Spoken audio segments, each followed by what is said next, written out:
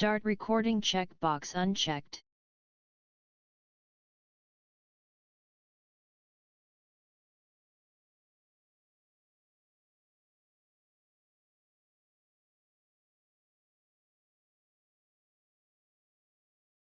Scenes, Vortex Live, Start Capture, Chrome.exe, Hive1 0.001, Global Consensus Platform 0.001, Google Chrome, Start Capture, Chrome.exe, Group, Live Streaming, no item in view, Scan off.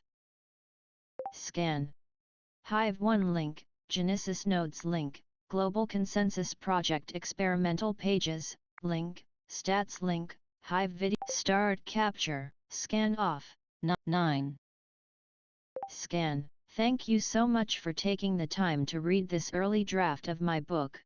Please note, this draft has not seen the eyes of an editor, so if grammatical and punctuation errors are too distracting, feel free to stop and wait until I polish it up to a point you can read.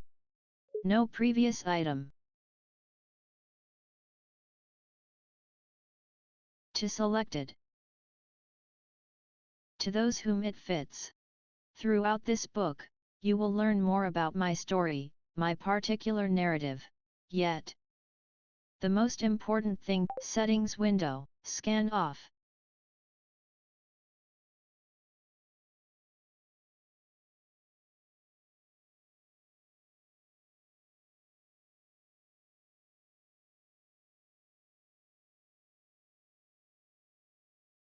Manycam window, group.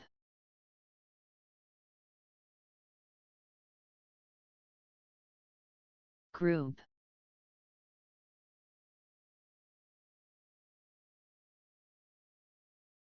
Group. Group.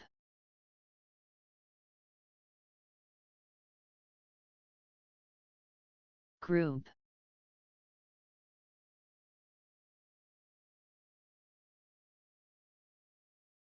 Group.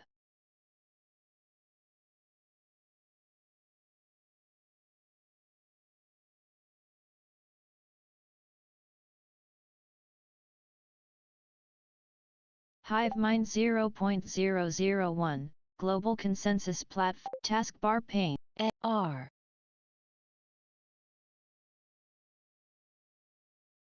Search window, Settings window, Search box, Find a setting, Edit, Find a setting.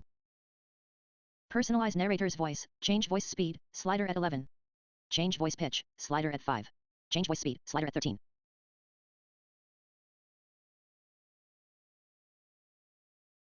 Hive1 0.001, Global Consensus Plat, Scan. To those whom it fits. Throughout this book, you will learn more about my story, my particular narrative. Yet, the most important thing to know about me is that I am a fellow human, a fellow conscious being in this universe striving to find a healthy, happy, flourishing path in life. I have written this book to help you find your happiest and healthiest path, and I believe if you find it, you will make my world more beautiful. So, thank you for taking the time to read what I have to share. May it serve you well. Personal narrative 1. My history with meditation. To those whom it fits. Throughout this book, you will learn more about my story, my particular narrative. Yet, the most important thing to know about me is that I am a fellow human, a fellow conscious being in this universe striving to find a healthy, happy, flourishing path in life. I have written this book to help you find your happiest and healthiest path, and I believe if you find it, you will make my world more beautiful. So, thank you for taking the time to read what I have to share. Flick down to change to suggestions view. Alt tab item, 1 of 4, selected, unavailable. Settings window, personalize narrator's voice, change voice pitch, slider at 5. 13. Change voice pitch, slider at 13, 9. Change voice pitch, slider at 9. Change voice speed, slider at 13, 11. Change voice pitch, slider at 9. Change voice speed, slider at 11. 3. Change voice speed, change voice speed, change voice speed, slider at 9. 10. Change voice speed, slider at 10, 12.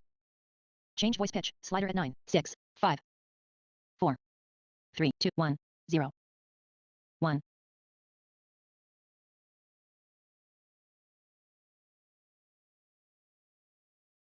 Hive1 0.001, Global Consensus Platform 0.001, Google Chrome, Hive1, Hive1.net Facilitator, Scan.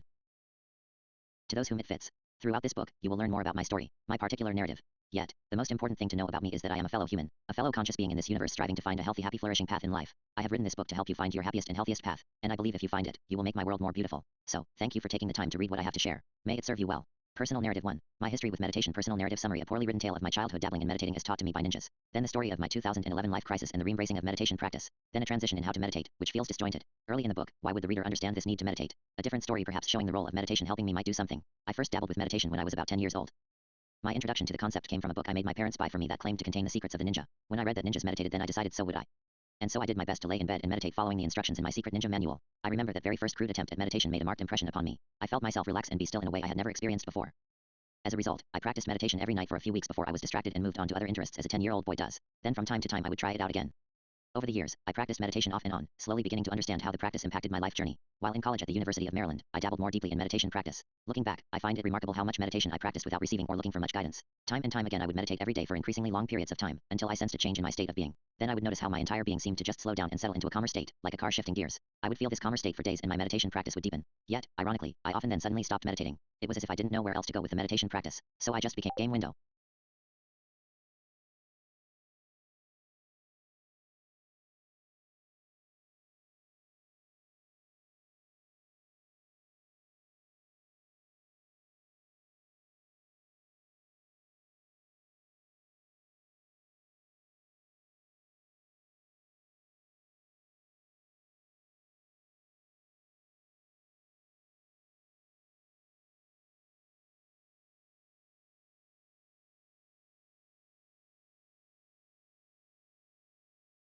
Hive1 0.0, Hive1 0.001, Global Consensus Platform 0.001, Google Chrome, Hive1, Hive1.net Facilitator Matt Ready, Pane, Hive1 0.001, Global Consensus Platform 0.001, Scan.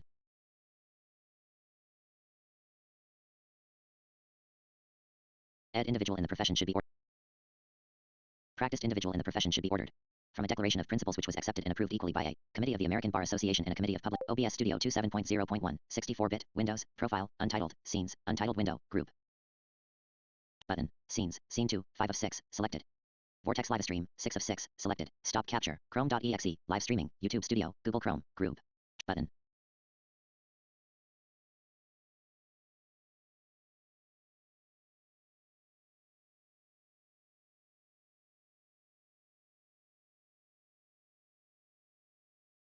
Hive1 0.001, Global, Scan.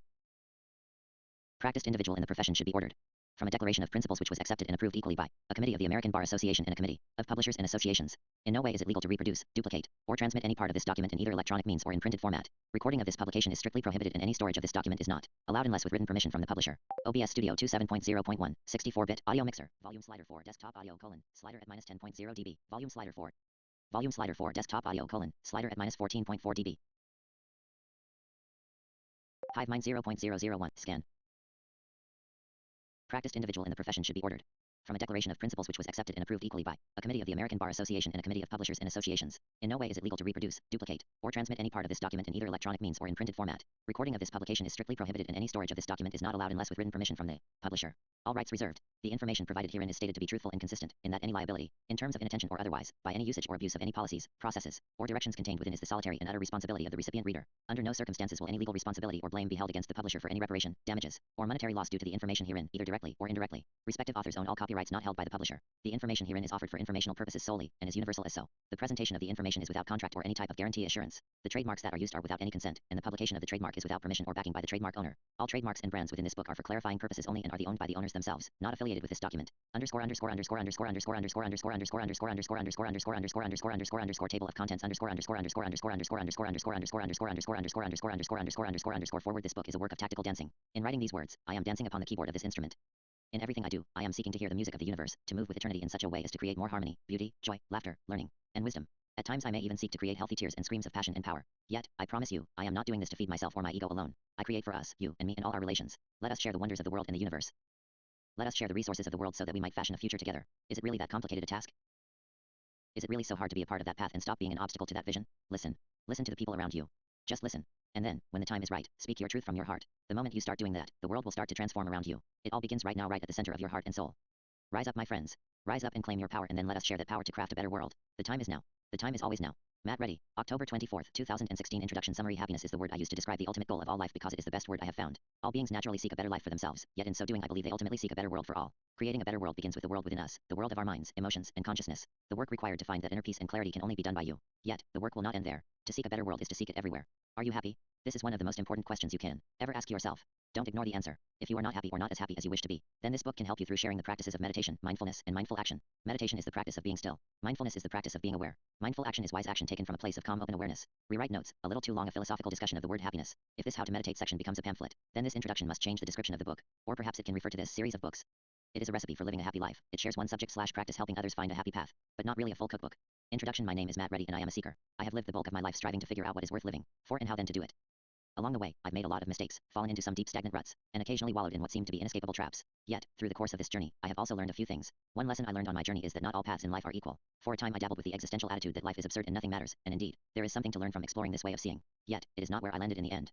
Some things do matter. Some conditions are better than others and are worth seeking, promoting, and nurturing. Another lesson I learned was it is helpful to have some words to describe the paths in life that are preferable. For many years I would use a variety of words in my personal writing to describe the preferable paths in life. I test drove words like happiness, salvation, enlightenment, fulfillment, self-actualization, and even utopia. Yet, as I attempted to discuss these topics with others, I found different words triggered different assumptions, often leading to a debate about the best word to use, rather than a discussion of the substance of the problem. So then I sometimes tossed out all such words and simply used the clunky phrase, that which is worth seeking in life. That didn't last long. Eventually, I decided happiness is the best word available and I simply define it for myself in my writing as that which is worth seeking in life. Hopefully, you can live with my use of the word happiness as it frequently arises in this book. Some people may object to the elevation of the word happiness. In college, a philosophy graduate student at the University of Maryland once said to me, there are many things far more important than happiness. If I wanted to be happy then I might simply find a way to do cocaine and be high all the time. That's not the life I want to live. My response to such objections is that if it is not the life you want to live, then it is not happiness. For me, a happy life is synonymous with a life I want to live. On the other hand, happiness to me does not necessarily imply survival. Valuing your happiness does not mean you value your life above all others. I can imagine countless situations in which I would sacrifice my life without hesitation to attempt to save or help people I care about. In fact, I've risked my life for people I have never met before, and if I die as a result of making such choices, I will die seeking happiness. Happiness is not selfish. To seek a happy life does not mean to seek only for oneself. For those who idealize the idea of selflessness or of service to others, are you not simply seeking happiness for others? If you wish another being well, then you wish them happiness, do you not? But then, how can you help others be happy if you yourself are not happy? How can you help other people find something you have not found to help others find happiness? I believe you must first seek to understand what happiness is, otherwise how could you possibly help someone else find it? Some may believe the key to happiness is found by valuing the happiness of others over their own. I believe there is some truth to this, but the nature of that truth can only be understood through your own trial and error. There will always be limits to how much one person can truly touch the life of another. Moreover, the person in this world you will always and forever have the most power to love and influence is you. And so this book will begin with an exploration of happiness, your personal happiness. It begins there because that is where life begins for all of us. Who are you? Why are you here? What do you live for? How do you decide what to do with life? These questions will take us on an exploration of meditation, mindfulness, and mindful action. As you will see through the course of this book, my quest for happiness has taken me through meditation and mindfulness into the world of political activism and politics, endeavors that may seem rather incompatible. Yet, mindfulness and activism are beautifully connected. For perhaps what we are all seeking should simply be described as a better world, for ourselves and all life on earth. I suppose my truth is that creating a better world begins with the world within us, the world of our mind, emotions, and consciousness. I believe every person has the right if not the duty to attend to that inner world, for that world needs care and attention. Moreover, there is inner work to be done, that only you can do. And yet, that is not where the work ends. To seek a better world is to seek it everywhere. With that said, let us begin this literary journey together on our mutual quests for a better world. Let us begin with you, your life, and your happiness. Are you happy? Are you happy? Do yourself a favor and don't rush your answer to that question. It's important. Are you happy? Stop reading right now and ask yourself that question. Most likely, no one is watching you at this moment, so no one is judging you for your reaction to that question. The only being that is passing judgment on your reaction to that fundamental question is you. So the least you can do is answer the question as honestly and as thoughtfully as you can. And don't be afraid of the answer.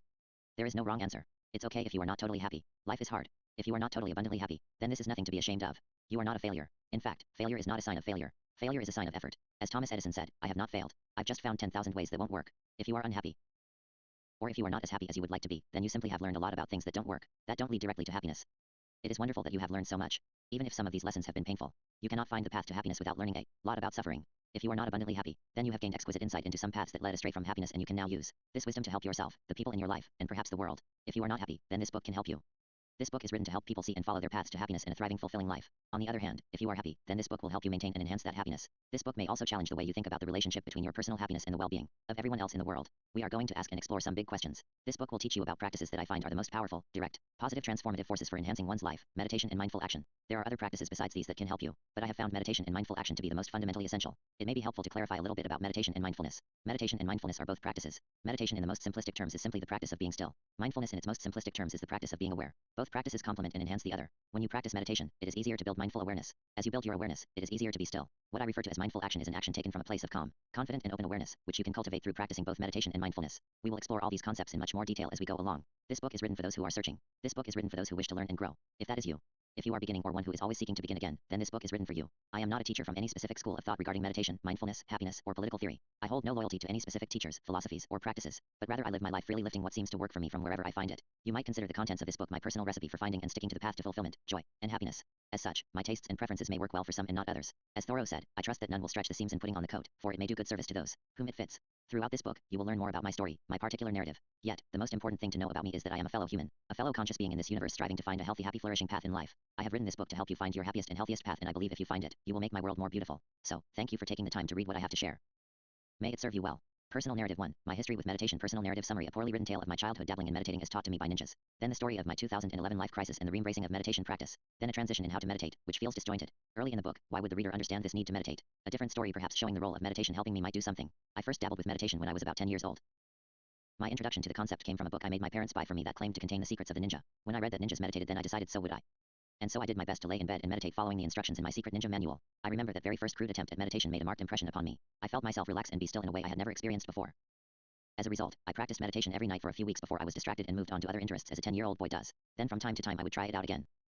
Over the years, I practiced meditation off and on, slowly beginning to understand how the practice impacted my life journey. While in college at the University of Maryland, I dabbled more deeply in meditation practice. Looking back, I find it remarkable how much meditation I practiced without receiving or looking for much guidance. Time and time again I would meditate every day for increasingly long periods of time, until I sensed a change in my state of being. Then I would notice how my entire being seemed to just slow down and settle into a calmer state, like a car shifting gears. I would feel this calmer state for days and my meditation practice would deepen. Yet, ironically, I often then suddenly stopped meditating. It was as if I didn't know where else to go with the meditation practice, so I just became frustrated and stopped. The cycle of life with meditation and life without meditation continued through my 20s and 30s. I lived through numerous phases in life where I would meditate every day, multiple times a day. It always impacted me, but often in ways I couldn't fully understand.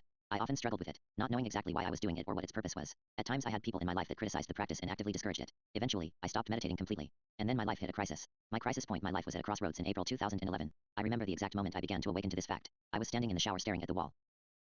I felt miserable. My software business, to which I had devoted countless hours and invested much of my savings in, was out of money. My friends and family had been so inspired by my passion for the business that they had invested in my company and me. For the past year and a half I had pinned my future hopes on this company taking off and creating a new and exciting career path for me. Even my amazing girlfriend Stacy had invested her time and energy to help. Yet, as I stared at the shower wall, hot water washing over my face and body, I was finally facing the fact that it was over. My software venture had failed and it was time to close up shop. I needed to move on and face the consequences with my friends, family, and business partners. This realization seemed to feed an unremitting ache in my belly. I felt filled with sadness and fear. What the hell do I do now? I thought to myself. I couldn't just stop and move on. It wasn't that simple. Ending a business with partners and investors requires some careful steps. More importantly, I had to have some difficult conversations. I needed to speak to those that believed in me, invested in me, and explain my failure. I felt overwhelming pressure and dread as I imagined those conversations. Hitting me even deeper was the feeling of loss and confusion. A large part of my life's purpose and meaning was suddenly dissolved to dust with the dissolution of my business venture. The software I had designed was not only intended to change my life, it was intended to change the world. I thought, even after I get through the pain of closing shop, what then was I going to do? How did I get here? I wondered to myself. How did I get so lost? Couldn't I have seen this many months ago? Regret surged through me. I had wasted a lot of time and energy unnecessarily. I scolded myself. If I had only been a little more patient, a little more careful and thoughtful in my decision making. I slapped the shower wall with my hand as the water rushed over me, for me a rare physically violent expression of inner turmoil. I hadn't attacked an innocent wall since 5th grade, when I was heartbroken over my desire for a cute classmate named Nikki. Even then, as I punched the bathroom wall before returning to class, the action felt forced and contrived, more an experiment than an authentic act. I had long since abandoned such macho manifestations as silly, yet, now as an adult, again in a bathroom, my strike against the shower wall felt sincere. The frustration and despair in my body was desperately searching for ways to escape. Breathing deeply, I then realized something. Not only was I not happy, I suddenly realized that the software business wasn't going to make me happy even if it had succeeded. It had never been the right path for me. A part of me had known this for a long time. I shouldn't be standing here mourning the end of this path. I had been following the wrong path all along. This is an opportunity to get back on a true track to happiness. I felt crushed and embarrassed with myself. Why had I pinned my dreams on this software company? This is not the life I wanted.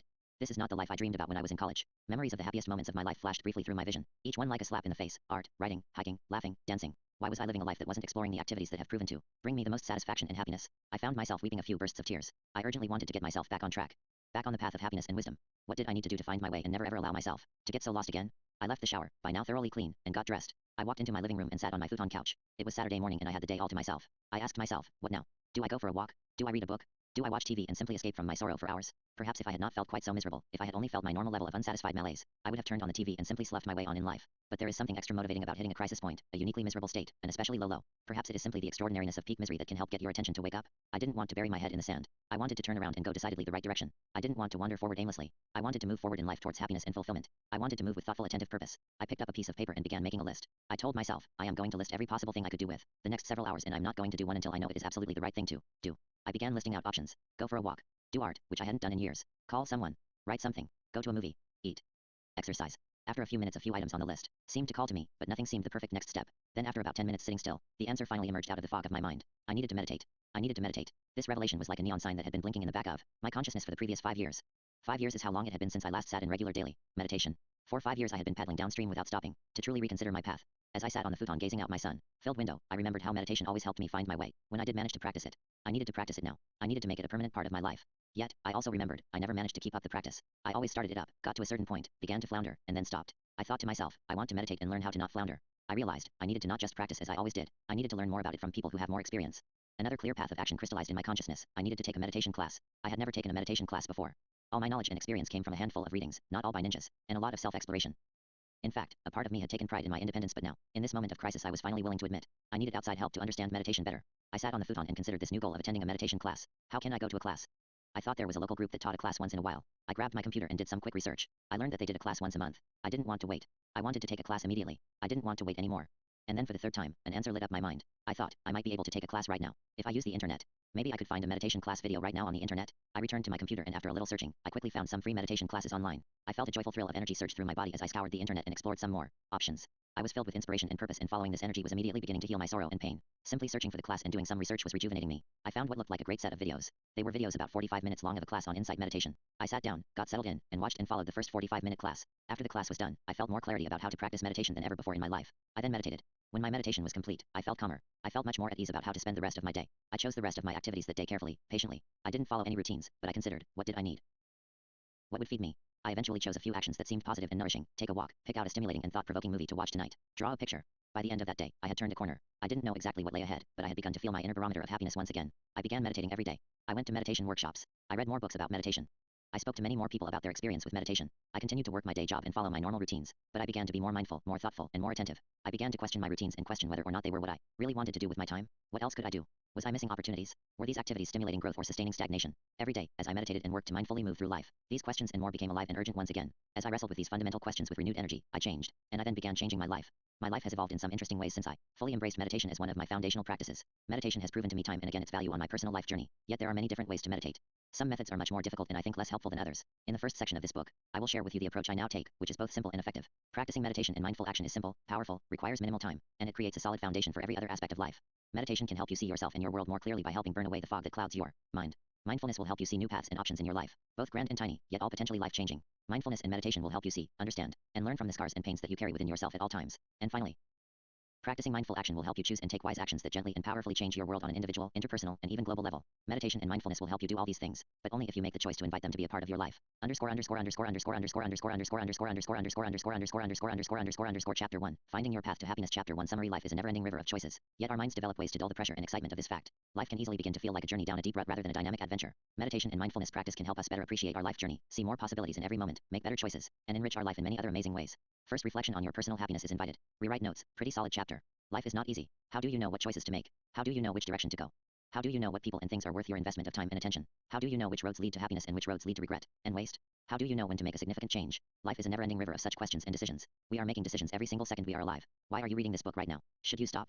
Should you do something else? Every single moment we are alive we are choosing from amongst an infinite range of possible actions, although our mind finds way to not notice this fact. Some choices are big, some are small, but they all add up to your reality, to your life. Do this or do that. Say this or say that. Go here or go there. Speak or hold your tongue. Eat another donut or not. Sleep or not sleep. Watch a rerun of The West Wing or read a book or practice yoga. These are just some of the questions we all wrestle with all the time, often without realizing it. The flow of choices in life is like driving a race car 200 miles an hour. Simply being alive and awake is overwhelming both in terms of the amount of information we process and in the decisions we make, or don't make, in every moment we are alive. From the first moment our minds become conscious, we begin to try to figure out how to deal with the awesomeness of conscious life. We learn. We construct ways to make sense of the world. We memorize behavior patterns that seem to keep us relatively safe and alive. We practice routines that seem to bring us more pleasure than pain. Yet, along with all this learning, we also easily lose some of the amazing energy and fascination with being alive. Sometimes, we learn so many routines that we forget we even have choices. We begin to obey orders and obligations rather than thoughtfully creating our path forward. Life can at times feel like a journey down a deep rut, rather than like the exciting and dynamic adventure it really is. If you want to be happy, if you want to feel that energy and amazement of life you remember from your youth once again, if you want to create your path rather than follow it, then meditation and mindfulness can help a lot. The art of mindfulness is the art of feeling the flow of our life choices and life experiences with gentle, joyful patience, allowing you to more easily make positive, satisfying choices on your life journey. Mindful awareness can help you make use of the routines and habits you have learned through your life, yet to not be trapped within them. Mindful awareness, supported by a meditation practice, can help us avoid slipping into the zombie-like automatic haze in which we forget we have a choice in the things we do, how we do them, and how we respond to events. Meditation and mindfulness can help you avoid those horrible crisis points in life when you look in the mirror and say, why am I living a life I don't want? Why am I doing things that I don't want to do? When we forget we have a choice in something, we can easily begin to feel trapped and tormented by the flow of our lives, sometimes in small ways and sometimes in big ways. Practicing meditation helps us see our life more clearly. It helps us grow our capacity for mindfulness. As we grow more mindful, we regain awareness of our freedom to change our lives at any moment, and we then feel empowered and in more skillful control of our journey. If you are not in control of your life journey, why would you expect it to lead where you want it to go? To learn how to feel gentle patience with the flow of life's choices, we need to work to change how we experience the present moment. We need to practice reminding ourselves of the flow of possibility that is racing past us in every second in which we continue to breathe the air on this beautiful world. My first recommendation for learning to train yourself to have this type of awareness is to practice meditation, and so it is with learning to meditate that we shall begin. But first, reflection 1. Before we dive in, I highly encourage you to do a quick, absolutely honest self-assessment of your state of happiness. Doing this will help you begin to see your most fulfilling path in life more clearly. So, right now, reflect upon your life, and rate how happy and fulfilling your life is, with 0 being totally unhappy and unfulfilling and 10 being the most amazing life you can imagine. Write down your answer in a journal or go ahead and note it in this book. Also write a few sentences explaining the score you chose. Remember, no one is watching except you. Save your score and explanation. You will need it later. Then join me in the next chapter as we discuss the basics of meditation. 0 1 2 3 4 5 6 7 8 9 10 Chapter 2. How to approach a meditation practice. Chapter 2 Summary. Meditation is simple but not easy. To learn it, you must practice it. It is worth it. Meditation practice will support all other things you do in life. Meditation is an internal art form, which involves training the internal capacities of our attention, willpower, and awareness. Our minds dull our conscious awareness as we grow up so we can better function in the world, yet at a significant price. Meditation and mindfulness can help us reawaken the vitality, creativity, and basic appreciation of life we often lose as we grow into adults. Meditation will spur growth, and growth involves growing pains. This is not something to shy away from. It is necessary, although sometimes unpleasant. One key to approaching meditation is to remember to be gentle with yourself. The key is gentle, consistent pressure over time, not intense short bursts. You might think of it as a practice of slowly weaning your inner child off unhealthy, overstimulating behaviors and introducing him/her to healthy, enriching activities. Rewrite notes, maybe condense some. Meditation is simple but not easy. Of course, many things in life worth doing are not easy, right? For example, if you want to be in amazing physical shape, you have to work at it. If you want to have a basic competency in karate, baseball, or the cha-cha, there are not really any shortcuts.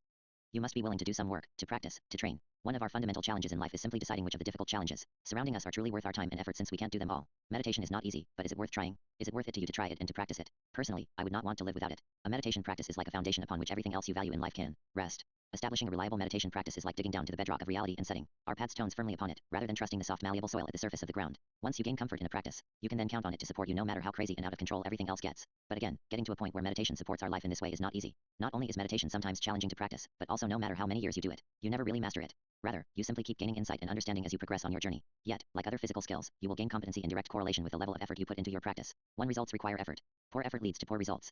In meditation practice, it is continuously important to seek the right level and type of effort, or right effort as it is commonly called. External art forms involve developing and training the muscles of the body in large-scale movements in our external world, interacting with objects and other people.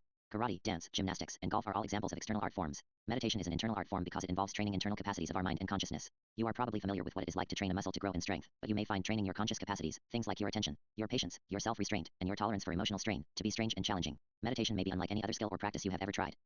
Meditation entails learning to increase awareness and control over one's attention and willpower at the most basic level of our being. And since every single moment of your life involves your attention and willpower, improving your conscious awareness of your attention and willpower inevitably has a profound impact on every moment of our life. 2. This is why a meditation practice is like a foundation for your life. Every other part of your life will be impacted by the changes in your conscious awareness. Though meditation may involve very little physical movement, you will find that your internal world is as vast, rich, dynamic, and as challenging as anything in the external world once you learn to experience it fully. In fact, your internal world contains your entire external world in addition to every world and reality you can imagine, so it is arguably much bigger and more complex than external reality. When you close your eyes, you can contemplate both the chair you are sitting in, any chair you have ever seen, and any chair your imagination can dream up. That's a lot of material to work with, and we are merely talking about chairs at the moment. Add to that people, emotions, hopes, dreams, choices, and you again see why it is no wonder our minds have adapted ways to dull our awareness. If we were constantly aware of the infinite range of possibilities of what we might think about, how would we ever focus on tasks and get things done? If we were always absorbed in the infinity of our imagination and the wonder of the universe, then we might never have learned how to hunt, or farm, or trade with our neighbors.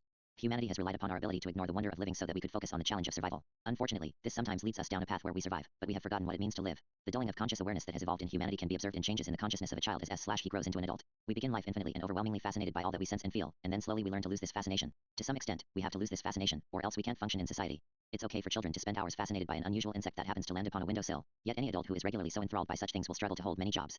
On the other hand, as our minds grow over our lifetime to be less fascinated and enthralled by the mere awesomeness of being alive, we also lose some of the vitality, creativity, and basic appreciation of life. Meditation and mindfulness can help us reawaken these capacities in very rejuvenating and helpful ways while not endangering our ability to function in society. In fact, I believe meditation and mindfulness make us function in society in far more positive ways than we would otherwise. External art forms may change how your body looks, but meditation will change your experience of you at a fundamental level. It is deeply personal, intimate, and powerful and should not be taken lightly. Committing to a meditation practice will change your life in subtle and sometimes profound ways. Meditation can help lift you out of deep ruts and long familiar patterns of behavior. It can help you see yourself and your deepest, most authentic needs and dreams more clearly. It can help you know what you need to do to be happy and can help you take action to live a happier life. But remember, this is not going to be an easy or pain-free process. Growth usually involves growing pains, and real growth can mean real pain. If growing pains felt good, we would call them growing joys or growing orgasms or maybe growing pleasure bursts. But we don't call them that. We call them growing pains because they can be quite unpleasant. Nonetheless, if you want to be happy, you can't be afraid of a little pain and discomfort. Growing pains are worth it. Think of the growing pains from meditation like having a sore body after an intense workout. That soreness is there in your muscles after a hard workout because your muscles are tearing themselves apart and rebuilding themselves to make you stronger and more flexible. Meditation and mindfulness does the same thing, just with the fabric of your consciousness. It might feel disconcerting the first time you experience your world turned upside down through your own conscious growth, aided by a healthy meditation practice. But eventually you adjust to the process of such growth and awaken to a clear and beautiful day like you've never seen before. Remember to be gentle. It is vital that you are gentle with yourself on this journey into meditation, especially if you are very new to it. To learn to meditate, you must learn to treat yourself with a form of gentle, persistent kindness. It requires a unique form of self-love and attention. Also, it is far more important that you nurture your interest in meditation over a long period of time, rather than experiencing it in short surges. You might treat stopping your life to practice meditation for a few minutes like you would treat tearing a reluctant child away from video games to visit the beach. I remember how my parents had to force me to turn off the TV and go outside and to play. When I was a child, I was probably a little addicted to the stimulation of TV. In fact, your inner child may genuinely be as reluctant to meditate as a child addicted to video games will be reluctant to visit a beautiful beach. Do not turn this resistance into a war, but rather, gently negotiate with the parts of you that claim to dislike meditation. For example, if you were negotiating with a video game addicted child over a trip to the beach, you might promise the child some video game time if they promise he promises to visit the beach with you once a day for a set amount of time. This is a rational, fair, and reasonable compromise. If you are gentle, firm, and compassionate, then the child will eventually consent to this peace accord. If they throw he throws a crazy out of control tantrum and absolutely refuses, then simply continue your reasonable, compassionate, yet firm terms for continuing. Moreover, after visiting the beach with you a few times, the child will likely begin to appreciate the beauty the beach has to offer. Remember, the visit to the beach doesn't have to be long. It can be just 5 minutes. Just as a child may be a little addicted to stimulation in this scenario, you may be a little addicted to the activities you do instead of meditating. Changing habits to learn a challenging new skill that works some unusual muscles can be as challenging as breaking strong addictions, so tread carefully and thoughtfully. It is hard and sometimes unproductive to attempt to dramatically change habits cold turkey. The key to a healthy relationship with your internal cravings and aversions is dialogue and patience. Choose negotiation and healthy compromise over war for all such conflicts, and soon your inner child will begin to resemble a thoughtful, energetic, and witty companion rather than merely a pain in the arse constantly screaming at you what it wants and what it fears. In fact, learning to use gentle pressure is the first lesson and essential ingredient to gaining a capacity for mindfulness. Whether you have a lot of self-discipline or very little, you must want to learn to meditate in order to learn to meditate. If you find you are fighting with yourself and struggling against learning the practice, then stop. Let it go. Give yourself some time off from this battle. Wait until the sound of the ocean waves and the smell of the cool salty air convince your inner child to give it another try, for at least a while. After all, the beach is a beautiful magical place and it just might take some time for your inner child to fully appreciate it and agree to revisit it on a routine basis with you. There is far more to life than those things your inner child craves to constantly consume. You can have a life in which you experience fun, laughter, music, learning, creativity, ecstasy, friendship, and love, without being a slave to the whims of your moment-to-moment cravings and aversions. But to have this life, you must choose to embrace your power and role as the adult in the home of your consciousness. The child is not in charge. You are. So perhaps now is time to decide. Do you wish to live in harmony in your inner world? The world of meditation and mindfulness, the world of your deepest, most fundamental cravings and aversions, the world of your inner child, or not? If you prefer a life of inner harmony, exciting exploration and growth, and rich meaningful relationships, then meditation will help you find it and sustain it. So if you're interested in giving it a try, the next chapter will teach you how to meditate. Chapter 3, How to Meditate. Chapter 3 Summary. The basics of how to meditate. First, simple steps. Then more details. Invitation to try it now. Rewrite notes. Pretty solid. If you study meditation, then you will quickly find there are many different possible techniques. Different techniques have different things to offer, just like different styles of martial arts and different forms of dance have different things to offer. This chapter is intended to merely serve as a reasonable place for a beginner to start. And don't worry, you don't need to know everything about meditation to reap incredible benefits from practicing the basics. How to meditate. Be still. Be still. That's it. That is truly the only single step you truly need to know to meditate. If you wish to meditate, simply be still. There are many subtle variations to how you might practice being still, and each variation may have something different to teach you, but at its most basic level, meditation is simply the conscious act of being still. Anytime and anywhere you ever feel the desire, impulse, need, or inspiration to meditate, then simply be still. You might be working, in the middle of a conversation, in a class, wrestling with an assailant, driving a car, falling off a cliff, watching a movie, eating, drinking, looking in a mirror, smoking a joint, writing, painting, brushing your teeth, or whatever. If you wish in any moment to taste the quiet, gentle, vast power of meditation, then simply stop what you are doing and be still. That said, being still is easier said than done. The reason meditation is difficult is that stillness doesn't come naturally to most people, especially those of us immersed in the modern, fast-paced, highly stimulating, technological world. Most of us, if we wish to have stillness available to us at all times so it is there whenever we want or need it, must work to nurture and grow our capacity to be still, to stop acting, to resist the impulses and aversions pushing and pulling us to act. Through practicing stillness we build our ability and capacity for stillness is the same way we build up any other skill or ability. Now that you know how to meditate, the next step is learning to practice. How to practice meditation? A short answer: if you want to benefit from meditation, then practice it every day. I suggest to new practitioners to simply start with whatever amount of time you can handle, even if it is just 5 minutes, and every day, sit and be still for that amount of time. As you find sitting still for your set time easier to do, you might increase the time incrementally until you find a length of time that seems right for you. The right amount and frequency of meditation for you may fluctuate up and down over the course of time. For some people, this might be all the instruction you need to dive in and get started, so go for it. For people who want more, the following section gives further specific instructions that might be helpful. How to practice meditation, a more detailed answer. As I've said previously, there is truly only one essential step to meditating, and that is be still. Yet, though this simple instruction is elegant and beautiful in its simplicity, you might benefit from a little more specificity. Here are the basic specific steps in one single easy-to-read list for a very effective meditation practice, followed by a more detailed exploration of each. Meditation steps. Decide if you want periods at the ends of these statements or not. I think, yes, so all must have them, not just some. 1. Get a timer. 2. Get a meditation journal. 3. Go to a quiet spot. 4. Position your body to begin meditating. 5. Set the timer for a time that is right for you. 6. Be still. 7. Acknowledge and welcome that which visits those thoughts that visit your meditation session. 8. When the timer goes off, slowly return to the external world whenever you are ready. 9. Journal immediately following your sit. Describe what you experienced during your sit or journal about whatever you wish. 10. Repeat every day. That's it. Now let's explore these steps in a bit more detail. Step 1. Get a timer. 3. A very helpful meditation tool is a timer that you can set to ring when you plan to end your meditation sit. The timer is helpful, if not essential. Because when you are first learning to enter the world of meditation, the world of your inner being, you will feel less anxious if you know there is something to physically call you back to the outer world when it is time to stop. If you don't set a timer, then you may find yourself spending much of your meditation thinking to yourself, should I stop meditating now? How long have I been meditating? These types of thoughts can hold you back from more useful and beneficial meditation experiences. To ease your mind's natural concern over the passage of time, you decide how long you will meditate before you begin. Then when you sit, your mind doesn't need to focus on the question of when to stop, and instead it can explore more interesting things. Of course, your mind will most likely still have many trivial things to ponder before finding something important, but with a timer, you will alleviate at least one of the most common trivial anxieties of the meditation experience. Whenever there is a simple solution to alleviate a stress or distraction, it makes sense to take advantage of it. If you do not have a timer, you may use some external events as your timer. For example, you may know someone is coming home at a certain time, or there may be a bell tower nearby to use as a time reference. Or, you might simply decide you will meditate until you are interrupted or choose to stop. I have on many occasions sat and meditated in my office chair for a few minutes, using the sound of my phone, or approaching footsteps and or the opening door as my ending meditation bell. Prisoners who I have taught meditation to have told me they use the sound of the guard's footsteps and the jingle of keys as they make their rounds every 15 minutes as their meditation time signal. Be creative, and you can find some options in most any situation. The challenge of these timer alternatives is they can be a bit more stressful than a simple timer you have full control over, but they can work. With practice, you can learn to meditate perfectly well at any time without a timer, but it is challenging to begin to learn to meditate without one. So get one if you can. That's the simple solution. Step 2. Get a meditation journal if possible. I highly encourage you to have a meditation journal. Set the journal nearby before you meditate so you have it readily available. When you finish, again, you can meditate without making use of a meditation journal, but I believe you will dramatically increase your learning and enhance the benefits of meditation using one. I suggest at least give yourself the option of jotting down thoughts immediately following your sit by having a journal or pad of paper nearby. You may be surprised by the power of this one simple act, and it takes very little effort, so why not try it? Step 3. Go to a quiet spot. A helpful first step in meditating is to find somewhere relatively quiet where you will not be interrupted. This is not always as easy as it sounds. If nowhere quiet is available, search and or wait until you find a place that will be quiet for at least 30 minutes. Most places are quiet between the hours of 10 p.m. and 6 a.m., so in some situations where you feel physically confined, such as in prison or living with relatives, both of which are often torturous, late at night and early morning may be your ideal meditation time window. If you don't want to wait for a time window and you feel a strong need to meditate at this moment, then feel free to take decisive action to find a quiet space to meditate.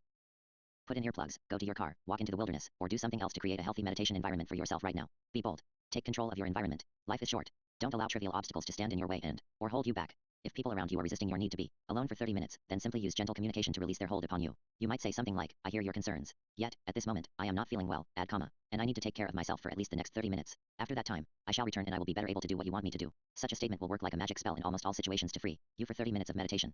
If that doesn't work, you might need to practice some patience until a better moment arises, as it surely will. When you want to meditate, you don't necessarily want to stop and explain to people what meditation is and why you want to do it right now. On the other hand, if you are overly forceful and abrupt with people, the friction between you may end up being the focus of your meditation session. So, when you want to meditate, I urge you to take the absolute shortest gentle route to beginning your meditation. One way to do this is to make your meditation schedule a routine that you and others become accustomed to. You might establish a daily ritual, maybe routine would be a better word, whereby you always meditate at the same time and in the same place every day. For example, these days I meditate every morning. I know this and the people I live with know this. No one complains about this practice in any way, as I have made it clear this is simply how I live my life. You could establish a similar daily routine that will help train yourself and the people in your world that this is how your life works. Learning how to manage distractions is part of your meditation practice. When prisoners I've worked with begin establishing a daily meditation practice, they often tell me they will not meditate when the guards are watching. They've told me that they worry the guards will think they are doing something weird and may even think they need psychiatric attention. Yet, if they overcome their anxiety about the guards' concerns, perhaps by simply informing the guards that they meditate every day, then they could feel free to meditate without that external distraction. Once you train the people in your life to be familiar with your practices, usually they learn to accept them, and they will stop causing significant friction. With a sustained gentle effort, you will eventually realize there is always space in your life to meditate if you make a patient gentle effort to create it. This effort is well worth it, for your meditation time can grow to become a familiar, cozy, and nurturing home. So, do what you need to do to create your daily meditation opportunities. Step 4. Position your body to begin meditating. Font size change needs to be corrected. To meditate, you can be in absolutely any body position in virtually any situation. On the other hand, to learn how to meditate and to meditate most effectively, it is best to either sit on the floor, or in a chair, or lay down on your back. Each of these body positions has benefits and weaknesses, which depend on many variables including your body type, posture, current level of fatigue, room temperature, and more. I encourage you to experiment using each of these positions during your meditation sessions to see which ones are best for you and when they are best for you. For now, simply choose one. If you are sitting, then it is best to sit with your back straight, balanced, and dignified. If you struggle sitting for long periods without back support, like myself, then you could put a pillow or rolled up towel behind your lower back. You can also sit for a portion of your session and then shift to laying down partway through. Do what feels right for yourself.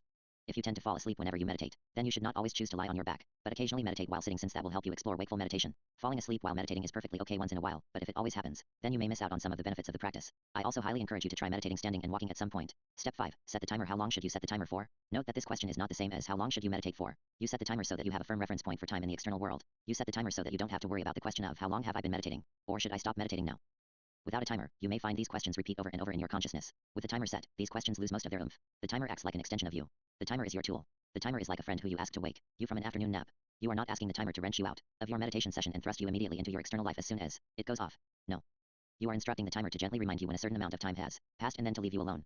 Your friend, the timer, will nudge you at a time of your choosing and then go away. The next step is your choice. When the timer rings, you do not have to stop meditating. You may stop. You may continue. It depends how you feel at that moment.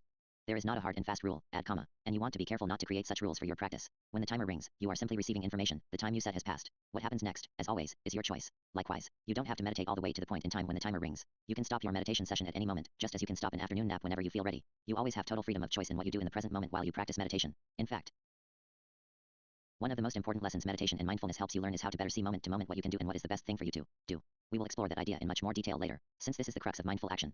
So before you begin meditating, set the timer to notify you when a certain amount of time has passed of your choosing. If you are first learning to meditate, I might suggest a minimum of 20 minutes, but if that is too much to start with, then start lower. Even 5 minutes of meditation a day will feed you if that is all you can do. You can always increase the time when it feels right, yet if you force yourself to go a lot longer than you are ready, it may detract from your ability to be nurtured by the practice. Many timers can be set to ring at intervals so you can meditate as long as you wish with periodic reminders of the passing of time. This is another area for you to experiment and see what works best for you. Step 6. Be still. You have brought yourself to a quiet spot. You have chosen your body position for your meditation session. You have set aside a journal if you have one. You have set a timer. Now start the timer and be still. You may keep your eyes open for a while, but do not move them. Find somewhere to let them rest without moving about. Let your eyelids hang softly over your eyes, open, halfway down, or allow them to sink down and close over your eyes. I usually close my eyes while I meditate, but on occasion I stare at a fixed spot. Keeping my eyes open and fixed on a spot can lead to some fascinating visual experiences which you may or may not find rewarding. Being still is the first challenge of meditation, and being still is the only goal of meditation you need to concern yourself with when you begin. If you are able to be still while meditating, then I believe most of the other benefits of meditation will readily follow. Our minds are all like frantically fidgeting monkeys. We hop from this to that. We look at this and then at that. We think of this and we think of that. We are constantly moving, jumping around with our attention. In meditation, we are choosing to be still. In meditation, we are gently instructing the monkey mind to be still and to steady the gaze of our attention. When we meditate, we are giving our mind permission to rest and to be at wakeful peace. Eventually, our mind grows to appreciate this. When we meditate, there is nothing to fear. We do not have to be anywhere. We do not have to go anywhere. We do not have to do anything. When we meditate, the only important goal that we need to even consider is stillness, for it is stillness we are inviting into our presence. Be still. Rest. Be at peace. That is the only goal at this moment. Until that timer goes off, nothing else matters. Be still. Step 7. Acknowledge and welcome that which disrupts the stillness. You will most likely find, delete comma, that the first several times you attempt to be still while meditating, it won't work so well. You will most likely find that your monkey mind, this is the first time you have used monkey mind. Do you want to expand on this for people who don't understand the term? This is lingo typical of the kind of book you are writing, but the term may be new of beginners. Doesn't want to be still. Your monkey mind may rebel and fight you like a child you are ripping away from his video games. This is okay and quite normal. The part of you that is opposed to stillness is a valid part of you. The part of you that hates the quiet stillness of meditation is important and powerful. Do not scorn this part of you. Do not hate this part of you. Be gentle with yourself. Love yourself. While you meditate, hold the angry child. Your frantic mind is better than monkey mind. In your arms like you would a loved one that who is withdrawing from a brutal drug addiction, for in a way you are indeed dealing with addiction. Addiction is a very apt metaphor for the resistance the mind exhibits to in meditation practice.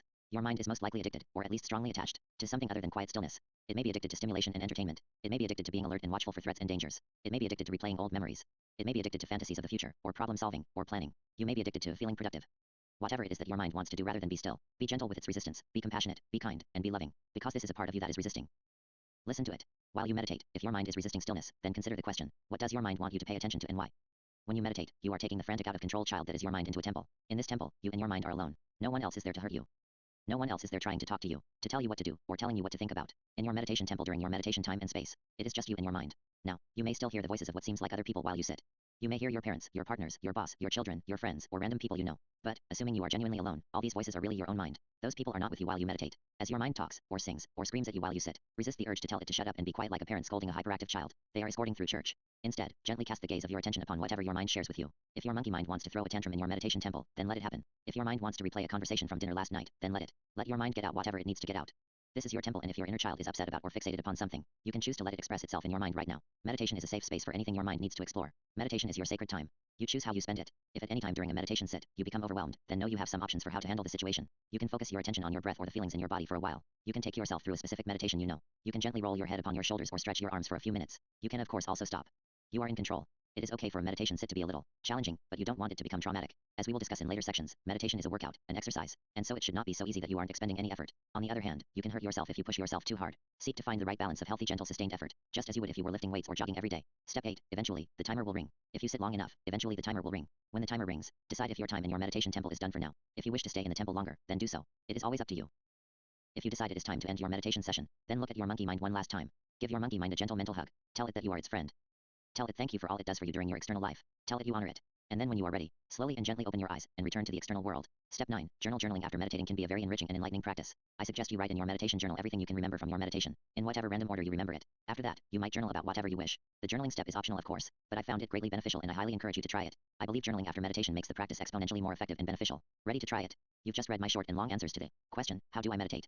It is now time for you to give it a try, especially if you've never done it before. You always learn the most by doing. So right now, put this book down, find a quiet spot, set a timer, and meditate for 10 minutes. Less if that's too much.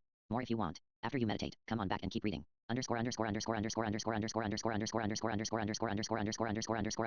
4. Committing to regular practice. Chapter 4 Summary. Trying meditation once is easy. Practicing regularly is harder. You should practice at least 10 days before you expect to notice an impact. The more you practice, the more impact you will notice. The impact may not be what you expect. Other people may notice changes in your behavior or demeanor due to meditation practice, and their reaction may impact you. I urge you to be honest with yourself in assessing whether meditation is good for you or not. Most likely, you will begin to recognize it is good for you, although it may not always be easy to practice regularly. Just as you know diet and exercise are good for you, but you may struggle to reflect that in your behavior all the time. This knowledge-behavior dissonance is something meditation can help you better understand and work with in a healthy manner. Your assignment now is to meditate for at least 10 total days before reading further in this book. Start now. Then the author assumes the ready did not stop reading and discusses this. Then again challenges the reader to stop and meditate for 10 total days before continuing. A meditation self-assessment asks the reader if they have completed 10 days of meditation before moving on. It has responses for most possible answers, continuing to push the reader to do at least 10 days of practice before going on. Rewrite notes. The order to put down the book is awkward and may stop someone from reading the rest of the book. My instinct is to make the How to Meditate a separate pamphlet book with that challenge at the end, or change it in this book. Either way, a reward page for every day that meditation happens, even with just a short quote or something, would be nice for the reader. I am leaning towards a separate pamphlet truly. The meditation self-assessment again pushes the reader to meditate but also discourages continuation of the book, again lending itself to pamphlet or relax the pressure. Do I want to challenge people or inspire them? If I wish to inspire, then the rest of the book may help, maybe. Or do I truly want to say you are not worthy to read on if you do not start meditating? Learning the basics of meditation practice and trying it once is relatively easy. Meditating once or twice is like sticking to a diet for 1 or 2 meals. It is definitely a great step, but if that's all you do, your life won't really feel the impact of the new practice. It is often hard to stick to a new practice or new routine long enough to feel the impact. But how long does that take? And how hard will it be for you? When it comes to meditation, I think about 10 days is the minimum amount to begin to notice the practice starting to have some noticeable effects. If you can meditate 20 minutes a day for a total of 10 days, even if they aren't perfectly consecutive, you should start to notice a subtle but significant effect on your daily life. Stick with it a bit longer and you will start to realize this growing impact is very positive in a wide variety of ways. You may not even be able to describe the impact exactly, because you won't yet have the right words to attach to the feelings, but you will know something is happening. As you continue a daily meditation practice, one issue that might arise for you is the recognition that meditation is changing you, but you are not sure you like the changes. For instance, you may notice your behavior subtly changes in social situations. Your friends, family, or coworkers may even notice something is different, and some may not like it at first glance. Some people who start a practice of meditation start to appear more quiet and patient in social settings, and this can make people used to different behavior patterns uncomfortable at first. If you find yourself wondering if the effect of meditation is desirable to you personally, pay careful attention to this. The fact that you have reached a point in your practice that you notice changes in yourself is an enormous accomplishment. You have reached an important crossroads, a milestone in your experience with meditation, just like a person who has earned a different color belt in a martial arts class. Great job. Naturally, I will encourage you to continue meditating, but this might not be your path. You may need to stop for a few weeks, months, or even years. You may need to have time to really reflect upon how you felt when you practiced and how you feel when you don't practice. You may need to go through multiple phases of meditating on a daily basis and not meditating at all for weeks on end, until you finally understand why you want to establish a rock-solid dedicated daily meditation practice. Whatever you need to do, then do it. Just strive to be honest with yourself, delete hyphen, and not allow your clever mind to convince you meditation doesn't work for me, just as a video game addicted child might try to convince a parent, I don't like the beach. Eventually, if you practice meditation regularly, there is a good chance you will recognize that a daily meditation practice feels remarkably healthy. You will grow to recognize the changes to your thinking and awareness that meditation helps to facilitate are absolutely beneficial for your health and well-being. In fact, there is a very good chance you will reach a point where you know, at least intellectually, that a daily meditation practice is absolutely good for your mental and physical health, your emotional peace, your clarity, and your life path. And yet, it may continue to be hard to practice every day without stopping, even after you start to appreciate how beneficial meditation is. The hard part is often continuing to stick with it.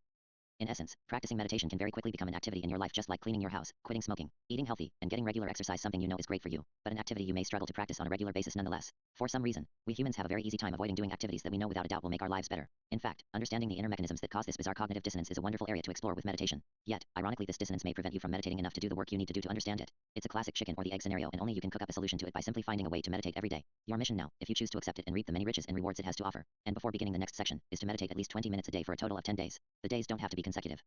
Feel free to miss a couple, but I challenge you to get to 10 days. Only after you do that, do I suggest you go on to the next section of this book. If you cannot meditate for 10 total days, then you may not be ready for the next sections, add comma, and I suspect you won't learn as much from them. If you want to learn about meditation and mindfulness, you've got to meditate. You've just got to sit and do it over and over again. It's like learning to ride a bike. You won't learn much if you just read about it or talk about it. You need to do it. Have you meditated today yet? If not, how about you stop reading this book and sit for 20 minutes right now? This will get you 10% closer to 10 days. Did you do it? Did you put down the book and meditate? If not, why not? What stopped you? Would meditating for 20 minutes at the exact moment you finished the previous section be inconvenient? Would it have been a little hard to do? Remember, we learn the most from the activities that require a little effort. It is okay to make yourself a little uncomfortable. You will be comfortable when you are lying in your soft, cozy coffin, but right now, you are alive. Find your right effort level. As you push through the challenges of practicing meditation, you will start to discover and experience some very valuable things. You will likely encounter impatience, frustration, boredom, and all sorts of feelings that will push you in different directions.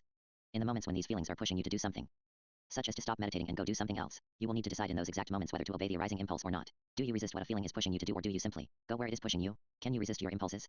If you can resist an impulse, how long can you resist it? As you practice meditation, take notice of this struggle between your impulses and your capacity for self-restraint, your ability to resist an impulse. This struggle is a critical place of learning. You need to learn who is controlling your life, you or your impulses. You need to start struggling with meditation so that you can appreciate the tips and insights that any meditation book or teacher has to offer. If you feel an unbearable impulse to open your eyes and stop meditating, whether it is after 1 minute or 30 minutes, then you are feeling something incredibly important. These seemingly unbearable moments are some of your best opportunities for learning and growth. When they happen, don't simply give in to them. Instead, see how long you can resist. See what you can learn by resisting. Then, if you want, see what you learn by giving in to them. And after both experiences, ask yourself, which felt better? Which choice, resisting or giving in to the impulse to stop meditating, leads you to a truly better place? When you first begin resisting strong impulses that arise during meditation, you likely won't be able to resist for long. That's okay. Your capacity for self-restraint, at least at some level, may not be terribly strong. Don't beat yourself up for being unable to resist for long, but rather congratulate yourself for whatever effort you can sustain. Resisting an impulse for 30 seconds is infinitely more impressive than immediate surrender. Grow a little backbone. The point is to exercise and grow, and as long as you are making a healthy effort, the exercise is doing its job and you are beginning to benefit. Accept yourself and your capacities in the present moment, while making a gentle, healthy effort to make progress in the direction you want to move. Something inspired you to read this book and to learn more about meditation and mindfulness. Perhaps you are new to meditation, or perhaps you are someone who has practiced it a lot at different times in your life. The question of the moment is, are you practicing it right now on a daily basis? If the answer is no, then I challenge you to practice at least for 10 days. Only you can make the changes in your life you need to make your life journey as healthy and as flourishing as you want it to be. If you know meditation is good for you, or if you are convinced you would like to find out if it is or not, then now is a perfect moment to establish a new routine. So stop reading and go meditate for 20 minutes a day for 10 days. Then come back and continue reading. There is so much to talk about. Meditation practice self-assessment. Did you ever read a choose your own adventure book as a kid? You read a section of story and then you chose what happened next. Then you would turn the page to the corresponding continuation of the story. I used to love these books. Well, we are going to take a page out of that style of book and let you choose your next section. The question you need to answer is, did you meditate at least 20 minutes a day for 10 days? Please select your answer below and then read the corresponding section that follows. 1. Not yet, because 10 days have not passed yet and I want to read more. 2. No, but I meditated a few times. 3. No, I just couldn't find the time. 4. No, I tried it once, add comma, and I just can't do it. 5. No, for some other reason not listed. 6. Yes, I meditated at least 20 minutes a day, a total of 10 days. Answer 1. Not yet, because 10 days have not passed yet and I want to read more first. Interesting. Do you always do what you want to do? If you were in an exercise class and the instructor suggests you do a few more push-ups than feels comfortable, then what would you do? I can do about 20 push-ups before I want to stop. Yet, I can push myself to do about 8 more before I really want to stop. Then I usually stop. What about you? You want to read more of this book before trying to meditate for 10 days. You will not get as much out of the following sections of this book if you do not first meditate at least 10 days. I challenge you to follow my instruction. It is not an order. I have no power or authority over you. I am merely trying to share with you what I consider the most profoundly powerful tools I have ever encountered in life, the tools of meditation and mindfulness. If you trust my judgment at all, that I can help you learn about these tools, then I challenge you to trust my judgment and push yourself to do something you don't fully want to do, although a part of you may want to do it. Stop reading and meditate 20 minutes a day for 10 days, right now. Just as a physical trainer might challenge you to lift a slightly heavier weight or run a bit further than you want to, I am challenging you to stop reading and meditate, and then do it every day for a total of 10 days before reading on. The choice is, as always, yours to make. Learning to meditate is about building up capacities in your consciousness, and one of these vital capacities is your willpower and your self-discipline. Words in a book only do so much. At some point, if you want to build muscle, you've got to go to the gym and pick up the weights. You really have to try to meditate to begin to learn anything about it. So go do it now and come back when you have 10 days under your belt. Answer 2. No, but I meditated a few times. Great. Now go meditate every day until you get to 10 days and then come back to this book to continue. Answer 3. No, I just couldn't find the time. Delete hyphen. I totally understand. Lack of time and space is one of the most common obstacles to a regular meditation practice. Once you gain some of the skills and powers of mindfulness, you will learn that you have plenty of power to make time and space for the critical activities of your life.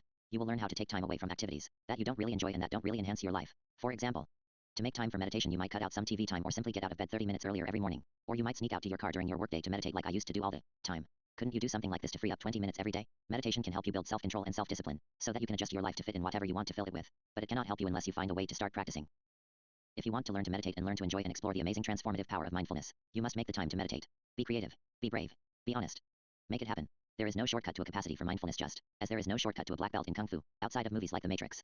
If you want to build the muscles in your arms, then you can do push-ups, but you have to do it several days a week. Doing it once a month will not build strength. If you want to develop the mental muscles and capacities that meditation can help you build, then you have to figure out a way to practice. Step 1 is practicing for 10 days total. Answer 4. No, I tried it once, add comma, and I just can't do it.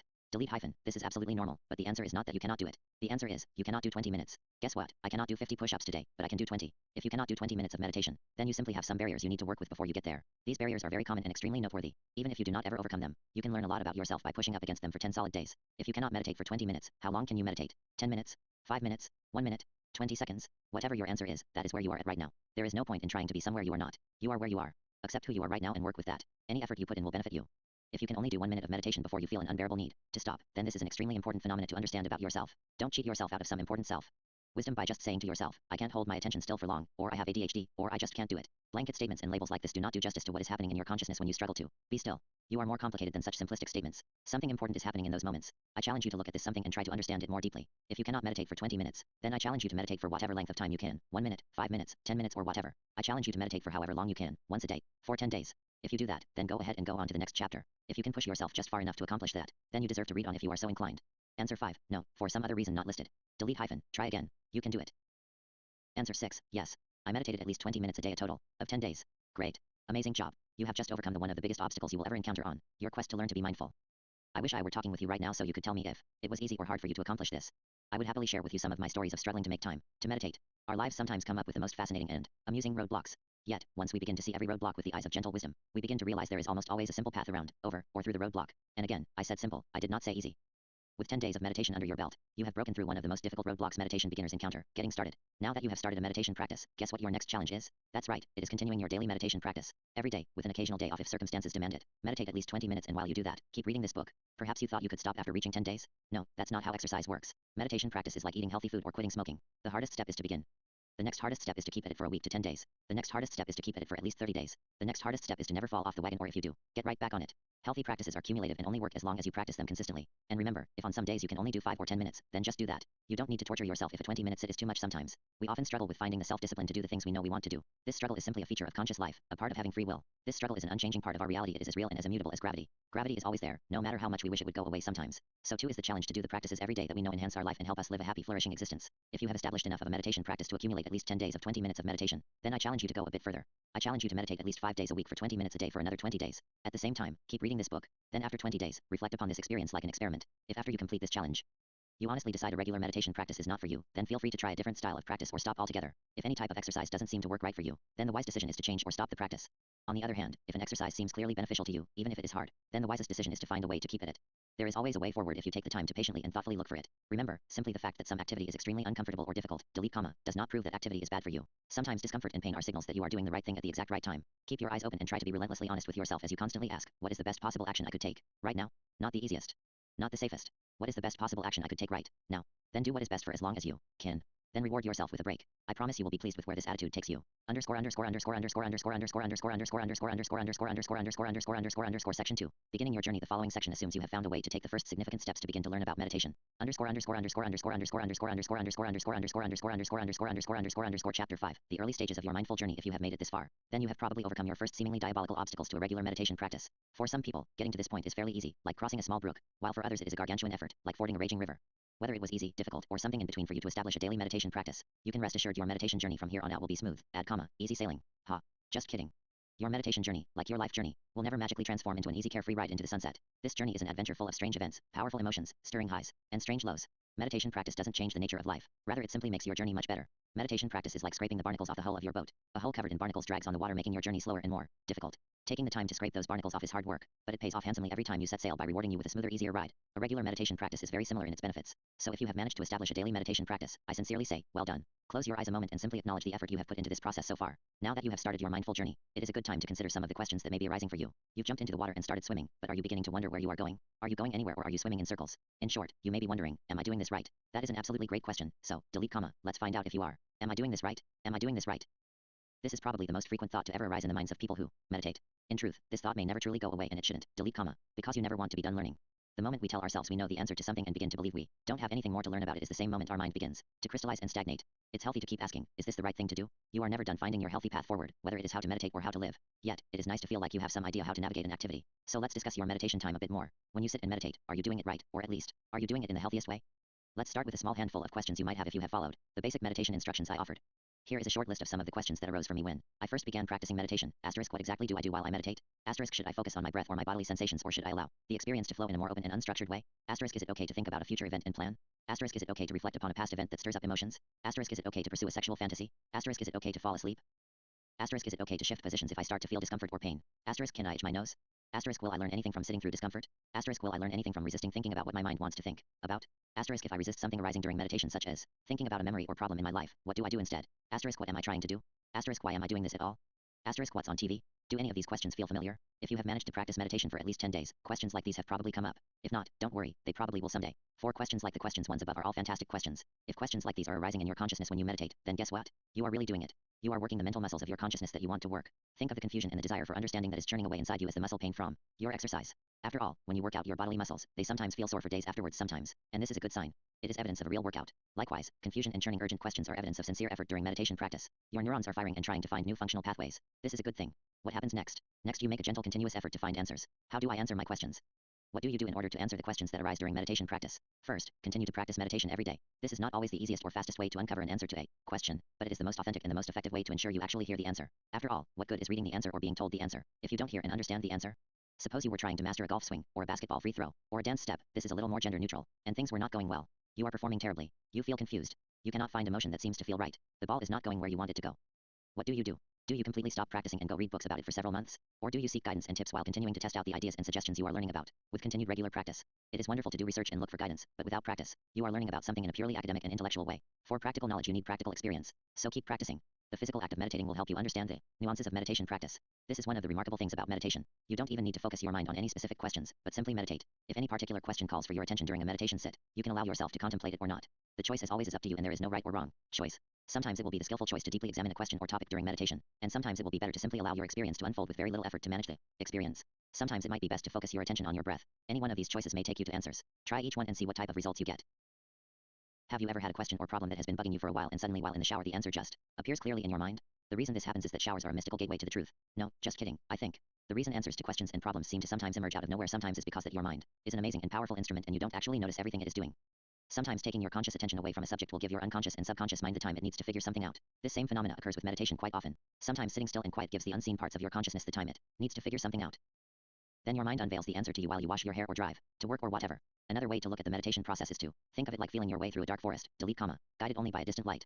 You cannot see the trees, the rocks, the rivers, the footbridges, or much of the detail of where you are or where you are going. Yet, you can occasionally see the distant light where you want to head. So instead of trying to plan out every step, you just take it one step at a time. You feel your way forward. Likewise, we don't need to figure out all our questions out with thinking in words and rational connections. Instead, we can feel our way forward to greater understanding. Some questions may simply fade away as unimportant. Others may linger for the rest of your life. The more often a question arises during meditation practice, then the more often you will gently struggle with the question. Every time a question arises, you learn more about the true nature of the question. When you do decide to directly contemplate a question, you may find that rather than the contemplation leading to an answer, it instead leads to a different question. This is good. This is progress. Continue to sit and see where it leads you.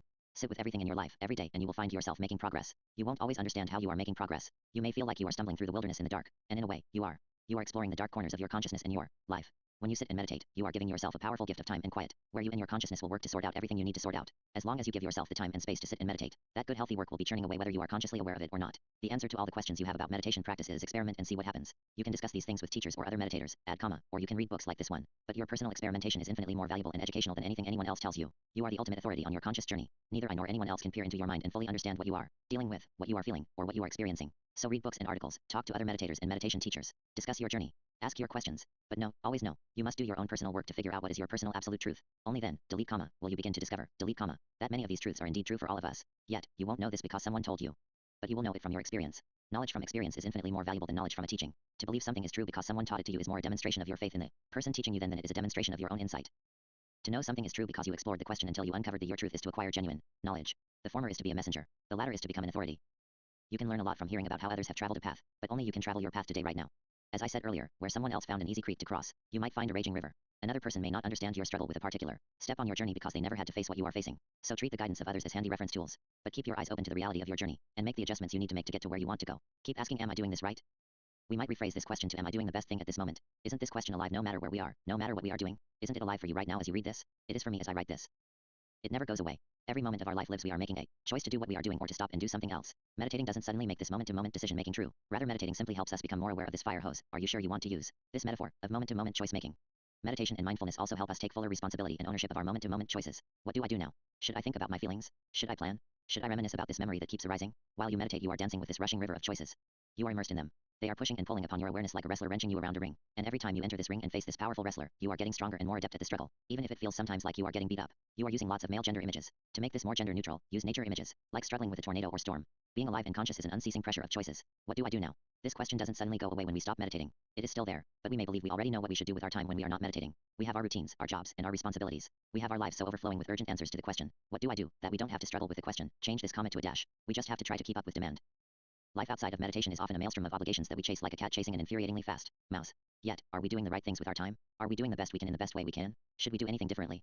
Are you happy? Are you living your life in the way you truly want to live? If we slow down our frantic chase after our endless obligations and responsibilities, then we might have to face these big questions. But who wants, don't use the apostrophe to do that. It is easier to assume we have the big questions all figured out, and we should just keep working and doing, eating, consuming entertainment, socializing, reading, going to school, having sex, spending time with people we care about. I am doing things that everyone else is doing, so it must be okay, right? These big philosophical questions are a waste of time, right? I need to be productive, not worry about the meaning of life, right? Wrong. The biggest questions in life do not go away or lose their significance simply because you choose to ignore them. They linger like elephants in the dark shadows of our consciousness until we decide to face them again, whether it is now or later. What does it mean to be productive? What are you trying to produce in your life? What are you trying to create? When you lie on your deathbed and reflect back upon your life, what will you see? Will you see a life lived or a life wasted? Will you see a life in which you found your true path, in which where you enriched yourself, the world and the people around you? Or will you feel regret that you didn't stop, hold perfectly still, and reassess more often? Will you feel you could have grown in different ways? Will you regret not exploring some paths and opportunities that flashed before your eyes from time to time? Why is meditation hard? It is hard because life is hard. If you stop and pay attention once in a while, you will see that your life is full of big, bold, profound questions every moment. Meditation is hard because when we meditate we begin to remember this fact. When we sit with stillness, the small day chatter of our minds inevitably reveals itself as only a small portion of our conscious journey. The more we meditate, the more we begin to remember the overwhelming excitement and weighty responsibility of being alive and choosing a life path. Who am I? Am I happy? What type of life do I want? Where do I want to go? What do I want to become? What do I want to learn? These questions may begin to join the day questions that swim within your consciousness while you meditate. Welcome these questions in. Let them swim in your mind ocean, and as with other questions, don't worry if you don't see clear answers. Just sit with them. Welcome them to your mental tea party. Simply keep practicing. Practice every day as much as feels right. Practice until all the day questions and problems that flitter constantly through your mind settle down, leaving you with those shiny philosophical gems, those most important questions of your life. Then gently, relentlessly, and courageously sit with those questions. Big questions are big opportunities. Big opportunities lead to big exciting moments. If you find yourself honestly asking, am I happy? And the answer is no, then this is a big deal. Don't hide from this truth. Don't hide from any truth. If there is one thing I will say unambiguously, if there is one thing that I will not encourage you to question, believe, stay in the positive tone, it is that honesty is your friend. Be honest with yourself. Never embrace denial of what is true. You don't have to shove the truth down your throat faster than you can swallow it, but never allow yourself to consciously choose denial and self-deception. That is a pathway to insanity. Truth will often appear disturbing or even terrifying when it begins to arise and you begin to realize you may need to shift your thinking. Truth can rock our worlds and make us worry about losing our very identity, but this is what growth is. When we grow, we change and we become something different. This is the journey and you can handle it. You want to handle it. You don't want to stop growing and stagnate. You want to grow, to flourish, and to thrive. That is a happy life. Big questions and big life changes. You don't need to solve any problem or answer any question immediately. There is no rush. Simply allowing your mind to honestly see these challenges will help your conscious, unconscious, and subconscious mind begin to get to work on them. Then one day, you may see answers and you may see clear paths of action open up, perhaps while meditating, perhaps while in the shower. It is one thing to learn to meditate. It is another thing to overcome obstacles to establish a daily meditation practice. It is a whole new ballgame to realize you need to make a big, scary change in your life and then actually do it. Sometimes you may feel an incredible temptation to shove a revelation back into a dark corner of your mind where you can forget about it. Try to resist this temptation. Never run away from the truth. And remember, your first understanding of the truth, and your first eureka moment for how to address a life problem, may not be the only answer. In fact, your first glimpse of the truth may still be very warped and colored by your current misconceptions and assumptions. Approach new ideas and paths with caution and patient curiosity. Let's suppose you are married and you realize with the help of a meditation practice, you are unhappy. You then realize one day, you are unhappy in your marriage. You are sitting meditating and suddenly clear as day you see how your relationship with your spouse has slowly stagnated, until the spark of love has all but died in your life partnership. This could be one of those big terrifying moments where your entire life and identity is called into question. You are a spouse. You are married. All your friends and family think of you as married. If you get divorced, that will all change. If you have kids, divorce would dramatically change their lives. You have a family, a home. You can't change that. Yet you are trying to face the truth. Meditation helps you see, and you see you are unhappy in your marriage. Divorce is clearly the answer your mind has revealed to you. What do? Just bite the bullet and ask for a divorce today? That's what you need to do. Right? That's the truth. So, no. Stop. Wait. Breathe. Big answers and revelations are often accompanied by big emotional flows. It can be like a dam bursting. When this happens, it is very important to be patient with what your mind is awakening to. There are always different ways to move forward. Give yourself time to learn about your revelation and explore your options. Whether it is your job or your relationship, simply ending it is always one option, but not the only option. Moreover, the way you do something is sometimes more important than the actual action itself. Give your consciousness a chance to explore the true range of possible actions. If you are in a relationship where the love has dried up, then you might think of it like discovering you have a houseplant that is dying. You don't have to give up on it, but it will help you if you face the reality of its current condition. A dying houseplant needs special attention. What can you do to help it? In the case of a relationship, the question involves both of you. So perhaps the solution is not ask for a divorce, but to sit down with your spouse and speak from the heart and to see where it takes you. Seek to find your healthiest path forward, but also seek compassion for the people that will be affected as you explore the possibility of change. Sometimes a stagnating situation can be revitalized. Sometimes it can't. You won't know until you feel your way through it. Be patient. Let yourself contemplate how to begin to deeply understand where you suddenly find yourself. Feel free to ask for help and advice from others. You don't have to struggle alone. Step patiently and cautiously forward, especially down paths that will dramatically transform your life and the lives of others. And after every step, meditate. Meditate every day for at least a few minutes. Meditation is sometimes most difficult during times of high emotional energy, yet that is when you may need it most. Let meditation help you. This gentle, open-minded approach I described for handling a revelation about a relationship is exactly the same approach to take with any revelation or powerful new idea that arises through your practice. Move forward cautiously, but do not stop moving forward. A visit with your friend Stillness. You might think of every meditation session like a refreshing social visit with your new friend Stillness. Stillness is very shy and quiet. Stillness won't try to hog everyone's attention or get angry if you ignore her. Stillness is one of those quiet, wise, beautiful, peaceful friends who will just stand to the side while you engage with louder and more frantic personalities. When you meditate, you are inviting stillness to be with you.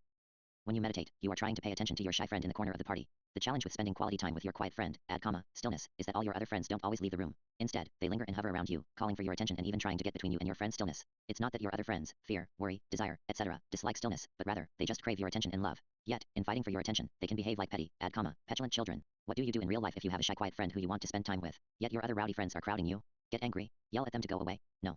Violent speech is utterly unhelpful. Instead, simply ask them to give you time with stillness. Invite them to also visit with stillness. Be gentle yet firm. Meditation is time with stillness. Everyone else needs to behave adult enough not to interfere. Quieting the rowdy, Powerful attention whoring grabbing parts of our consciousness is not easy. It takes practice. So practice every day, every time you sit to meditate. And remember, your most powerful tool is your attention. If you want to be with stillness and not the other parts of your consciousness, then simply shift your attention to stillness, to the moment between your in and out breath, or the quiet between the noises around you. Learn to control your attention. You cannot control everything that arises in your consciousness any more than you can control other people in this big crazy world. Yet, you can learn to control your attention. If you wish to silence noisy or obnoxious talkative entities around you, then simply turn away from them and give your attention to the entity you wish to honor and listen to. Try this sometime in a real life situation, with real people acting out for your attention, and then notice the results. Attention is a remarkable and subtle power.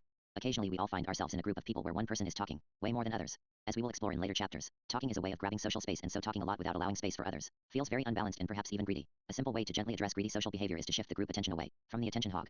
For example, when you find an opening, simply say, "What do you think?" to someone other than the overtalker. With that one simple statement, you carve out a moment of social space for another person to fill. You can then repeat this over and over again, gifting space to other people in the group with simple questions. You have an inalienable right to move your attention wherever you want to move it. No one and nothing has the right to force you to give it your eyes and ears. Shifting attention in your consciousness while meditating is a bit trickier, but still simple. One specific example of shifting your attention is to begin with focusing your attention on a feeling your body, such as your breath or even just your right hand or left big toe.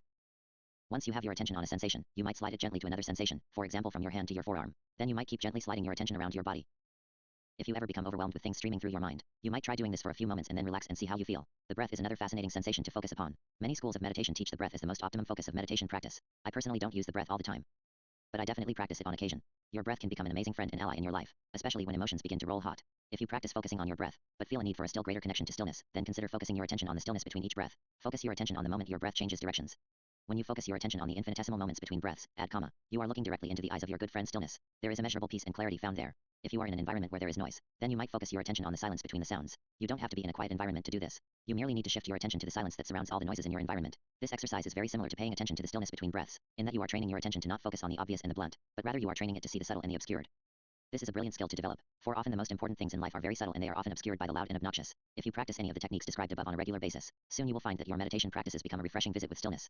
With a little patience and gentle effort, the boisterous visitors that make so much noise in your consciousness will also begin to appreciate and learn from stillness. In this way, stillness becomes welcome not only during your meditation sits, but it is eventually fully welcomed into your lifeboat. Stillness becomes one of the familiar and invaluable companions on your life journey all the time, not merely during meditation. With a little more time and practice, you will notice stillness is always with you, even while you walk around your daily life at home, at work, and at play. Eventually, you will also begin to notice, stillness often has great ideas for how to handle many situations. You simply need to pay attention to what it has to say. This then brings us to mindfulness.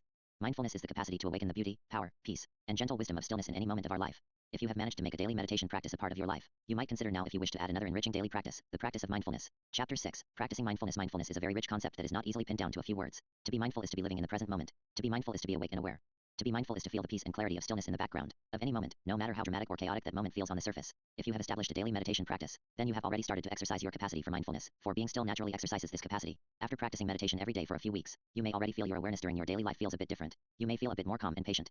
You may feel a bit less pulled along by events and a bit more in control of your path forward.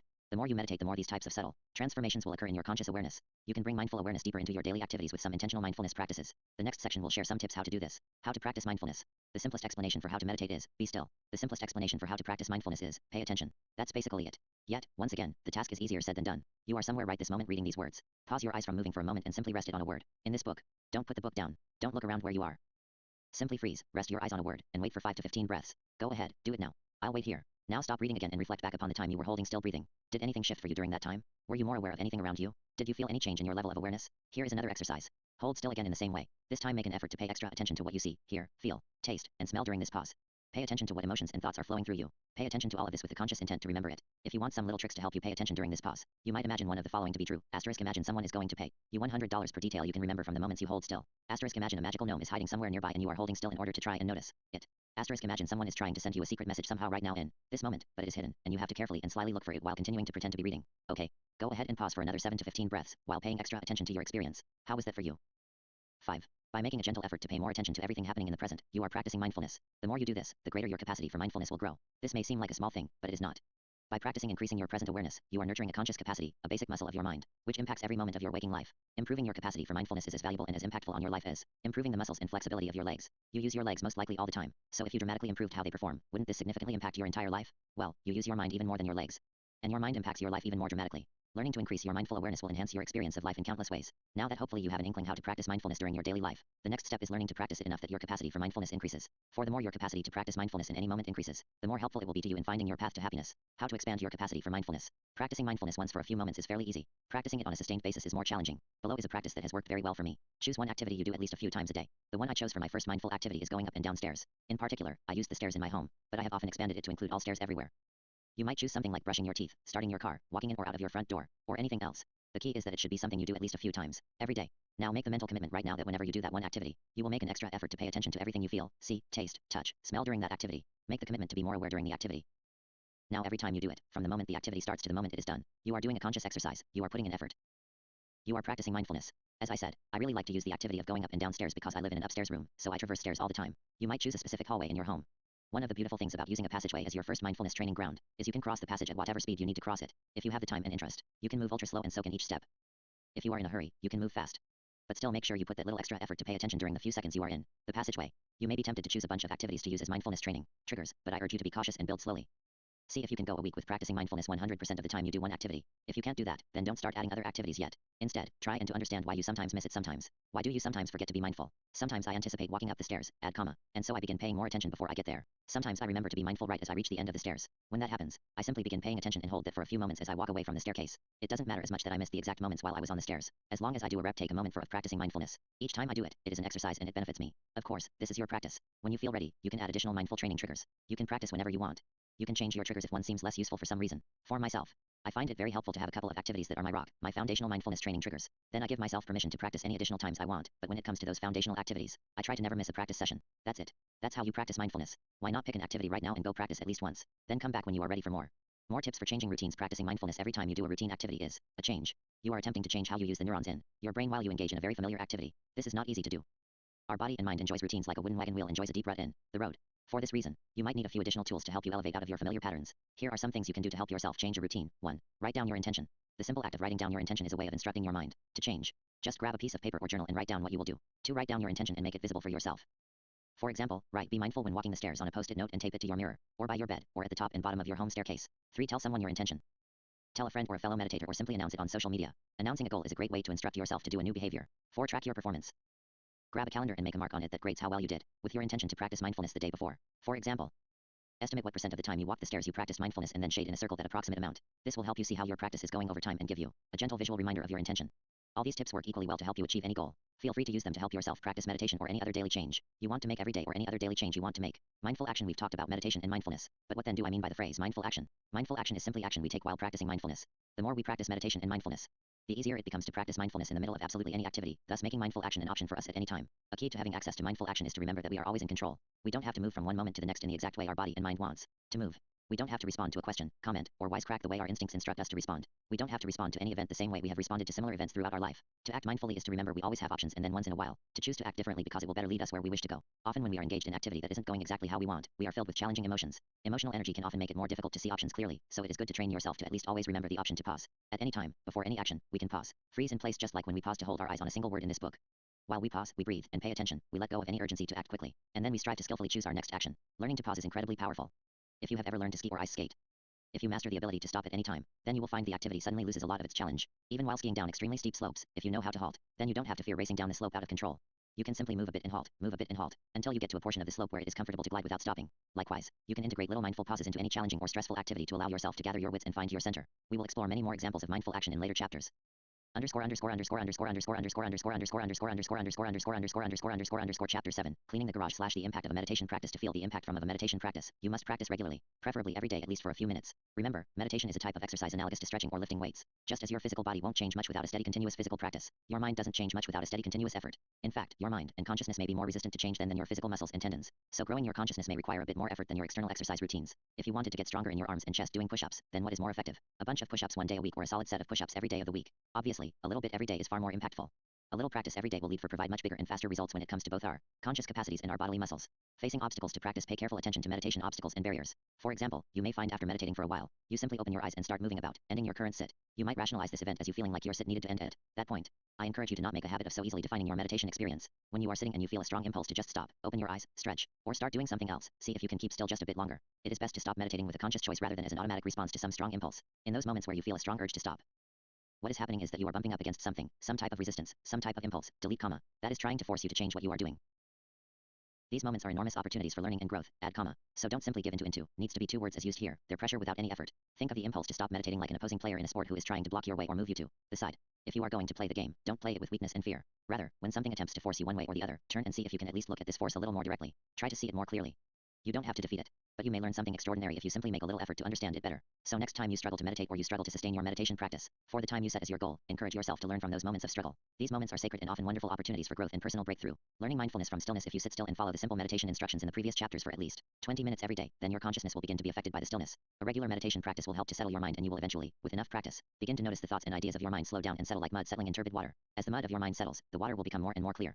At first, you will likely notice the differences in your mind mainly when you sit to meditate, but if you pay attention, you will likely also notice it at times during the regular course of your day. If you establish a reliable meditation routine, you will begin to enjoy your meditation sits. You will begin to look forward to meditating as you might a regular workout. Be cautious not to become attached to meditation being enjoyable. If it becomes too easy, you may not be exerting the most skillful effort. In fact, you may be creating a meditation practice rut, which can be as stagnant as any other rut in your life. Meditation is exercise. Sometimes it will be enjoyable and sometimes not, just like playing an intense physical sport. Just keep doing it because you know it is good for you, and know it won't always be fun, because fun is not its purpose. The more you meditate, the more the mucky waters of your mind will clear. Occasionally, you will probably begin to notice some large obtrusive objects in the ocean of your mind that don't fall away easily. These stubborn obstructions may be thoughts, memories, worries, images, or something else, but whatever it is they are, it lingers in ways they linger and weigh heavily on your consciousness during your sit.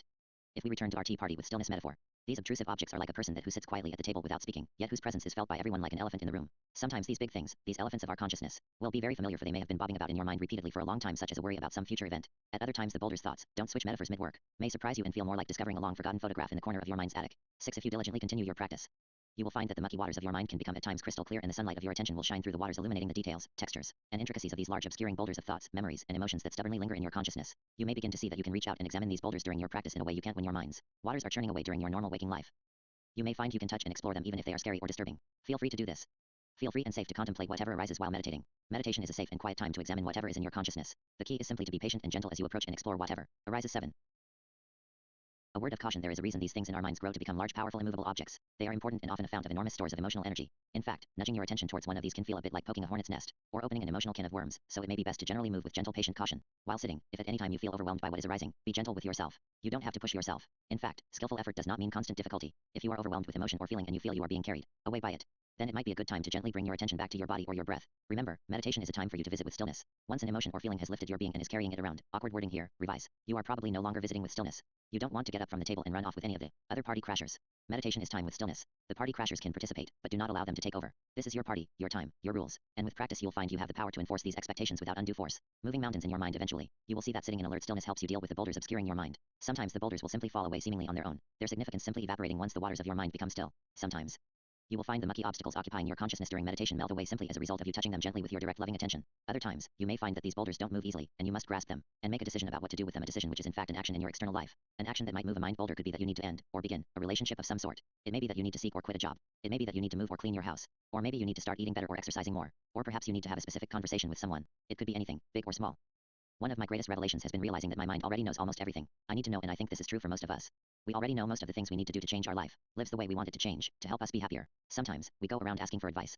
Yet what we are really doing is merely asking people the same question until someone gives us the correct answer, an answer we will recognize because in truth a part of our mind already knew the answer to begin with. This is not to say talking with other people is not a valuable part of your process. Talking to people will help you better understand your reality and is essential for nurturing healthy relationships. I am merely emphasizing that no one you talk to will ever understand your emotions, feelings, and personal journey as well as you. Our minds are all unique and we all have our own personal, mystically beautiful landscape within the flowing currents of our consciousness. Let meditation reveal the obtrusive mind boulders you are carrying around with you and help you see them clearly and thus see what you need to do with them, if anything. Have you moved mountains yet? Have you experienced any of what I describe above in your meditation practice yet? If so, great. Keep practicing. If not, meditate more. Perhaps meditate for longer periods of time. Perhaps meditate multiple times a day. Maybe give some meditation retreats a try. 8.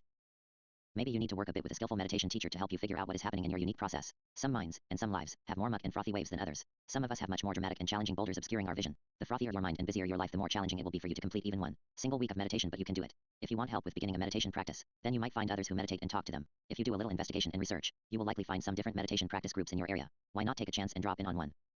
If you are looking for more ideas and resources, feel free to visit my website, http://mattreddy.org for more information. Another resource I highly recommend is http://skillfulmeditation.org and the teachings of Jason Siff. Meditation and mindfulness are amazing, exciting, challenging, emotional, and powerful practices to explore, and you don't have to explore them alone. There are many people like myself who would love to offer our hand to help you navigate these waters safely and prosperously. In my experience, people who practice meditation and mindfulness tend to enjoy helping others learn about it. Mindfulness can help you transform your life from what it is to what you want it to be. I didn't say it would be easy, it is not. Yet, it is doable if you try.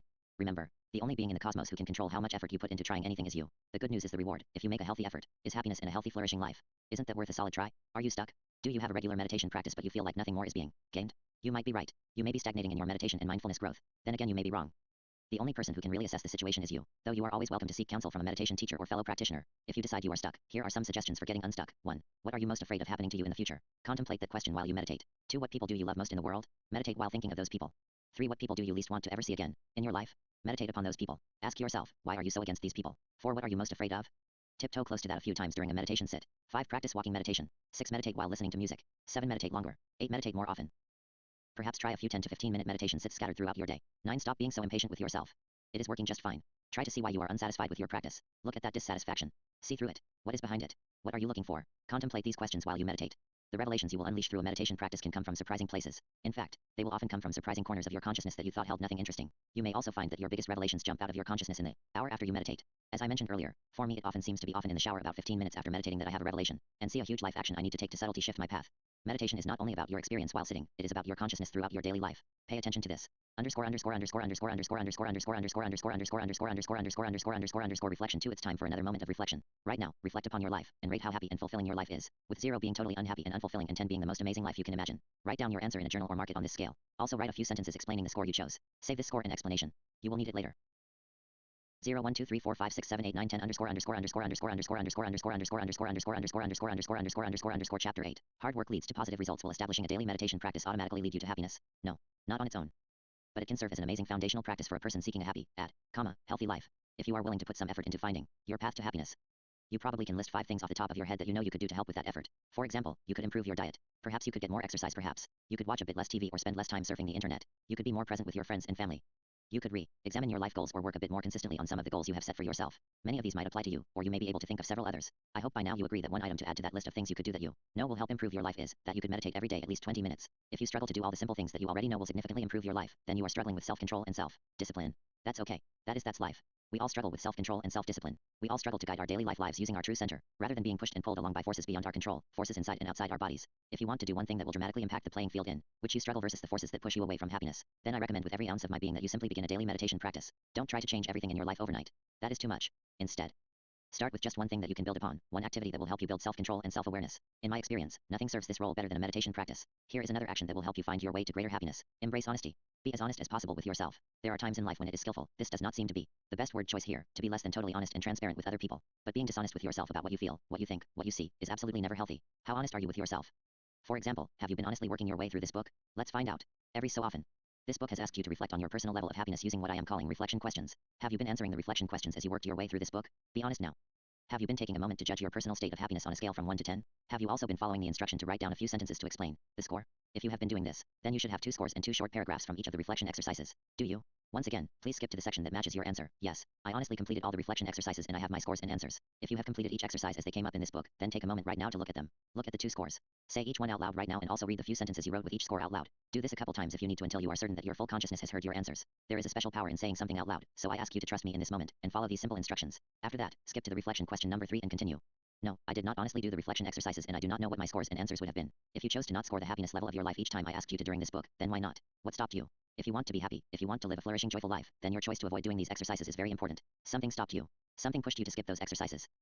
If you want to be happy, really happy, then you have an enormous opportunity right now to understand something about your journey toward that goal. Delete dash. By understanding why you did not answer the reflection questions. Stop right now, meditate and contemplate this for at least 10 minutes. Why did you skip answering the reflection questions? When you are done, write down your answer. After that, come back and answer the following reflection question right now. Finding your path to happiness. The first step in finding your way somewhere is to see where you are. You need to know where you stand in relationship to where you want to go. If you are on a hike and you are thirsty, and you know the perfect place to get some water, the next step is simple, navigation. On the other hand, if you are on a hike and thirsty and don't know where any water is located, then you need to focus on a different question. You need to contemplate, where might water be located? You don't want to just start navigating towards some distant goal if you don't have much reason so to believe you will find water there.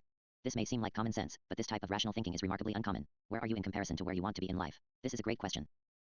If you don't know this relationship, then you will struggle to figure out a single move. When it comes to finding greater happiness, meditation can help you find your way. It can help you figure out what you want in life. It can help you appreciate what you already have. It can help you figure out where to focus your effort for greater progress. It can help you recover and learn from your missteps. It can help you sustain your gains. It can help you realize what really matters in life. It can help you let go of wanting things that you need to let go of. Yet, it cannot do any of these things. Delete comma. If you are not honest with yourself. Are you happy? Is your life as you wish it to be? Don't shirk these questions. Don't be afraid of your honest answers. The first step towards liberation from any and all problems is to honestly see your situation. Don't be afraid of honesty. Delete comma. Because if you don't have honesty with yourself, you can never have it with another person. Yet, honesty is the greatest ally you will ever have. If you can find the courage to be honest, relentlessly honest, you will find greater peace, clarity, and power. No matter what your situation, there is always a gloriously rewarding path forward if you simply open your eyes enough to see it. You need to add a sentence or two reminding the reader to write about this reflection question. Chapter 9. Flowing with change and growth. If you commit to a regular meditation routine and commit yourself to working to learn the lessons that meditation and mindfulness can teach you, then your life journey will change.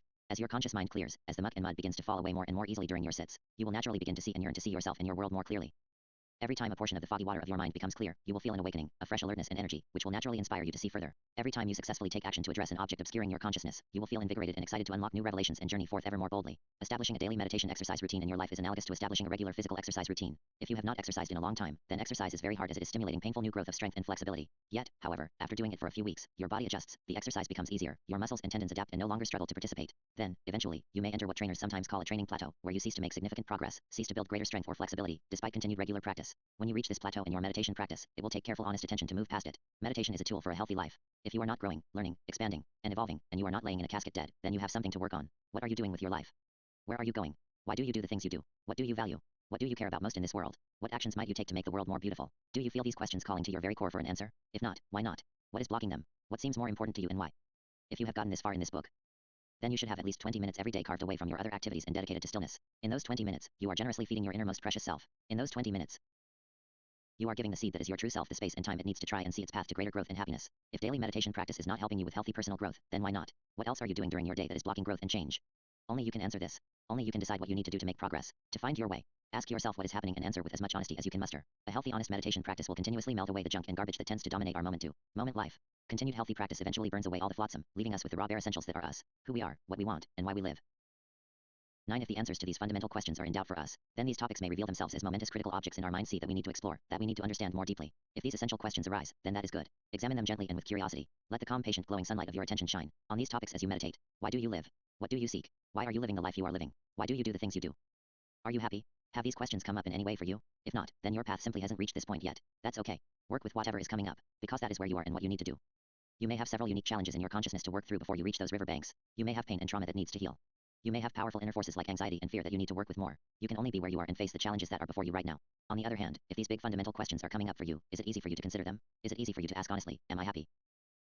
Often, the most challenging boulders obscuring our vision in the sea of our minds remain obscure and mucky, because we simply don't enjoy looking at them too closely. Our obstacles are often the problems and realities we least want to face. They sit in our consciousness like the corner of the garage we throw everything into and refuse to ever organize and clean up. We may even be haunted by the thought of attempting to enter that area. The very thought of facing such obstacles may make your heart race in terror.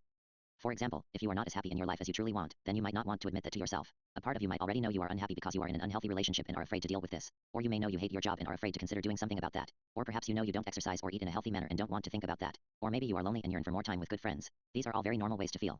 Now let your meditation practice help you face your reality with clarity and calm, honest attention. Remember, what I said about meditation being an internal art form as difficult to practice as the most challenging physical sport you can imagine. If this work was easy, then it wouldn't be worth doing, and it wouldn't be powerful and transformative. Honestly, facing the contents of our consciousness can be the hardest work we ever do in our life, and this is the work of meditation. These internal workouts can be challenging and exhausting, but it is also the most valuable work you will ever do for yourself. For once you see an area where you need attention in order to thrive, you can begin focusing your attention there. If you refuse to bring a problem to light, then you will struggle to ever solve it. But if you simply shine the light of your attention on it, sometimes you will make breakthroughs. We humans spend a lot of time asking others to give us answers we already know. If we take the time to listen to our own minds, face the dark, painful blind spots in our memories, our feelings, and our life, then we can begin to unlock our inner knowledge and wisdom. Moreover, this process will help us see the true mysteries of our life, those things we truly do need others to help us understand. Then you can use your conversation time with other people on the really juicy stuff. Through meditation, you will find a process that helps you safely learn to face and work with your problems, challenges, and pains head on, with honesty, patience, compassion, and love. Every time you heal yourself through this work, you learn more about how such healing works. The better you get at doing this work for yourself, the better you will get at supporting others to do the same. You've only got so much effort to expend in life, so spend it wisely and spend it where it will have the most positive impact. You only have one mind, one consciousness. Why allow it to be in chaos and disarray? Reach into the depths of your soul and find your courage to do this hard work of meditation every day for a few minutes. Then, when the time is right, face those corners of the garage where all your garbage sits festering. Don't be afraid. Trust yourself. Trust honesty. Honesty is your friend. Honesty with yourself is always safer than dishonesty with yourself. Remember, when you are meditating, you can ask and explore any question safely. Also remember, you don't have to tell anyone what you are thinking about. You don't have to tell anyone what questions are dominating your consciousness. You don't have to tell anyone right away if you realize you want to make a major transformational life change. Keep the treasures you begin to unveil through meditation to yourself until you are ready to share them. You may have people in your life who will attack and judge your revelations, so no, you don't have to open them to such attack ever, or at least until you are absolutely certain it is the time. Yet, you owe it to yourself to ask the questions you need to ask as honestly as you can. Revelations about your life, note moved phrase, that unfurl through meditation about your life can be exciting and energizing as well as terrifying and painful. Sometimes they will be all these things simultaneously. Healthy growth and evolution is both energetic and painful at times. If you are experiencing any growing pains, then you might think of yourself like an apple tree that is experiencing some healthy pruning. Parts of you have been dead and stagnant. Parts of you may need to be trimmed away.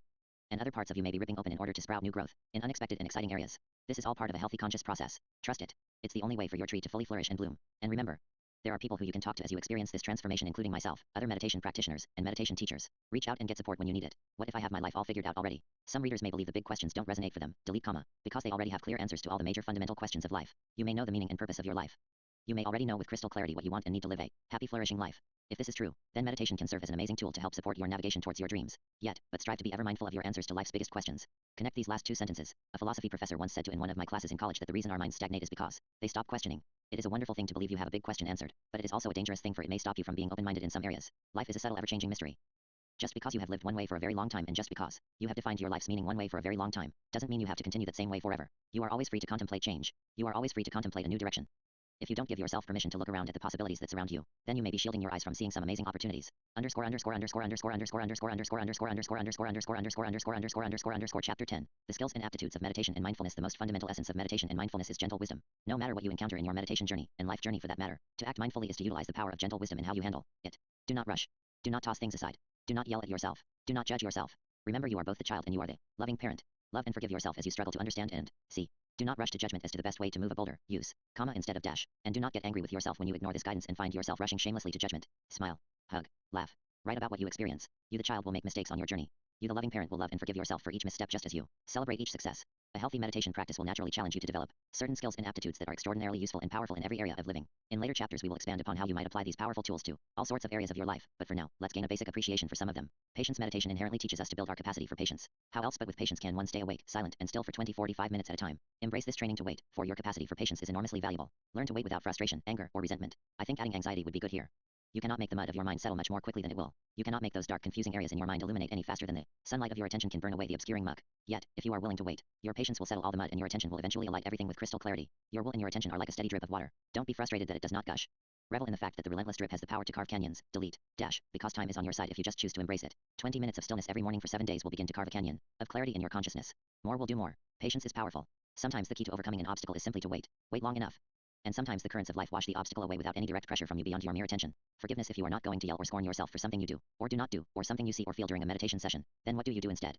If you are watching your children struggle to learn a new sport, add comma, and you are not going to yell at them when they mess up, what do you do instead? You praise them. You forgive them when they mess up. You encourage them to try again and to learn. This is the same thing to do with yourself in your meditation practice. Either use the plural children of change, the plural they slash them to singular. Everything imaginable, both beautiful and dark, glorious and shameful, will arise during meditation. Do not greet the shameful with violent abhorrence, and do not greet the beautiful with grasping arms. Greet every visitor like a knock upon the door of your home. Open the door, say hello, and try to give the visitor a warm and welcoming hug. You don't need to invite the visitor in to live with you, but do not slam the door in its face either. Practice tolerance, love, and forgiveness.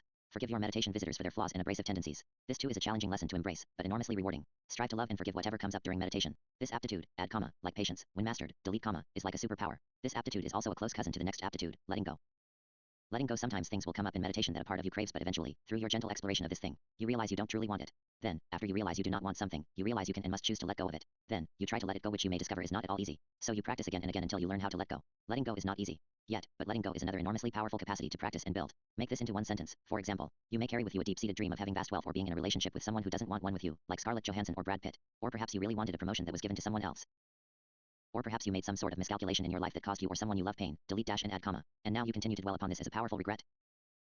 Whatever it is, meditation will empower you to shine the light of your attention on this thing, examine it, turn it around, and to gently and safely explore it. Then finally, ultimately, after you have adequately shined the sunlight of your attention on it, you will realize you can let it go. Let it tumble to the seafloor with the other muck, allowing you to see more clearly and move on. And so you will do this.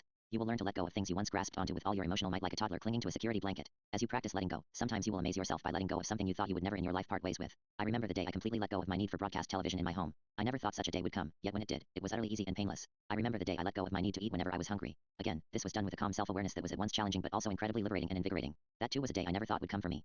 Both days came because I've learned how to let go of attachment to hungers that are not central to my life purpose. The only hunger that truly matters is our hunger for happiness. Let that be your only barometer. The idea of letting go of eating when hungry can open a terrible can of worms for people with eating disorders. If you are going to keep this, then you should explain it more. A person's purpose cannot be met if he or she starves to death. The more you train your capacity to let go, the more easily you will realize you can let go of virtually anything except those things that truly live at the core of your purpose in life. You will grow an aptitude for easily letting go of things you want or are fixated upon. Go. I know it is terrible to end a sentence with a preposition, but in this instance it is less awkward than the original. Nurture this aptitude, for not only will it transform how you live your life, it is another invaluable tool in applying mindfulness to our interpersonal and political lives, as we shall discuss in later sections. Curiosity. The second to last aptitude developed through meditation that I wish to illuminate briefly is curiosity. To sit still and awake for 20 minutes or more on a daily basis, you will need to begin to find your meditation experiences interesting. Delete dash and use comma, otherwise it will be torturously boring. Meditation practice can help you expand your capacity for curiosity as you begin to learn that every moment has something special to share. In fact, every moment is a gateway to a universe of interesting and powerful things. We simply learn to forget this fact as we age. When we emerge from our mother's womb into this world, we are not bored. Far from it. At the moment of our birth, we are overwhelmed and flooded with stimulation. When we are young, when we are beginners, the universe is a fascinating moment-to-moment adventure. It is only as we age and learn to suppress this fascination that we discover boredom. Boredom is a tiresome visitor most adults know very well. Boredom is like a really annoying cousin, yet, delete comma, like an annoying cousin. If you examine the reality of boredom with open curious eyes, you will suddenly find it both complex and fascinating. Curiosity is the friend that makes your cousin boredom tolerable to be around. Through honest examination, you may not fall in love with your dear cousin boredom, but with a little right effort you will gain renewed appreciation for him. Try it sometime. See what happens. If you feel bored while meditating, ask yourself, what exactly am I feeling? If you feel an urgent impulse to move or go do something, take a moment to gaze gently upon the true nature of that urgent impulse. What exactly are you dissatisfied with in this moment that you must move? What is missing in this moment that you will find if you rush off in the direction your impulses are pushing you? If you consider this question honestly and thoughtfully, you may realize that giving into your impulse will not suddenly provide you with the rich rewards the impulse is promising. You may realize that staying right where you are is at least as rewarding if not superior to any experience your impulse might be driving you towards. In short, with a little honest attention to your boredom and your impulses to treat it, you may see that there is nowhere you need to rush off to. You are free to sit still as long as you choose. You are also free to act, but only if you choose to act. You are not free to act, delete comma, if your actions are compelled by impulses and suffering. If you act in response to impulses and suffering, then you are being coerced. You are acting under duress. 10. Let curiosity help you quell the suffering of boredom. Let curiosity with discomfort soothe your urgent impulses to move, to stop meditating. With practice, you will find curiosity to be another potent ally on your journey, helping you remain free to pick and choose your path toward thriving happiness. The most important capacity, honesty, the most important foundation for the success of everything you do in life, delete comma, whether it is meditation, love, work, or any other worthy endeavor is honesty. You can ask yourself the most important questions of your life. You can look squarely upon the most important problems of your world. But if you do all these things without a genuine desire to face the truth, no matter how painful or unpleasant, you will fail. Honesty is the most basic capacity a meditation practice works, add comma, and it is the most challenging. Facing the truth is always difficult, no matter how long you live or how dedicated you are to a daily meditation practice. Yet, every time you break through the fog of distraction and overcome your own nefarious capacity for self-delusion, you will gain in strength, confidence, and clarity. If boredom is a really annoying cousin, honesty is your best friend who is constantly attempting an intervention in your life, delete dash, while you irrationally fight or ignore it. Sometimes you may even convince yourself that honesty doesn't have your best interests in mind or that honesty doesn't understand you, but these are merely clever tricks of our mind. Honesty is always your friend. Honesty is always merely trying to help you see more clearly. Do not turn away from it. Listen to it with gentle patience. Honesty takes work, but luckily you know how to develop it. Meditate every day. Meditation nurtures honesty because it is very hard to sit still and meditate on a regular basis while also feeding yourself delusions about your life. It can be done, but it is very awkward. When sitting in stillness, the truth bathes you like the sun bathing you in warm light. Imagine sitting outside while the sun is rising right in front of you. Could you sit every day before a glorious sunrise and ignore the warmth, light, and beauty of the sun? Sure you could with a lot of effort, but the sun will continue to cascade its light and heat upon you with relentless determination. The sun will call to you with its beauty and energy. The more you sit, the brighter and hotter the sun of truth becomes for you. Every time you sit, you are giving the truth a chance to burn through any fog that lay between you and it. So sit every day and nurture your capacity for honesty. Love. If honesty is the most fundamental capacity exercised during meditation, then love is the most fundamental action embodied in meditation. To pay attention is to love. Just as the child craves the attention of the parent as proof of love, giving something one's attention is an act of love. When you meditate, you are giving yourself, your true reality, your full attention. If you do not love yourself, if you do not pay attention to yourself, why would you expect anyone else to do so? If you want others to love you, then start loving yourself. Pay attention and love your inner world with as much energy as you do anything in this world, and you will find the reward unfold in countless unexpected ways. The first step to opening your path to happiness, joy, and love is to become the loving parent of your own inner child, delete dash, and that means you must pay attention even when it is difficult. Work to open yourself to be curious about what happens during your meditation. Allow yourself to wonder why some images and thought streams arise. Watch them like you might a Monday night movie. Why should you find a movie in a theater more interesting and intriguing than your own moment-to-moment experience?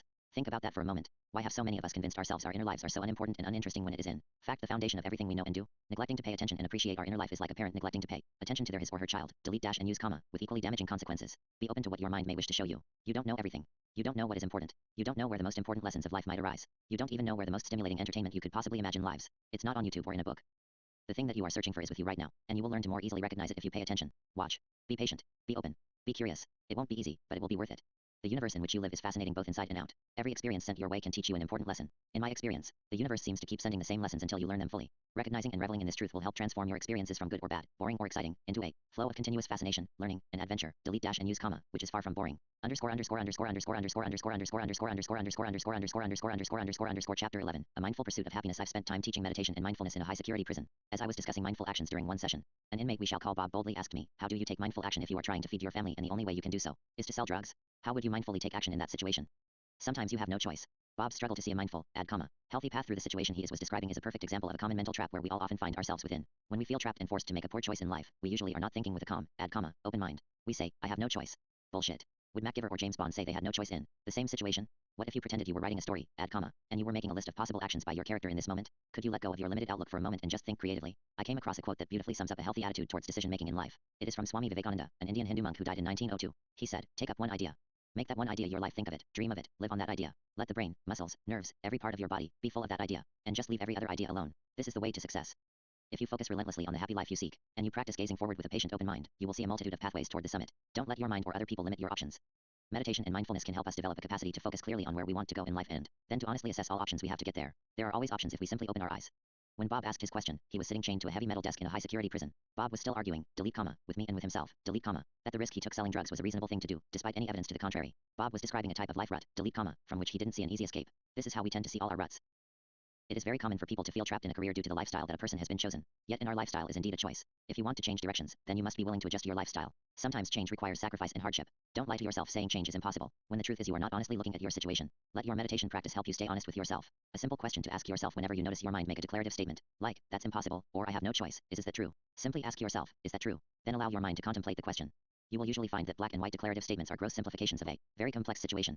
If you contemplate your circumstances while meditating, you will start to recognize nuances in relationships you didn't notice before. Some of these will be minor, but some will prove themselves important. With a little patience and curious attention, you also will begin to notice options and pathways through the situation that you previously missed due to your gross assumptions. The reason we often fail to honestly and openly examine our situations is usually some combination of fear and laziness. It is not that our situation traps us, but rather our own resistance to breaking out of our rut traps us. We don't want to go against the grain of what is familiar. We don't want to begin taking actions that the people around us may find weird or upsetting. Yet, sometimes the skillful action is hard and sometimes it will upset some people. The people around you are probably as resistant to change as you are, so they may very well resist you changing yourself, delete dash and add comma, even if it is none of their business. As I said before, living a happy, add comma, flourishing life is not easy. It takes courage and effort. Meditation and mindfulness ultimately are not about sitting still. Sitting to meditate is merely a part of the training you are giving to your consciousness. The true application of meditation and mindfulness is in your life path and your ability to make mindful choices. Meditation is akin to weightlifting in that meditation will build up your mindfulness muscles, yet it is not an end in itself. We lift weights to be stronger at other times in our life, during sports, or simply during our daily activities. So too, we practice meditation so that we have mindfulness during our daily lives, especially at major moments of action and stress. Meditation practice can help us see ourselves at a fundamental level. I have a body. I have a mind. I have some wisdom. I have some intelligence. I have some unique abilities. I have some resources. What do I do with this life? Where do I go now during the time I have left? We sit before a universe of infinite possibilities. Possibilities wash over us like the warm light of a giant rising sun when we sit to meditate. Our task is to soak it all in and then make our choice. When meditation is over and you open your eyes and walk about your home, do you feel joy, peace, and inspiration? Do you feel wonder and excitement at the possibilities of the next hour, the next day, the next week? If not, why not? What is missing? What needs to change for you to feel excited about the gift of life once again? Are you living your life or are you merely existing in a comfortable rut? Do you really want to be in this rut? Is this rut safe? Is this rut sustainable? Could you shift it in some way that is better for you and or your loved ones? Can you break out of it? Could you break out of any ruts you are in for one day?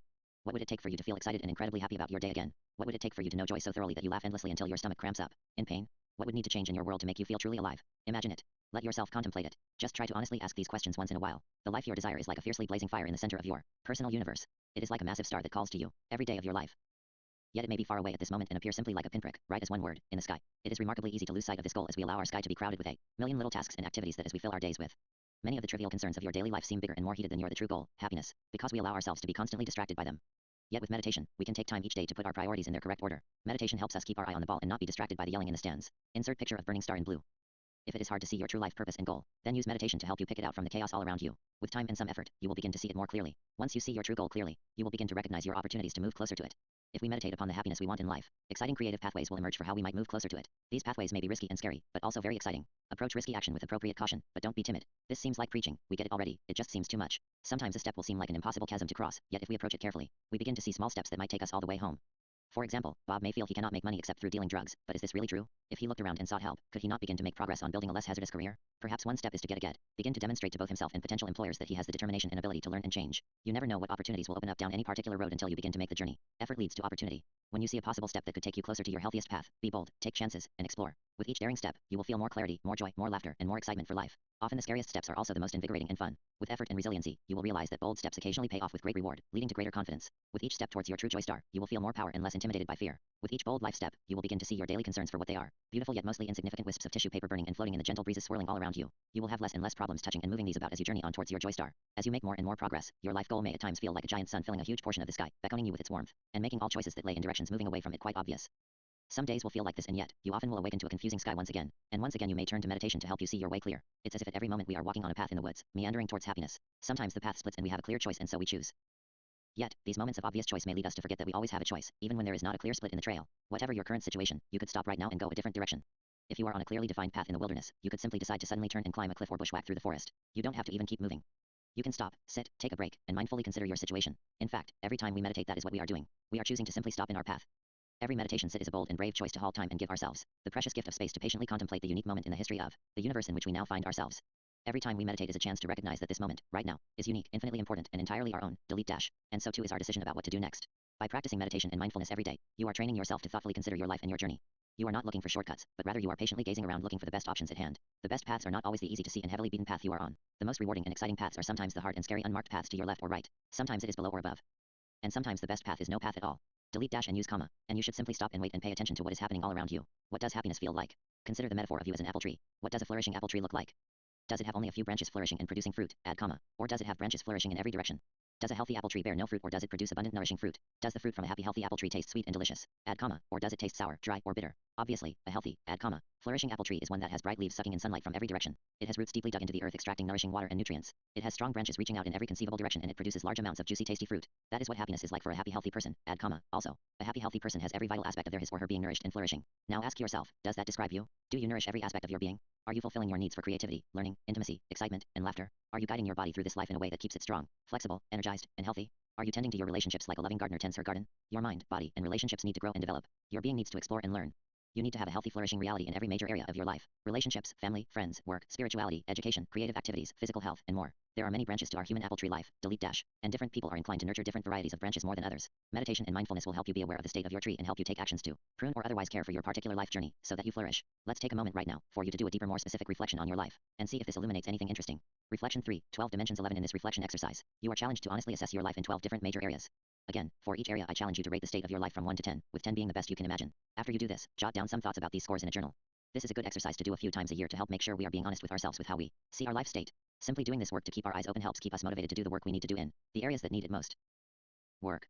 That's your career, comma, your job, comma, or your business. 0 1 2 3 4 5 6 7 8 9 10 Financial. Your income, savings, investments, assets, and debt if you have any. 0 1 2 3 4 5 6 7 8 9 10 Relationship. Whatever intimate relationship you happen to have or want to have. 0 1 2 3 4 5 6 7 8 9 10 Home and family. Your home life and your relationships with other family members. 0 1 2 3 4 5 6 7 8 9 10 Physical health. Your diet and exercise habits, staying free of disease, and especially your overall energy level. 0 1 2 3 4 5 6 7 8 9 10 Mental. Your knowledge, education, talents, and skills. Are you learning new ideas and developing your talents? 0 1 2 3 4 5 6 7 8 9 10 Social. Your friends, your social experiences, networking with other people, belonging to clubs and organizations. 0 1 2 3 4 5 6 7 8 9 10 Emotional. How do you generally feel about your life? Are you feeling positive and optimistic or negative and pessimistic? Are you paying enough attention to the warning signs of negative emotions? 0 1 2 3 4 5 6 7 8 9 10 Spiritual. That's your religious beliefs and your philosophy of life, which would include your sense of purpose and your overall level of clarity as to your existence and your place in the universe. 0 1 2 3 4 5 6 7 8 9 10 Character. How strong is your sense of integrity, your honesty, your courage, your compassion, your sense of honor, your level of self-discipline? 0 1 2 3 4 5 6 7 8 9 10 Contribution. Are you giving something of value to the world? Do you feel you are making a difference with your life? 0 1 2 3 4 5 6 7 8 9 10 Fun and adventure. Are you enjoying your life? Are you experiencing what you want to experience? 0 1 2 3 4 5 6 7 8 9 10 If you find you scored yourself low on any of the dimensions above, or if you simply want to score higher on a particular dimension, then you might allow yourself to gently contemplate those areas during your next meditation sit. Then see what arises. See what you seem to need. What do you seem to need? See what ideas arise for how to address these needs. Then mindfully take action. Underscore underscore underscore underscore underscore underscore underscore underscore underscore underscore underscore underscore underscore underscore underscore underscore Chapter 12. Living a mindful life. There are 3 parts to any event in your life: your experience of the event, your reaction to the event, and your chosen actions following the event. Your experience of an event is the raw event itself. This includes your raw sensations of sight, sound, feeling, taste, smell, etc. This includes your emotional state and the changes you feel in your emotional state while the event is happening. The raw event can only be experienced. It cannot be perfectly recorded, remembered, or discussed with others after the event. The raw event can only be experienced in the present moment. The raw event can only be thought about in the present moment it is happening. And finally, the raw event can only be discussed with others in the present moment while it is still happening. You may attempt to record the raw event in some manner, yet the act of recording will significantly change the raw event. Delete unnecessary parentheses. Now you may be saying to yourself, what does he mean we can't remember events? That's crazy. Of course we remember events. Yet, my point is not that we don't have memory. It is that memory is not the same as an experience. Our minds are not capable of recording every detail of our moment-to-moment experience. Our minds cannot remember what we felt, smelled, thought, saw, heard in every millisecond. If you think in technological terms, it's just too much data to store, and our brains don't have infinite capacity. You can remember bits of a past event, some key details, but when you remember, you are actually experiencing a new event in the present, the experience of remembering. What our minds do instead of recording every sensation and experiential detail is to pick out some key elements from experiences, much like an author recording a story. Some of these details are fairly random and some are picked out because they are considered important or critical, yet, the sum total of the details remembered are a far cry from the full genuine raw experience. Moreover, the details we choose to remember are colored by the worldview or mental lens we use to interpret our experience. Every person has a unique worldview he or she has shaped over the course of their life. Your worldview includes the values, tastes, and categories you use to record the narrative of your life story. We can sample a small bit of the infinite variety of worldviews when we read books or listen to people. There is not one right way to see the world. Your reaction to an event is how you automatically respond to the event. Your reaction includes what judgments, feelings, and immediate ideas for actions pop into your consciousness after the event occurs. Your reaction is not a choice. Your reaction is in fact part of the raw event itself. If a person punches you in the face, your reaction will likely include pain. You do not choose to feel pain or not, it is how you react. Likewise, you will likely feel a huge emotional reaction to a punch in the face, probably either anger, fear, or if you are me, perhaps laughter. This secondary reaction is mostly automatic, though it is within the realm of things you may learn to influence with practice. Action. Your action following an event is what you choose to do after the event and after your reaction to the event. To practice mindful action is to have a crystal clear separation, a clear space, between the event and your choice of action following an event. Mindfulness is about creating a nice healthy gap between those two parts of your experience. Thus mindfulness helps us differentiate between the currents of the river and the stroke of our paddle as we kayak down the river of life. You do not and cannot control all your reactions to any event, just as you cannot control all events in space and time, though you might be surprised where the limits truly are. Yet, however, to practice mindfulness and mindful action, delete comma, is to carefully and thoughtfully choose your actions after events and after your initial reaction to the events. To live a life of mindfulness is to live a life of chosen action, not a life of mindless reaction. If someone purposefully gets in your way and angrily confronts you, you might feel a strong impulse to aggressively engage with that person. Yet, if we are able to pause, to breathe, and to feel that space between the actions of our confronter, our initial surge of emotion and the next moment, we might see that we have many interesting options for action. We could wait. We could smile. We could simply walk away. We could laugh. We could tell a joke.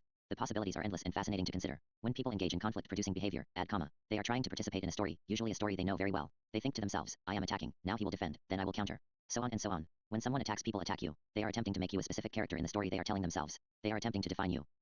Yet. But you don't have to play the role that other people are trying to put onto you into. You don't have to give them that power over you. Stop. Look around. Turn around. Change the subject. Be creative. Play the role you want to play in that situation, not the role you are assigned. When you practice mindfulness, there is a clear gap between your reaction to an event and your chosen action following the event. When you are not mindful, your reaction and your action blur together, delete comma, making it appear and feel like you did not have a choice. To learn to break this cycle, delete comma, there is work you can do to disrupt your reaction-action process. In the next section we will explore one method that has helped me. Changing your reactions. By changing your mental and emotional home, you can think of your reactions as products of the mental and emotional home you have built for yourself over the course of your life. Once you grasp this idea or belief, you can then work to build a new and better home for yourself, thus changing your reactions. It won't even require a mortgage, yet, but it will cost you an effort. Suppose you just completed a task at work and your boss abruptly tells you he is disappointed in what you did and not sure you are cut out for this job. Now that would feel pretty harsh, wouldn't it? This is an experience that will most likely evoke a significant emotional reaction from you. Periodically, people probably say things to you that have a similarly strong emotional impact. It happens to all of us. How do you mindfully navigate from an event like this? Continuing with our example, after your boss says what he says, you will experience an immediate emotional reaction. This reaction depends upon where your mental and emotional home is located. Delete dash and use comma, at least in relation to work. The simplest way to think about this, delete comma, is to ask what emotion or emotions seem to arise most often for you throughout the course of your day. Is it joy, excitement, confusion, fear, anger, or something else? Perhaps you tend to bounce between a couple different specific emotions most of the day. Emotions that you frequently experience eventually become a type of home base for you, a place you orbit and inhabit. They become your home. Many people have an emotional home base of fear while at a job. They fear screwing up, getting in trouble, and getting fired. This fear lives in their chest, stirring anxiety and stress throughout their workday and often beyond. Again, returning to our example, if you live in the land of fear at work, where you fear losing your job and your income, your reaction to a negative statement by your boss will likely be to suddenly experience a lot of fear and fear-laden thoughts. You might sit at your station and hear your mind saying things like, I can't believe I did that so badly. I don't want to lose my job. What can I do to make my boss satisfied? I am going to be homeless and living in a cardboard box, and so on. These thoughts are your reaction based upon where you emotionally and mentally live. Personally, I have heard the phrase, you are going to end up living in a cardboard box on the street, in my mind countless times, usually in my father's added apostrophe voice. When acting mindfully, you don't select your actions from the first immediate set of actions your mind comes up with while in reaction mode. The reaction ideas that flood your mind following an event will all merely be your first ideas, which often are not the best ideas. More specifically, the first ideas for how to react will be colored with the habits and ruts of your current mental and emotional home. If you don't have a perfectly healthy mental and emotional home, then you definitely don't want to automatically obey all the suggestions from that home. In fact, you may not want to obey any suggestions from that home at all.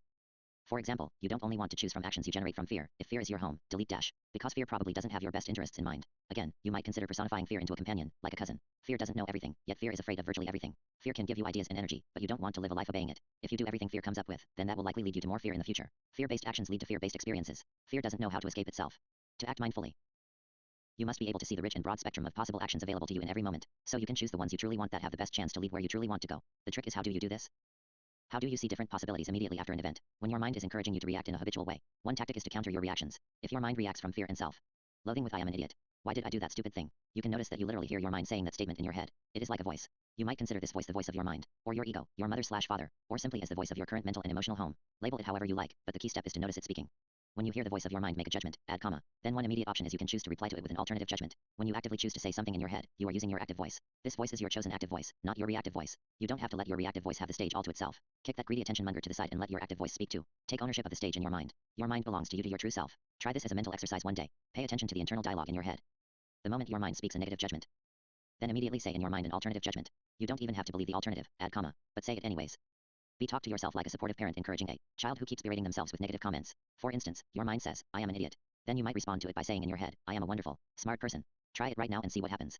Ask yourself a question that you know your mind will reply to with a negative or unpleasant judgment. Then counter it with your active voice with a positive judgment. Your mind might be judging this very exercise I am suggesting you try. It may be saying, this mental exercise is a stupid waste of time. Then you might say with your active voice, this is an interesting exercise. Your mind might say, all this author is talking about is the power of positive thinking. Then you might counter with your active voice, this is similar to positive thinking, but maybe this is slightly different and a more useful way to look at it. Your mind might then say, this book is worthless. Then your active voice might say, this book is really interesting, the author is a genius, and I should send him a donation so he will write another book. Ha, ha, and so on. Try it right now. What are you waiting for? Don't just read. Do. Try. Reading for reading's sake is a waste of time. Learn something right now about yourself. What do you have to lose? Ask yourself an important question and counter your mind's answers if you are in any way unsatisfied with the first answers that arise. Ask yourself, am I happy? Ask yourself, am I good at my job? Ask yourself, where will I be in 1 year? And then counter any unpleasant resulting responses with the responses you most want to be true. See what happens. Pay attention. You won't realize the full impact of this exercise immediately, because it will impact you in a broad variety of powerful ways. This exercise is not merely about speaking to your conscious mind, but also your unconscious and subconscious mind. Take the time to tell yourself what you want to be true. If you do this exercise, you will find the dialogue between your active voice and your reactive mind voice can be incredibly rich and rewarding. Your reactive voice is like an alter ego. It can be like an angry, upset child. It can be like the voice of one of your parents or friends. For me, the reactive voice is often highly irrational, depressed, and cynical, and I love it like a dear old crotchety friend. Far more important than the tone of your reactive voice though is the tone of your active voice. You don't control your reactive voice, but you do control your active voice. Your active voice is whatever you want it to be. If you want your active voice to be thoughtful, creative, optimistic, inspired, humorous, and patient, then make it that way. If you don't want to be cynical and negative, then don't choose to actively voice your thoughts that way. A portion of your mind will still be negative, cynical, and all those dark unpleasant things when that portion of your mind feels it's the right way to be. My cynical, negative, crotchety old reactive voice has never died. Yet, you can begin to see the dark and negative portion of your mind like a neurotic sibling or friend. You hear it. You listen to it. But you don't have to agree with it all the time. Often that portion of your mind is behaving like a child. Use your active voice to describe the world as you wish it to be, delete dash, and see what power that this has to make it so. Your active voice has the power to change the world. This would be a good spot for a writing exercise based on this question/answer exercise. By choosing your active voice responses, you are choosing your mental and emotional home. If you want to greet experiences with joy, confidence, optimism, and good humor, delete dash and use comma. Then simply say in your head exactly what a voice from that land would say. As I said, it doesn't even matter if you think it is true or truly mean it. By choosing to say it, you are taking a step to make the thought a reality. By choosing to say, I am an amazing person. I am good at my job. I did make a slight error on this item, but I won't do that ever again and my boss will be happy. If not, add comma. I will get a better job, rather than allowing the only voice to be your reactive voice saying, I am going to lose my job and be homeless. You are using your power of choice to craft a new mental and emotional home. It is like laying a foundation for a house in a foreign country. The more you do it, the more real this house will become, and before you know it, it becomes a genuine vacation home you can visit, and eventually you might fully move in. To live mindfully is to recognize that you are not your reactions. You are your actions and you are the intentions you choose to embrace that guide your actions. That which you choose is far more powerful, significant, and transformative than anything outside of your control. Your chosen actions are far more powerful than the reactions that might erupt inside you. Your reactions are no different than the falling rain. They are simply events you have little control over. Your actions are what make you a conscious person, unique in this universe. The reactions inside you are all part of the raging river of life. Your actions, on the other hand, are how you ride your canoe along this glorious river of events, experiences, actions, and reactions. Focus upon that which you control, your actions and your truest intentions, and you will find you can take the canoe virtually anywhere on your glorious journey. Simple but not easy. The most important answers to the most important questions in life are not difficult to find. You probably know most of them already. What is difficult is applying those answers to your actions. Would you be a bit happier and more satisfied with life if you were in better physical shape? If so, what do you do about it? How do you lose weight and get in better shape? I bet you already know the basic answer to this question. The answer is not the hard part. The application of the answer is hard. We all know diet and exercise are the answer to getting in better shape, but why then do millions of people fail to diet and exercise adequately to maintain a physical condition that makes them happier? It is because it is easier to acquire knowledge than to change a behavior pattern. We are not ruled by ignorance as much as we tend to be ruled by habit.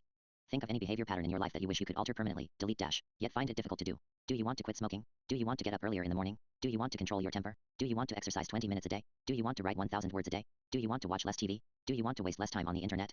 It doesn't matter which behavior you are struggling with, change from comma to period. For all of these, you probably know the basic answer to how to do this. The problem you struggle with is in the nitty-gritty details of how do you actually change your real-world day-to-day moment-to-moment behavior. The best answer I have found for this truly difficult question of life is to practice meditation and mindfulness. The first section of this book is all about meditation, delete comma, because meditation is the most effective practice I know of to begin to train your mind to experience life mindfully. There may be other routes, but I don't know those as well from personal experience. Establishing a regular meditation practice is itself an incredible and sometimes extraordinarily difficult exercise in behavior pattern change. To meditate 20 minutes a day, you must carve out 20 minutes from your daily life, delete dash and use comma, which might be very, very challenging the first time you try to do it. It is especially challenging if you are someone who is very rusty on willfully changing a pattern in your routine. Learning to change habits, to break routines and ruts, is hard. Life is hard. Yet, you can do it. Simply start with a little effort. To meditate 20 minutes a day, you must give yourself permission to sit awake and still for 20 minutes every day without doing anything productive. You may have a very loud and powerful part of your consciousness that absolutely refuses to be okay with wasting 20 minutes on meditation every day, when so much needs to get done. Pay attention to this type of resistance, delete comma, because there is much to learn from it. You might also note, meditation helps still your mind, which makes you far more productive when you begin doing tasks. To meditate 20 minutes a day, you must make yourself choose sitting still and being quiet over every possible form of stimulation that sits waiting just a few steps away, through your social life, computer, TV, or smartphone. The part of you that revels in drama can be very loud and pushy when it comes to negotiating for time and attention. Pay attention to this type of resistance, there is much to learn from it. You might also note, you enjoy all the stimulating events of life more when you have a clear and still mind ready to fully taste the experience. If you have achieved creating a 20-minute daily meditation routine, then you have already overcome an enormous challenge in learning to control your own behavior, delete dash, and to break habits so that you can live the life you want. Great job. On the other hand, if you have been unable to carve 20 minutes out for meditation every day, then you still have work to do, but you can do it. You simply have more work and negotiating to do with the parts of your consciousness that resist meditation. Parts of your being may be terrified of a meditation practice. They may feel threatened, delete dash, and to some extent this fear is reasonable. Your emotions and reactive mind may enjoy being in charge and making all the decisions.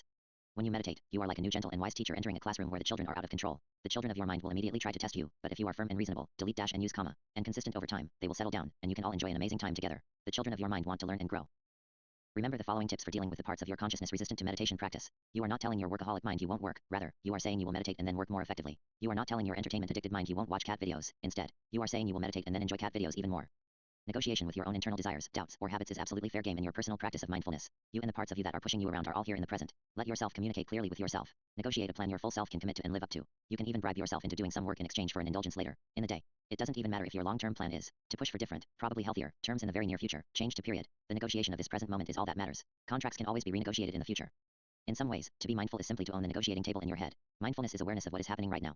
Mindfulness is awareness of what you feel physically and emotionally right now. Mindfulness is awareness of your present situation. Mindfulness is awareness of what you want right now, what your immediate and long-term goals are, and mindfulness is knowing you can choose to let go of any of these goals instantly if you so choose. To be mindful is to not be trapped by the plans, desires, or aversions of your mind. Mindfulness is awareness of your choices and options as they flow past you like branches of a river splitting off to your left and your right every second. Mindfulness is to calmly and patiently observe these choices and wait until you see one that appears healthy and good, to follow and to then carefully take action to follow it. The odd appearance of mindfulness when you are around a person learning to practice mindfulness. You may notice some behaviors that seem odd or unusual to you. A mindful person will often not talk much, delete comma, because talking is an easy way to dull your awareness. Moreover, a mindful person will not want to waste energy talking unless it seems very beneficial, delete dash and use comma, which often it is not. A mindful person will often move much more slowly than others, delete comma, because a mindful person moves at a pace that is best for their journey. The faster you move, the faster the river of life flows by you. If you simply slow down, you can take more time to consider the choices of every moment before those moments charge past. In addition, rushing often leads to accidents and crashes, which though sometimes a thrill, are usually undesirable. If you begin practicing mindfulness, you too may begin to exhibit noticeably different behaviors to people around you. You may find yourself moving more slowly, talking less, and failing to obey thousands of subtle social cues for which your friends and family have grown accustomed to your responses. You may find yourself with someone who knows you well saying, "You are acting weird. Why are you acting strange?" You will have to choose in these moments what to tell such people. If you tell people you are practicing mindfulness, there will be certain consequences to this. If you do not tell people you are practicing mindfulness, there will be consequences to that. The optimum answer depends upon you and your relationship to the person asking. I tell good friends that I practice mindfulness or have been meditating a lot to explain any openly mindful behaviors. Some of them like to joke that at times I am over-meditated, which could be for them a subtly expressed negative judgment or fear. You may simply have people in your life who start telling you, you meditate too much. When this happens, I strongly suggest you be very thoughtful in how you react, perhaps withholding any reaction to that person, and rather taking some time to reflect upon their statement. We each must assess what we do and how much we do of it. Don't worry about the judgments other people make of your behaviors. Change comment to period. Worry about what you think is the optimum path forward for you and then trust yourself more than any other being in the universe. If you decide you feel comfortable with a new behavior pattern in your life, then feel free to talk to people who express negative judgments about it. Delete dash if their judgments bother you in any way. On the other hand, also feel free to let their comments wash past you like leaves rotting in a stream. Sometimes engaging with people is a poor use of energy. All paths lay open to you always. Chapter 13. Personal essays on my mindful journey. If you embark on the adventure of meditation, you are beginning a journey into a vast, complex, and perhaps even mystical land of self-discovery. You can find many teachers and many schools of thought for how one might properly journey into this land. I do not claim to be a great teacher. I am merely a fellow student, a fellow traveler who has pursued a good deal of independent study. No established school of meditation practice recognizes me as any type of authority, so you are on your own deciding what to make of the words of guidance you hear from the mouth of this random stranger you have met along the side of the road of in your life. Perhaps, delete comma. You can consider the evaluation of my words as practice. For perhaps you are better off learning to judge the wisdom of people by your assessment of their words, their eyes, and their life, delete dash, rather than their possession of a specific badge, robe, or other symbol of popular endorsement. Change punctuation to period. Where is wisdom to be found in this universe? Is it found in the people that who groups hold up as their leaders? Or is it found in people who live a clear, honest, noble life? Is wisdom found in people who enjoy sitting on pedestals and receiving praise and admiration? Or is wisdom found in people who are humble, quiet, and only reluctantly accept power over others when it is a noble vehicle for good works? A mindful journey is always a uniquely challenging journey, and so before we begin our exploration of mindfulness applied to our daily life and our external worldly actions, I wish to offer you a few deeper insights into my personal mindful journey. I offer you the essays in this chapter, which I wrote along my journey, for perhaps they will be of some use to you as you find your way. The first essays reflect my personal mindful assessment of wanting and desire, which if you study schools of meditative thought, are very rich in popular topics. The essays in this chapter are not essential reading as you follow the offerings of this book. In fact, the essays are a bit of a deeper dive into personal mindfulness than I originally planned for this section. Nonetheless, as I write this book, I now feel compelled to share them. For some of you who delve enthusiastically into the ocean of mindfulness may find yourself somewhat lost and intimidated, and these essays may help. I do not want to help lead you into such a quagmire without throwing you a rope that might assist you in finding your way out. If you don't feel you need this rope at this time, feel free to jump to section 2 and immediately begin to explore applying the basic skills of mindfulness to real-life actions. On the other hand, if you feel ready for a bit of a add article, deeper dive into the journey of individual mindfulness, then read on. Personal note, I really like these essays that come next. I'm not sure, yet, this is the right place for them, but I like them. Essay 1, wanting. I write this essay for myself. I write this because sometimes I forget what and who I am. I urge you, that is me, if you wish to see clearly again, follow this road map. It may help you see the truth if you should ever forget it. Meditate. Sit and meditate. Hold within yourself one simple desire during this meditation, to see the truth. Ask, what am I? Ask, who am I? Open yourself to those questions until you have the full and complete true answer. Here is one story that might help you see the truth. The history of the universe. There is a universe of stuff. What are you in this universe? What is your essence? What is your true nature? Before you or any other being like you existed, there was just the universe. Before there was the universe, there was what? Our grandest and most brilliant scientists, investigators of the truth, cannot tell us, but we are sure, before there were humans, before there was life, there was a universe of stuff. Amongst this stuff, there was matter and there was energy, the two sometimes becoming one of the other and back again. Before humanity, the matter and energy of the universe, this stuff of the universe, existed at peace. It is still perfectly at peace. Why should it fret? Why should it worry? It is immortal. Physics tells us, energy can neither be created nor destroyed, but it transforms from one form to another. Energy is immortal. If we look deeper into this stuff of the universe, we see molecules. If we look deeper still, we see atoms. If we look deeper still, we see dense heavy protons and neutrons surrounded by electrons, buzzing like mystical insects at incomprehensible speeds. If we look deeper still, we see a mysterious substance of energy we call electromagnetic waves, light, photons, and other strange fundamental particles and forces. At these deepest levels, and there are deeper levels still, all this matter and energy of the universe has no fear, no anxiety, no hopes, and no dreams. At these deepest levels of the universe, before life, there was merely and is merely peace and immortality. The electrons, protons, neutrons, and photons of the universe do not die. They transform. A basic law of our greatest understanding of our universe is that energy is never created or destroyed, but rather it is merely transformed from one state to another. So before there was life, before there were humans, before there was you, there was peace and immortality. The fabric of the universe did what it did, moved, transformed, and fretted not over the details. Why would any of the stuff of the universe fret? It was all immortal. What do immortals worry about? Within the tempest of suns long before mammals ever took their first breath, protons and neutrons and electrons were pressed together forming new elements. These elements were pressed together further to form still larger, more complex elements. When the time was right, these mighty and massive suns burst forth, spewing this new matter out into the cosmos like seeds for further growth and transformation. Matter moved across the universe without preference. It flowed through the ether like leaves upon the surface of a river. Like a leaf. It cared not whether it sank or journeyed on. Like a leaf, matter cared not where it ended its journey, where it came to rest. Eventually some matter did come to relative rest. Some matter gathered together in clumps and formed asteroids, comets, moons, and planets. Some matter formed massive solid hunks of stone, others metals, and others a myriad of other amazing forms. If we were to visit one of these predecessors of Earth, if for example we visited one such rock on one such planet, moon, or asteroid billions of years ago, what would we find? If we were to ask one such rock on one such planet before human life evolved, how are you? Are you happy? What would that rock say? Of course, rocks cannot speak, so such a question is moot, but let us humor ourselves in our inquiry. If a rock could speak, if it could communicate its innermost feelings, its innermost states, what then would the rock on the planet before humanity say to us about its happiness? If a rock could speak, if this ancient rock before our sun and earth ever existed could speak, would it not say, I am happy and at perfect peace? I am immortal. The matter and energy of which I am has come together in this form and, perhaps one day it will come apart and join other forms. Perhaps one day the matter that is me will become energy, add comma, and after that the energy may become matter once again. I am at perfect peace with this journey, with this ride. I do not yearn to control this journey or these paths. I am at perfect peace to flow with how the currents of space and time and how they move me to move. I think that is what the rock would say to us. I think that is what all the stuff of the universe would have said to us before humans existed and what it would say to us now. Our predecessors, all matter that preceded life, add comma, would say if it could speak to us, we are at perfect peace. We have nothing to fear and we have nothing to yearn for we are immortal. We are all a part of the immortal fabric of this universe. And thus, for a very, very long time, before life, before consciousness, before humanity, the universe was at perfect peace. It remained at perfect peace until one day something changed. The change was that some bits of matter and energy gave rise to a new thought. This new thought may have emerged from a rock sitting upon the surface of a planet or moon, or perhaps it was from some early predecessor of human life, or perhaps it was a human being. The precise origin of the thought matters not. What matters is this new thought had never before been thought existed. The new thought was, I want. What did it want, you might ask? What indeed did it want? It doesn't really matter. It may have thought, I want to move, or perhaps it thought, I don't want to be smashed into pieces by that approaching asteroid, or perhaps it thought, add comma, I want love. It doesn't matter what it wanted. What matters is on this momentous day. At this turning point in the history of the universe, a portion of matter and energy was no longer at peace with what it had, and so it said, I want. For the first time ever, a portion of the universe, a bit of the fabric of the universe was discontent. It was not at peace. It was no longer satisfied being made of immortal energy in one form or another. It now wanted. Many rich and interesting events followed after this moment in which wanting first arose. On Earth, life emerged from this wanting in all its amazing forms, changed from comet to colon, bacteria, fungi, plants, fish, mammals, birds, dinosaurs, apes, and yes, eventually humans. The commonality of all life is that all life wants. Life wants for something. All living things are in some way unsatisfied, delete dash, and add comma. And so all life takes action in some way to satisfy its fundamental wanting. Indeed. Since that moment in time when the first immortal bits of the fabric of the universe declared I want, add comma, the universe has contained but two distinct types of matter and energy. For remember, in that moment wanting emerged, nothing truly changed. The universe before wanting and the universe after wanting consists of the same matter and energy, add comma, and that matter and energy is immortal.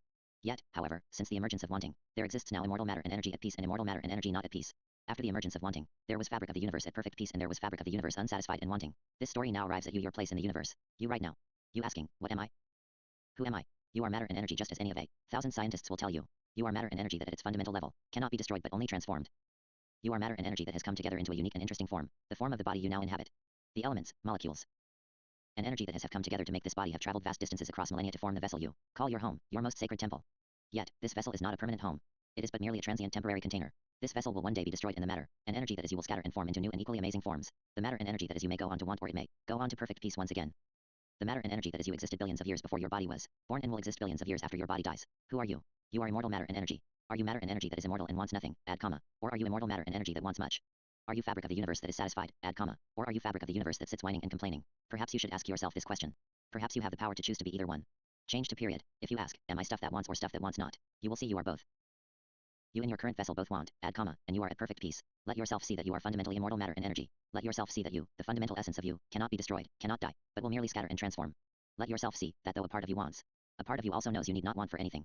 As you meditate, consider letting go of your wanting self, at least for a few moments. Let go of all that you crave for this vessel, this life you call yours. See for a moment.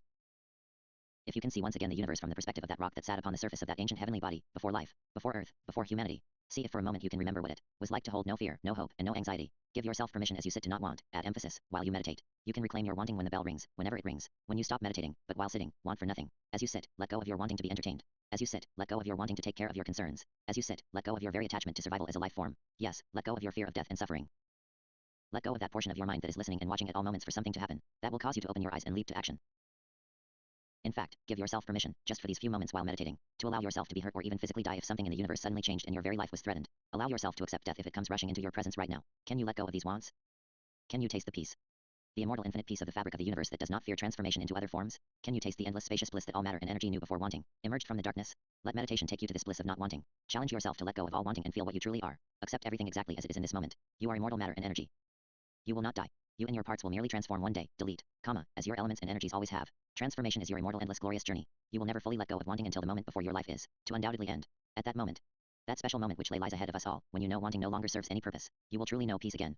But until that moment of true peace, let yourself use meditation to visit the state of not wanting. Let yourself remember what true peace tastes like, so that as you emerge from meditation, as you stand up and navigate this world, you might allow yourself to choose what those wants that are worth wanting, and which those wants which are but a waste. If you are to want that which is truly worthy, live for that which is worth living, until you live in this form no more.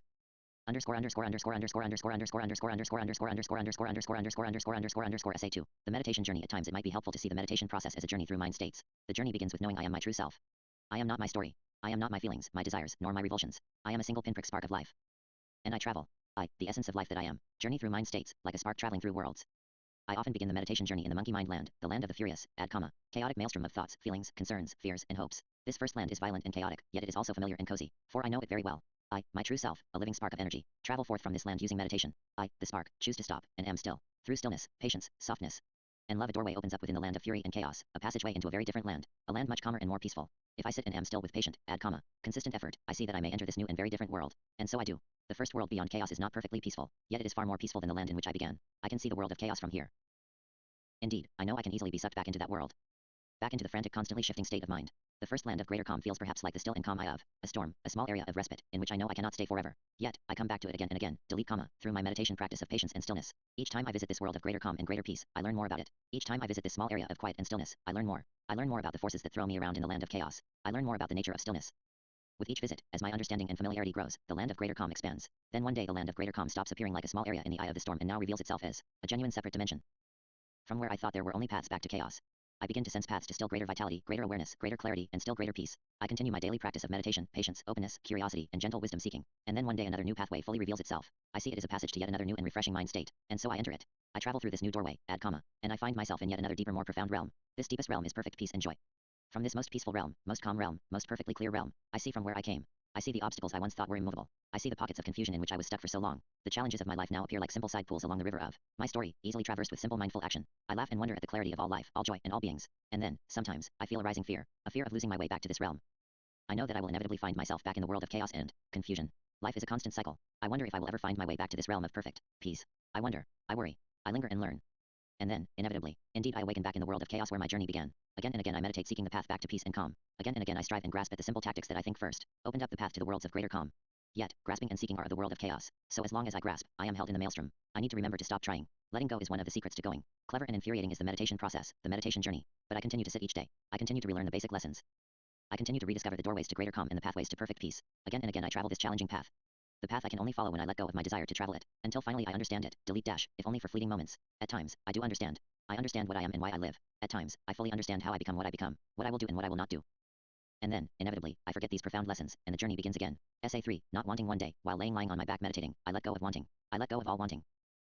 I recognized letting go of wanting as a doorway, a passage to something very interesting, and as I recognized this, I wondered if it was a passage to where I wanted to go. Ironic, of course, that the key to getting where I want to go would be to stop wanting everything, including what I want. So I must then want to not want, which leads to what? It seems an inescapable paradox, but it is not. I sat that morning in a remarkable peace. There is an extraordinary peace in not wanting. It is liberating. It is relaxed and stress-free, yet, it is also remarkably stagnant. I literally did not want anything. I did not want to live. I did not want to die. I felt much like a stone sitting on the surface of the earth. Whatever will be will be. Without any wanting, I felt no drive to affect events one way or another. This total lack of drive disturbed me a bit, and I began to doubt this state of not wanting was what I truly wanted. Was this the ultimate end I sought? Was this what I should seek instead of joy, laughter, celebration, creativity, and learning? Was the state of not wanting true liberation and bliss? This dilemma of wanting brings to mind an image like a starry sky for me.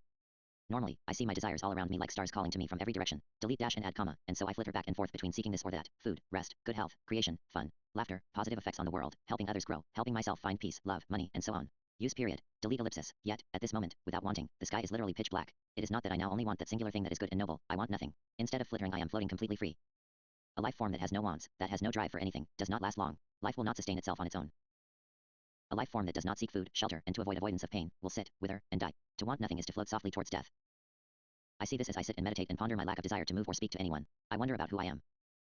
I am made of matter and energy, all of which is immortal, never truly created or destroyed, and so the matter and energy of which I consist fears not death or transformation. Yet, the unique combination of matter and energy that is ready, this human being, is mortal, and will cease if I do not rally my being to action. Do we, all the matter and energy that currently compose this vessel, do we have any interest in this vessel's survival?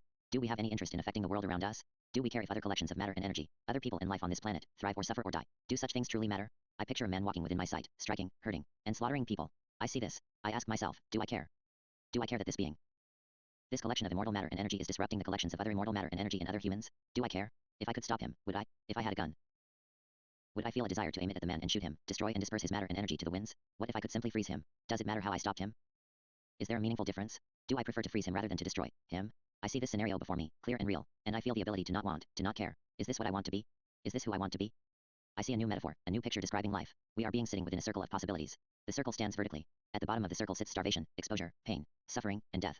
At the very top of the circle sits the most perfect, healthy, flourishing world we could possibly imagine. Amongst the rim of the circle sits every possible thing we might want and seek in life: money, pleasure, sex, power, ecstasy, laughter, prestige, birth, transformation, knowledge, impact, fame, clarity, accomplishment, and more. Each potential goal lies upon the rim of the circle, either above or below the meridian, some guiding us up close to the perfect world we truly want, others pulling us down closer to decay and death. We sit somewhere in the middle of this circle, pulled in many directions at once. Often, we sit tortured, tormented by our competing wants and needs. To let go of wants is to cut all ties to all the things we might want in this life. To let go is to float free, perfectly liberated. Yet, to sit perfectly free in the middle is also a dangerous state. For what then do we do if we want nothing? Perhaps, cutting the cords of wanting is a key step to freedom, but if I do not have any cord, any want in any direction, I will fall slowly to my death. For if I want for nothing, why would I eat, drink, or do anything to maintain my well-being? Not wanting is not living. I decide, change comma to period. I will practice cutting the cords of wanting, but I must also nurture the cords that pull me towards the most perfect, beautiful world I can imagine. Perhaps I shall not cut those cords at all. Perhaps I shall just gently release them at times and see if another vine pulls me to an even more perfect destination. Change to a period. Perhaps this practice will help avoid becoming attached to goals that serve me well for a time, yet ultimately anchor to the left or right of the true destination I seek. Change to period. As I ponder this picture, the circle changes shape to me. The top squeezes in sharply, making a long, virtually endless ravine going up, up, up. The perfect world I seek is always further up the ravine, always up at the peak. The path towards it always more and more narrow. As one climbs ever higher towards the world we truly want, one is surrounded on all sides by enticing, intoxicating, mesmerizing, possible and reachable wants such as fame, wealth, power, prestige, pleasure, satisfaction, and more. The closer one is to happiness, the easier it is to become stuck, attached, delete dash, and then inevitably held back from further progress. The more we achieve, add comma, the more tempting it becomes to grasp onto our gains. Yet all grasping is restraining. All grasping creates resistance to growth, no matter how noble and pure any specific goal. At some point, attachment to that goal holds us back from going further up the path to true happiness. To be truly free and able to follow my path, I must be willing to let go of any anchor point in the circle of possibilities. As I see the circle of possibility with greater and greater clarity, it also changes in its lower half, squeezed in sharply, death lying at the bottom point, and the path towards it like an ever steeper walled pit of despair. I see the incredible importance and power of release of all wanting in this trap, of sorts. It is so easy to get stuck. It is so easy to get lost or attached. To let go of wanting frees you us to see clearly, to see where the true light of happiness lies, to help you us reassess the path, reassess the quality of our navigation. When the bell rang out, I raised my hands beneath my head. I lifted my legs and pulled my knees to my chest. I reveled briefly in the pleasure of feeling my muscles and tendons move and stretch. It felt good, add comma, and I know I want to feel good, delete dash and add comma, and I am not ashamed of that wanting. I want happiness. I want the other people in this world to find happiness. I want this world to flourish. I want to act to help people feel joy, laughter, and growth. If the man I imagined moments earlier came to torture and destroy others and I had the power to stop him, I would certainly do so. I would act to stop his wanton destruction immediately, without hesitation, and with absolute resolve. There is a wondrous, add comma, joyous star-warmed path to follow. I shall seek the passage towards my joy star because that is the good way. I will be tempted and perhaps hurt by the treacherous and devious dangers along the way, but I shall seek that which is worth seeking relentlessly nonetheless. The tension between wanting and not wanting. I believe there is a tension between wanting and not wanting on a mindful life journey. Indeed, there have been practitioners of meditation who stop all wanting, stop all worldly actions, and sit and meditate from present until the transformation of death. Perhaps there is a noble path you might pursue that involves this course of action. Change to period. I don't know for certain. Meditation will help us stop wanting, add comma, and we must decide then what is worth seeking. There is a liberation from knowing you can stop wanting even that which you seek most intently. There is extraordinary freedom and peace in knowing you can choose a goal and seek an outcome with all your being. Expend total focused effort to achieve that specific goal, but then if it fails to occur, you can utterly let go of your desire for that goal and immediately move on. We have extraordinary power to shape your life, our lives, and the world in which we live. Meditation and mindfulness will help you master your most impactful and transformational aptitudes for doing so. Yet, you are not all powerful. There are always forces that are infinitely stronger than you, that might at any moment thwart and destroy all that you create. If such moments happen, we must simply let go of that which we cannot hold onto. We might mourn and we might transform ourselves in this letting go, but this mindful act is the only sane action to take. We seek the world we want relentlessly, patiently, and with alert open eyes. It is as if we are constructing a mighty sand castle on a magical beach. Revel and rejoice in the towers and grand canals you carve and decorate with bright shells and pebbles. Create the most glorious sand creation you might create. Delete dash and add comma. But if when the mighty powers of the ocean, wind, or rain, powers far mightier than you or me, sweep some or all of your castle away, do not despair. Your creations are not forever, yet they are nonetheless immortally glorious. If a rogue wave catches you off guard and sweeps you out to sea, laugh, for life has surprised you. You are but a speck of dust in an endless ocean of far greater powers. Use period here and end the sentence. If those powers decide it is time for you to end, then you shall end. Enjoy the ride. Who knows, perhaps you will be deposited upon another solid shore where you can begin your sand castle building anew. Change to period. Essay 4. Beware of meditation teachers. As I wrote earlier, meditation is an art form. Delete dash, just as karate, painting, dance, and acting are all art forms. Meditation is a unique art form in that it is uniquely focused on your internal world. Most other art forms are either entirely or partially intertwined with your external world. For example, Tai Chi, yoga, and Qigong are internal and external art forms, combining physical movement with internal practices. Yet, when a practice involves external movement, it is sometimes easy to ignore the internal work. Since meditation is an entirely internal art form, it lingers very close to your true center, your most precious core of what you are, what makes you unique, what drives you in life, what your purpose is, what you live for. Meditation is a profoundly powerful and intimate practice. Delete dash, and for this reason, you need to be cautious of anyone who claims to know more about it than you. Some people and organizations use forms of meditation to control and manipulate other people. For example, many religions use forms of meditation as a way to convince you that their religion is the one true religion. In other words, some people will use some tools of meditation to try and to convince you that they are somehow a special representative of your true self, of your true spiritual center, or of God. In short, some people will use some of the tools of meditation and mindfulness to convince you that they are somehow spiritually superior to you, that they are a priest or a special divine person of some sort. Whenever these people succeed in convincing others they truly are priests with a special phone line to God or the divine, these people will then usually ask those people to give them for something, sometimes praise and admiration, usually some money, and sometimes much more. Several times in my life I have welcomed others to direct me in my internal world. I once sat with a couple of Mormon missionaries who guided me through what they probably consider a guided prayer. They instructed me to close my eyes, be still, and feel the gentle warmth of the quiet stillness within. They asked me if I could feel it, add comma, and when I said yes, one of them said to me, "That is the Holy Spirit." After the guided prayer concluded, I said to them, "I feel the divine beauty of life often when I close my eyes and am still, but I can't see why one would label this feeling the Holy Spirit. I meditate often, and when I do, I often experience profound peace and beauty. When I meditate, add comma, I often sense something beautiful, glorious, and mysterious. But I think you are making a few big assumptions about this experience that I see no cause to make." Ironically, the grasping at power and this sense of superiority over others happens in all art forms. If you seek to learn to paint, and you ask a teacher to teach you, you may learn a great deal from this person. Yet, if you learn so much, delete comma, that you then become a more talented painter than the teacher, many teachers will resent you for it. It is a very human response. A teacher may attempt to tell such students they still know little, they are still learning, they still are lesser than the teacher. Teachers often are attached to the superiority felt in being the teacher and often seek to grasp and hold onto this power over students. This same scenario easily unfolds in all arts, practices, and professions. In a way, a meditation teachers are even more susceptible to grasping at a sense of superiority to their over students. Delete dash, for they are practicing an art form that entwines with one's core central purpose and meaning of their very lives. Imagine if you were a meditation teacher and one day your most amazing student comes to you and says, "I have immersed within the core center of the universe and I see a purpose and meaning to life that you, teacher, are not living. Teacher. In fact, teacher, I can no longer come to you as my teacher, for I feel your actions and path no longer seem correct to me. I must take a very different path. I must take very different actions than you in my life. I know these actions and this path will make no sense to you. Teacher, thank you for your time. I have learned much from you. Yet, from this moment forward, you are no longer my teacher, you are no longer my superior in any way. You are now simply a beautiful fellow being on this great journey of life. If you wish to be my friend, then perhaps we might talk and learn from one another. I welcome you as my friend and equal. Yet, if you do not want my friendship, but only want me as your inferior, as your student, then I must now move on. If you were that meditation teacher, how would you react to such a student? Would you be able to say, "Thank you for being my student. I honor your new realizations. I am no longer your teacher and superior. I welcome friendship and equality with you. I hope we can speak more, for I want to better understand your path and actions. I also want to better understand what your thoughts are on my path and actions. I am open to learning and know I may be mistaken about some of my beliefs and habits in this world. It may be I now have more to learn from you than you do from me. Or, if you were that teacher, would you say, "Goodbye, student. You do not know better than me. You disappoint me. I am still your superior. I know exactly what I know and why I do all that I do. I know what you are doing is unwise. Goodbye. You will likely be back. Teachers are blessed gifts on your journey of life. Yet, but teachers are not perfect beings. You will be able to learn much from them, but you will only be able to learn so much from them. At some point, even the wisest teachers and teachings will restrain you from going further in pursuit of your perfect world. If you continue to learn, you will one day no longer need your current teachers, delete dash and add comma, and they may hold you back from where you need to go. Great teachers are like all the great and noble lessons and goals attached to the top of the cave, the great circle of possibilities.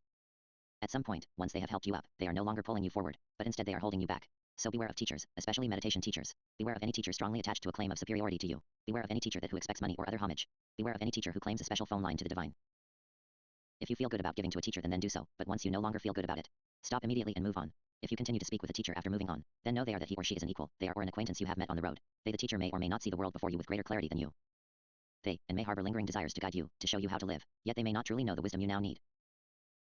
It may be comforting to believe if we simply find that one teaching or one teacher we need, we can rely upon him for the rest of our lives to guide our passage. Yet, it simply doesn't work that way. Though billions of conscious beings have walked these paths before, you and you alone are walking this path now.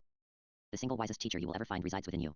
Within the internal world you experience while meditating. Let go of the desire to find someone you can trust fully with your entire being and instead, trust in yourself, your feelings, your insights, and your learning with every fiber of your being. You will always be your greatest teacher. Essay 5. My drug-addicted daughter. My daughter is a drug addict and she is unhappy. I attempted to speak to the forces inside her that keep her trapped in her cage. I attempted to release her. For because a person is not her cravings. Our cravings are forces unto themselves. So, I spoke to them. I demanded her release. The forces inside her have not responded, add comma, and I simply do not have the power to move them. Only my daughter, Dimitri, has such power whether she knows it or not. No one can reach inside another and face down their demons for them. We cannot control other people any more than we might control the changing tides. I want to scream, release yourself right now from your cage in misery. Add comma, Dimitri. Please Dimitri, free yourself. But my words are powerless. I have sought in my life relentlessly for happiness and truth. I want the truth. I want to know the truth. Perhaps the truth is that Satan is a real person. Perhaps the truth is that Satan looks like a punk rocker. Satan says to all his minions, all we want in life is to get high, and fuck, add comma, right. He says to them, all we want is to get high, rock and roll, and fuck, add comma, right. And his people reply, yes. All we want is to get high, rock and roll, and fuck. And perhaps the truth is that my beautiful daughter is now one of his people. It is so deeply sad. She doesn't know how to escape. She doesn't know she has the power to escape. My daughter doesn't know how to simply laugh at Satan and his silly punk rocker outfit, his fake designer jeans, his piercings, his bad boy tattoos, and his suave ass sunglasses. My daughter doesn't see that Satan is a loser. Satan is simply a loser poser wannabe. He is simply manipulating you her because you are she. Is letting him manipulate you. I want to say, tell him to fuck off. Tell him, you will seek your own happiness in life. Tell him that right now. Sigh. I want the truth. I want to know the truth. Tell me, universe. I wonder if the truth could help Dimitri. Why can she not see that she is a mighty being? In control of exactly half the universe that begins at the edges of her skin, she, like all of us, can control her half of the universe. If she just tries and, if she does, then I will give her anything she needs. Anyone giving who gives life a solid effort, I shall gladly meet you halfway. You must meet me halfway though. I have journeyed in this crazy dangerous unknown world. I can't save Dimitri. I write to her these words, Dimitri, only you can save you. I am sorry you have been banished from your mother's home, but I see why she banished you. You have lost your way. You are destroying lives around you in obedience to the demon of your addiction. I too left your mother's home as you know. We divorced some years ago. I too am somewhat an outcast from that world. I too know what it is like to be inside that kingdom. To be allowed to sit in comfort, eat, watch TV, and to be loved by your mother. I know what that life is like, and I left it. You saw me leave it. I am like you. In fact, I am uniquely like you. I know what the life you want back so badly was like. I saw it. I lived it. I was there. No one else you talk to these days knows that world that you are talking about. I do. I know it. That world is not all that special, Dimitri. I chose to leave it. Add comma, you know? I was not banished, but rather, I simply left it. There are countless amazing worlds to explore in this life. Delete dash and add comma. And I am relishing my new adventures, my new life. I am out here in this universe with you. Meeting you halfway between where you are and where you want to be because we share a special connection, now and forever. Look where you want to be, add comma, Dimitri. Look where you want to be and go there. You want out of the hell you are living in right now? If you want that, then look where you want to be and walk straight to that. Don't look back. Don't talk to anyone. Simply, walk out of the hell you are in and keep walking. When someone says to you, wait Dimitri, don't go without me. Don't leave yet. Wait for me. Wait until I am ready, as Gunnar, your meth addict boyfriend said to you 2 years ago. Simply ignore the siren song and keep going. Walk away and don't ever look back. Walk towards the people in this universe who truly love you. Walk towards healthy, happy people and they can help you find your way. Dimitri, look to where you want to go in this universe, and head that way right now. That is all I can really tell you. Until you do that, there is little help I can give you. Meet us halfway, add comma, and we will shower you with our love and welcome you home. Until then, know I love you and you will always hold a special place in my heart. I sent this note to my daughter on this date XX/XX/XXXX. As of today, she continues to wallow in misery, a slave to wants from which she does not see how to free herself. Reflection for right now. Reflect upon your life and rate how happy and fulfilling your life is, with 0 being totally unhappy and unfulfilling and 10 being the most amazing life you can imagine. Write down your answer in a journal or mark it on this scale. 0 1 2 3 4 5 6 7 8 9 10 Part 2. Applying mindfulness to relationships and interpersonal actions. In Section 1 we explored how to use mindfulness to help you be a happy, healthy person, making mindful decisions on your individual life path. Now we will explore some ways that you may take mindful actions specifically in your relationships with other people. Use mindfulness and meditation practice as a model. Earlier we discussed how we might consider each meditation sit as a visit with your friend stillness. You can then think of anything that arises during your practice, any thought or feeling, for example, as a person crashing your visit, joining your visit with stillness without necessarily being invited. Your meditation practice then becomes an effort to gently and skillfully host a very intimate social gathering in your consciousness. I encourage you to not try to aggressively manage this personal experience of meditation, your visit with stillness, by trying to force the uninvited visitors to leave. Instead, welcome them and invite them to visit with stillness, add comma. Also, over time, with gentle skillful effort, you, stillness, and all that arises within your practice can become friends and allies. You can learn to help and learn from one another. Don't hate anything that arises within you, but rather seek to live with all aspects of yourself harmoniously. Now, as we begin to explore applying mindfulness to our interpersonal life, we can transform this metaphor from idea to reality. To practice mindfulness with people is to treat them with the same gentle, patient respect you treat those visitors that arise within your consciousness during your meditation practice. When a person is people are in your presence, they have arisen from somewhere. It doesn't really matter where they came from, just as it doesn't really matter where memory emerges when it arises in your consciousness. The person is here now. So once in a while, when you are with a person, allow yourself to take a moment to welcome them to this moment and honor his existence. When you do this, your friend stillness helps you and joins you in this effort. Anytime you are with another person, take at least a brief moment to appreciate them mindfully. Consider for a moment the amazing events that have happened over the eons of this universe that have brought you and the person standing next to you to this moment. Whether the person is pleasing or unpleasing to you, strive to simply accept their her existence as they are. She is in this moment with the same gentle compassion that you strive to offer your own thoughts and feelings is. They emerge in your meditation practice. When a person is making a lot of noise, talking, asking, acting, and perhaps interacting with you, you do not have much control over them. You can influence them, people, some perhaps with your actions, but you cannot ultimately control them, nor is it healthy or necessary to try to do so. This again is very similar to your relationship with thoughts, feelings, and memories that arise during your meditation practice. Welcome those and that which arise with gentle attention. In the upcoming sections, we will explore specific examples of how to practice skillful, mindful action in our interactions with people. But the basic principle is simply practice what you practice every time you meditate. Be gentle. Be compassionate. Know that you do not control thoughts, feelings, or people, but you do control your attention and your effort. You do control your actions. Accept what others are and what others do as simply a part of reality, a fascinating part of your experience. It is what it is, add comma. And it is okay. Then choose skillful action to gently help make things better, recognizing you have limited influence, and that too is okay. A person yelling at you or attacking you in some way is no more offensive than lightning striking a nearby tree and dropping a branch your way. Don't fret that you are not Zeus controlling the lightning, but rather recognize your internal power to be like Odysseus and mindfully attend to the danger of the falling limb. Then, like Odysseus, laugh and smile at the glorious power and energy the lightning shows you from the heavens, and perhaps carve a beautiful sculpture or craft a tool from the wood newly gifted to you. This is what it is to mindfully navigate your world. Different levels of ruts when we practice meditation and mindfulness. We are practicing how to gently and skillfully interact with our most intimate reality, our thoughts and feelings, our impulses, aversions, hopes, dreams, fears, and pains. As we skillfully and honestly grow to understand all these aspects of our most intimate inner world better, it inevitably leads to growth and change. When our understanding of our world changes, then inevitably we feel pressure to allow our worldview to change. When our worldview changes, then we change. We become a new person with a new reality. As we change, we then find ourselves naturally moved to bring change outward from our inner world and into our external reality, into our interactions with the world. Every step in this process is difficult because it involves changing an established behavior pattern, which is akin to breaking out of a rut. Changing how you interact with unpleasant thoughts and feelings is hard. It may take a while before you can truly do this. Changing how you see your life and honestly examining your beliefs about what you want, what you have, and where you want to go is hard. It may take a while before you can truly do this. Yet, even if you master both these levels of personal insight and understanding, you may struggle with the next level of mindfulness and change, interpersonal mindfulness. I've seen people who have practiced meditation and mindfulness for years, who have gone to numerous 10-day meditation retreats, yet interact with other people in remarkably unskillful ways. It seems to be easy for some practitioners of meditation and mindfulness to put life beyond our personal bubble into a different category and allow it to remain a place where ignorance, denial, and disinterest rule. In a way, we all live our lives in multiple different contexts. We have our personal inner world. We have our most intimate relationships, our partner, and our immediate family. Indeed, eventually many of us may find we have two profound family contexts, the one in which we are the child and the one in which we are the parent. Beyond this, we have the context of our school or workplace. Then we have the context of different social realms and groups in which we participate. In every different context in which we establish comfort and familiarity, we also establish expectations, viewpoints, and behavior patterns, delete dash and add comma, all of which can evolve into very challenging ruts. You may learn to be mindful and skillful in one realm, yet struggle to apply the same mindfulness to others. Every context holds unique challenges for you to navigate it in a healthy, thriving manner. The most classic example of this challenge of context pushing us into old, unhealthy behavior patterns is often with parents and siblings. Many adults who live mature, respectable lives find themselves regressing to bizarre childlike behaviors when they interact with their parents, delete dash, or with a particular sibling. With parents, they may find they suddenly feel and act like a child again. With a sibling, they may find they argue like jealous children fighting over a toy. In both situations, it is merely a matter of slipping into a behavior pattern that has carved a deep rut in our consciousness. Ruts are hard to escape from. So the bridge between the personal practice of meditation and mindfulness in our interpersonal life is not to be taken lightly.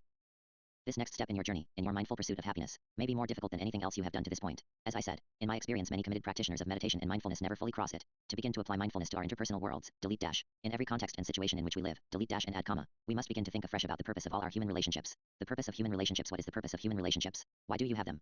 Have you ever stopped to ask that question? Have you ever thought to yourself, my life might be better if I simply lived alone in the woods and never spoke to another person? If you are an introvert like myself, then you probably have had a thought like this before. If you are an extrovert, you may find this topic absolutely strange and bizarre, like asking, what is the purpose of eating? Yet, there truly are no stupid questions. In fact, you might indeed want to think about the purpose of eating sometime. The difference, add comma, they say, add comma, between an extrovert and an introvert is that an extrovert is energized by social interaction while an introvert tends to be drained by social interaction. While I think this is a useful simplification of what is going on, I think it is also one of those simplifications that can make us miss an opportunity for full understanding of what is really happening. I am an introvert, yet some social interactions are amazingly energizing and life-enhancing to me. Likewise, I suspect even the most extravagant extroverts are sometimes drained by certain social experiences. Moreover, if you, whether introverted or extroverted, take the time to understand why different social experiences feel differently to yourself, you will learn to see those social interactions with more insight and you will then learn to navigate them more skillfully, delete dash, to the benefit of yourself and the people around you. To begin to gain deeper understanding of how our social world impacts us, we need to understand why we engage in these social experiences at all. After all, if you want to know how to be successful at any activity, then you have to have some inkling of what success looks like, delete dash and add comma, and this means having a vision of what you want to achieve. Are we trying to achieve something with our relationships? Do we have a goal in mind when we interact with someone? Know your goal. If the goal of your life is to be a happy, healthy person, then consider what is your goal in your human relationships. What do you want from other people? Why do you interact with them at all? If an alien from another planet asked you this question, what would you say? Stop for a moment and consider your answer. Next time you sit down to meditate, perhaps let this question percolate through your consciousness and see where it takes you. What do you really want from other people in this world and in your life? I suspect the most common answer to why we maintain human relationships is loneliness, but what does that really mean? If we did not maintain human relationships, friendships, etc., then we would feel alone. We would have no one to talk to. We would have no one to do things with. We would have no one to share our experiences with. Why is that so terrifying to most people? This is a great question to explore, for it holds the key to one of the most fundamental aspects of our being. I encourage you to contemplate this. On the other hand, if we ignore the nefarious and nebulous fundamental emotional need for human companionship for a moment, we can see a host of other reasons for our human relationships. Indeed, we often interact with people for a wide variety of practical reasons. Sometimes we need their help. Sometimes they need our help. Sometimes we are compelled by circumstance to cooperate or work together. Sometimes we are merely both in the same place at the same time, crossing paths. Some people we are seemingly tied to through some aspect of our life narrative. Sometimes either through specific events or circumstances we find ourselves repeatedly in the presence of certain people, like we are two planets orbiting one another, held together by some invisible force. There are countless pragmatic causes of our human interactions and relationships. People are also fascinating, add comma, and they are often amazing sources of joy. Some activities are only possible or are simply more fun when experienced with others. Sometimes we are drawn to learn about people, fascinated by what makes them tick, just as sometimes we might be fascinated by a sunset, an idea, or a work of art. Some people simply make us smile and laugh and we don't fully understand why, yet we feel drawn to them nonetheless. What is the purpose of our human relationships? What is our goal? The answer is, it depends. It depends upon the situation. It is context dependent. Therefore, to skillfully and mindfully interact with any other person at any time, you must first be mindful of why you are in the social situation in which you find yourself. Once again, We are brought to a realm of our thinking in which it may not be immediately comfortable to ask probing questions, to seek mindful understanding. Think of any social interactions you have upcoming in your future that you are not looking forward to, or worse, are genuinely dreading. Why are you going to engage in those situations at all? Are you doing it because you have a very clear and good reason, a reason that is clearly tied to enriching your world and enhancing your life? Or are you going to engage in those unpleasant social situations because you have no choice? If you ever find yourself saying the latter, then it is a good time to ask yourself, is that true? A common trap people fall into is when we are with family. Sometimes we have family members who are extremely unpleasant to be around. We may find them suffocating, or infuriating, or perhaps even emotionally traumatizing. Yet, we continue to interact with these family members on a regular basis, often regretting the experience every single time. Why? Why do we put ourselves through this? Here is a life tip for you: being with family is not a purpose in and of itself. You are not achieving something beneficial in life simply by spending time with people you are genetically related to. You need to see a more clear and specific goal when you spend time with people, even family, or else you will find yourself wandering aimlessly through the brambles, getting needlessly cut and bruised. When I interact with family, I am doing so because I want to catch up. I want to learn about what is going on in their lives. I want to share what is happening in my life. I want to reminisce about growing up together. I want to laugh and have fun. In short, I want to share my love with them and feel the warmth of their love for myself. If a certain family member is interacting with me in a way that seems to destroy my ability to achieve these goals, then that is a problem and that needs to be skillfully, and most likely immediately, addressed. People do not get a permission slip to behave in whatever manner they wish with me simply because they are family. Whether you are an introvert or an extrovert. Sometimes a social interaction is unpleasant and challenging. Whether the social interaction is with a family member or a coworker, the skillful path through the situation is to know your purpose, mindfully assess the situation, and take skillful action. Do not do anything simply because that is what you have always done. Do not feel you must accept the behaviors of others simply because you have always accepted it in the past. That is the opposite of mindfulness. That is behaving like an automaton. Rather, pay attention to why you are doing something and then thoughtfully take action to move towards your goal while doing it. This is true of any task, but even more so in human relationships. You always have options. You can move away from people, leave a social space. You can also directly address problematic behavior from people. In different situations, different approaches are the most skillful and appropriate. If you choose to engage with a challenging person, especially if it is with someone where you have established a pattern with, possibly over many years of interaction, then you need to engage mindfully, so that you can avoid the traps and pitfalls that come up. Learning to mindfully interact with other people in social situations is not easy, yet it can be learned with patience and practice. Moreover, learning to mindfully interact with others will help transform your social world from a world full of dark corners and dreadful monsters, into a rich world of ever more fascinating stories, adventures, and amazing relationships. The more mindful you are with others, the better your life will be, and the more positive your effect on the lives of others will be. So let's explore how to be mindful in our social interactions. We shall begin with one of the fundamental aspects of social experiences: communication. Chapter 14, Mindful Communication. Communication with other people involves a rich tapestry of experiences, our reactions to those experiences, and the actions we choose following those experiences. Each of these elements occurs constantly and often simultaneously in every interaction we have. Communication is contained in what we say and in what we don't say. Communication is contained in our behavior, our facial expressions, our body language, and in where we place our attention. For example, simple eye contact is an enormously significant and substantive form of communication. Communication is every bit of information that flows between us as conscious beings, the subtle and the blunt, the clear and the obfuscated. Moreover, the behaviors we use for communication, like all behaviors, are prone to becoming habits and ruts. When it comes to communication, it is hard to not simply go with the flow, following old habits and safe familiar patterns in our interactions, especially with people we have known a very long time. Yet, that is the challenge of mindfulness: to recognize and be willing to alter ingrained habits, to thoughtfully consider challenging our ruts and routines, and to be open to change. This is why mindfulness may be a challenge unlike any you have ever faced before. On the other hand, work unlike any you have done before will reward you in ways like no other work has before. There are no limits to where mindfulness may be applied in your life. Let's examine how the skills of mindfulness might be applied to your approach to communication with others by examining different aspects of communication. We shall begin with listening. Listening. The most basic skill of meditation is to be still and pay attention to what arises. In essence, the most basic skill in meditation is listening to your experience. Thus, it is easy to see how we might apply the same aptitude for paying attention to the act of listening to other people, to be mindful in your communication with another person. The simplest and most fundamental action to take is to restrain yourself from speaking or acting and to just simply pay attention to the person. In other words, to listen mindfully. To listen mindfully, you listen to both what people are saying verbally and also pay attention to their facial expressions and body language. Pay attention to what they are doing. Let yourself become lost and fascinated in them as you might if you were sitting in a movie theater watching them move through the opening scene. Perhaps you could increase your curiosity by asking yourself if there is some secret meaning hidden in their behavior that you are not currently aware of. Often there is a lot of hidden meaning in a person you can uncover if you look for it carefully. People are amazingly complex and deep. To listen mindfully is to strive to appreciate this unique richness in the people around you. When someone is in your presence, listen to him, them. Do not merely wait for your chance to speak. Do not focus upon your own internal craving to be heard and understood, but rather, let yourself hear and understand the person speaking with you. The only other focus you may need to keep in mind besides the speaker is your purpose in interacting with this person in the first place. Every day, try to engage in a couple of mindful conversations with people. As you listen during these conversations, hold gently in your mind a crystal clear appreciation of why you are speaking with them. Do you need something from them? Do they need something from you? Or are you both just enjoying a few minutes walking the path of life together, at this moment, without any specific needs from the other? Keep in mind at all moments, that you are both walking your path searching for flourishing happiness. They say in nonviolent communication, which we will discuss more later, that everything a person does they or she is doing to make their her life more wonderful. As you listen and observe others, consider how this interaction might help either of you achieve your goal of a more wonderful life. Is there something you need? Is there something they need she needs that you might be able to give them? Being in the presence of another person is like hitting a spot of powerful rapids in the river of life. It is easy to get swept away and simply obey your impulses, and add comma, which again makes you a passenger not a pilot of your vessel. Use listening as a tool to help you understand what is happening while it is happening. Be clear on about what you truly want at all times, so you don't miss the opportunities to move towards it as they arise on your journey. After learning to listen to the people around you, then you are ready to consider the next and far more challenging area of interpersonal action: speaking. Speaking is an extraordinarily powerful action. To speak is to create meaning from your inner world. To speak is to reach your hand into your soul, scoop out a handful of your spirit, and to then sprinkle this essence over the people who can hear your voice. Truly, it is like throwing magic fairy dust into the air. To speak mindfully is to speak with the same level of respect, care, and joy that you might spread such magic if you were indeed an ethereal fairy. In other words, to speak mindfully is to speak with care and skill. If every word uttered from your mouth was in fact subtracted from your vital essence, would you speak carelessly and without thought? Would you recklessly throw your essence into the wind when you intend for it to reach a friend standing next to you? No. And so to speak mindfully is to, if nothing else, be aware of which way the wind is blowing, and wait for a moment when your voice might be heard. To speak mindfully is to first not speak, but pay attention and recognize if your audience is even ready to listen. To speak mindfully is also to choose words that you think will help you and your audience move towards a mutual goal. Presumably, just as your goal is to move towards happiness and flourishing fulfillment, so too is the goal of your audience. So keep those goals in mind. Don't merely speak automatically, offering whatever words first come to mind. When you are speaking mindfully, wait patiently and without any hurry before beginning to speak. If you are to speak mindfully, consider at all times what might you say to help both you and your audience move together towards happiness, towards the good life you both crave. Does it somehow appear that your goals are in conflict with one another, either in fact, or in the imagination of you or your audience? If there is conflict, real or imagined, you may not see a positive path for speaking at all. If you don't see anything positive for both of you to come from your words, then perhaps you should not speak. Perhaps you should remain silent or leave the situation. Change to period. Perhaps it is time to move on in your journey and leave this interaction behind. Change to period. Rarely are the interests of two people genuinely in conflict. Rarely do we stand before a bona fide enemy.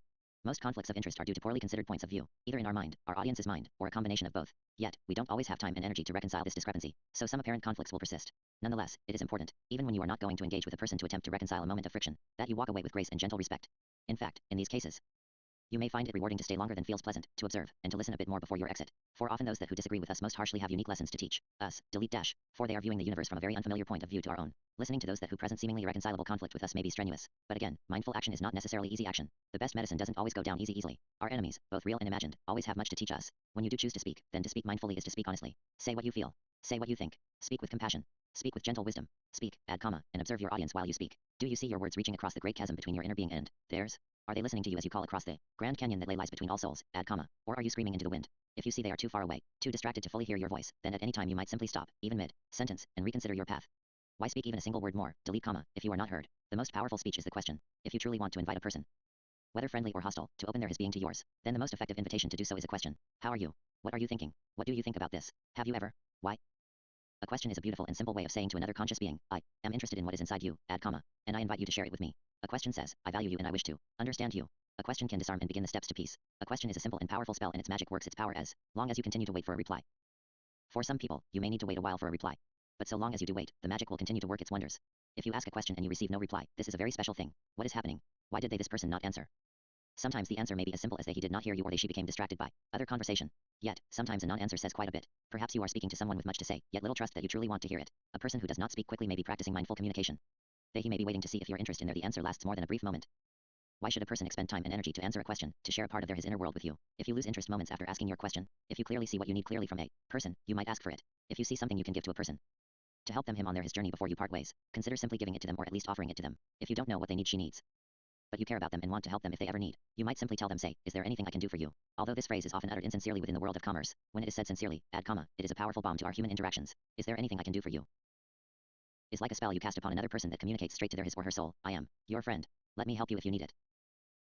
Silence and waiting. If you are with a person and you are not speaking and you are not listening to them, then what are you doing? You are being silent. You are waiting to see what is next. Learning to appreciate and be comfortable with the act of silent waiting is perhaps the single most powerful and transformative mindful skill to apply to your communication with others. I imagine it is different in some cultures around the world, but in the world where I grew up, silence is often very awkward in social situations. In my experience, people often feel a need in social situations to fill the silence if any silence happens to occur during a conversation. Perhaps you feel this impulse to speak to fill the silence when you are with people. Change to period. Or perhaps you feel anxious if silence stretches too long during conversations and you feel relief when others fill the gap. Change to period. Unfortunately, speaking merely to fill silence, to end awkwardness, is not skillful, mindful, or usually very valuable. We are doing no one any favors by filling an empty space of this universe with mindless noise. Instead of filling silence with unneeded speech, challenge yourself to be as comfortable with silence during conversation as you are with stillness while meditating. You don't have to do anything, either delete dash and add comma or use full dash with spaces on each side, ever. You don't have to hate, fear, or dislike silence. To insist upon filling silence with talking is the equivalent of slamming the door on silence and yelling, get out. Such a response is quite hostile and mean. Remember the lesson on welcoming your visitors? Well then, welcome silence. Silence is a friend of stillness. Moreover, welcome awkwardness that arises in silence. Awkwardness is a part of growing pains, whether felt alone or in a social setting. Awkwardness aids our personal growth and the growth of our relationships. If someone speaks to you and you are unsure what to say in response, then don't speak. Instead, wait. Let awkward silence fill the space between you like a strange, add comma, transformative, add comma, magical goo, because that is what it is. When awkward silence fills a room, pay attention. Welcome awkwardness with loving arms. Smile with it. Let silence and awkwardness soak through you and the others, in the room like refreshing cold water. Let everyone be affected. Don't hate silence and awkwardness, but rather relax into it. Soon you will become acclimatized to awkward silence and it will cease to feel unpleasant, but will become truly rejuvenating. At times you will also find that your companions follow your lead and relax into the space you are leaving open. You help others grow at peace with silence and awkwardness by showing them the way. If, for example, your companion just verbally jabbed at you, you might find that when he is met with a gentle open silence, add comma, he retreats and apologizes for the attack all on their his own. You may find gentle silence infinitely more effective than your most clever verbal retort or wisecrack. In fact, add comma, A silent knowing smile will likely cause the imaginations of your companions to go wild with their own best guesses as to what you are thinking, and their imaginations may far surpass your actual ideas for how to respond. So let them do the work, add comma, and just watch them weary from arguing with their own imaginations. Think of your moments of intense communication like a tricky traverse of a raging river, delete comma, where you are stepping stone to stone, with the added bonus of being surrounded by a thick fog. There is no rush. If you rush, you will very likely fall and either hurt yourself or potentially even drown. Ignore the people screaming at you to hurry up, which they will do with both their body language and their words. This is your journey. Move at your pace. And no, just because when other people are screaming that they want something, it doesn't mean that something is what they truly need. Maybe your companions need to learn about patience. Just as the best medicine for yourself you isn't always the easiest to swallow, the same is true for the people around you. If you want to speak, no comma, but cannot find the right words immediately, you might just find that if you wait and observe the awkwardness of silence, a clear path eventually opens up in your mind fog and you will then know exactly what to say. Don't fret the tiny windows for speaking that others offer to you but then quickly rip away. If you wait patiently and attentively, a full clear window will appear, and it is better to say what you mean, than to speak quickly yet poorly. If your audience is unwilling to wait for you to speak, then they may not be worth speaking to in the first place. Save your energy for an audience who is worthy of your voice. Verbal space. Another item to consider is the value and power of verbal space. When two or more people are speaking with one another, then the shared verbal space is being filled with voices. Verbal space is a resource that exists between all the people within speaking range. Some people will snatch and grab at this resource, claiming as much of it as they can for themselves, like they are grasping cinnamon rolls from a desert plate, which I am known to do. To behave mindfully with others, know that you can survive happily without fighting over the crumbs of people's attention. If you wish to share something and you choose to wait until the verbal space is clear, then you will find yourself duly nourished by your interactions, delete dash and add comma, not merely by sugary sweets, but by the truly healthful food of the gods. Genuine communication. Real communication is a communion of minds, a true crossing of the chasm between our inner worlds, and it is well worth waiting for. We will delve deeper into the concept of verbal space and its relationship to power in later sections. Waiting for the retreat of the lizard. Before we leave the topic of mindful speech, let us consider those moments in life that are the most intense and most challenging. Let us discuss how to mindfully navigate those moments where the river of our journey is at its most powerful, violent, and dangerous. Often in life, we find ourselves in the middle of powerful high-energy moments, moments of intense emotion. Often these moments are triggered by the words or actions of the people around us. Someone says something that triggers you in some way, or something happens and suddenly all the eyes in the room are pinned upon you waiting for you to speak. Whatever the specific situation, in these highly charged moments, you may experience what is sometimes called lizard brain. Lizard brain is that experience when your consciousness retreats to the reptilian core of your brain, leaving you staring at your audience like a deer, or lizard, in headlights. This experience is one of our human survival mechanisms. It's part of our fight or flight instinct, and in some situations it might actually help you survive. On the other hand, in many situations lizard brain simply makes you stupid and bumbling. If you ever feel your mind retreat into the lizard brain and you are standing there with an audience fixated on you waiting for your response, delete dash and add comma, I encourage you to reach for your meditation skill of waiting in silence and use everything in your power to wait. When your fight or flight instinct kicks in, simply take a breath and relax into the silence, into the energy of the moment. The lizard brain may be screaming at you in your head saying, say something, do something. Everyone is looking at you. This is your moment. But I encourage you to calmly tell the lizard brain, chill out, relax, wait. Your body may still tremble, your heart may still pound, but if you wait, the lizard brain will retreat. I promise you it will. If it does not retreat, then you have not waited long enough. Just wait.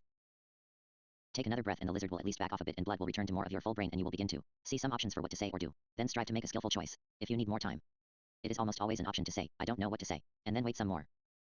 It is also usually okay to simply ask a question to the last speaker or the rest of the audience. A question shifts the energy of the room off waiting for you to waiting for someone else. A question will also buy you more time to wait dash, delete dash and add comma. Though it also risks the possibility of the attention energy in the room never returning to you dash, delete dash and add comma. But that's okay. Windows of opportunity come and they go.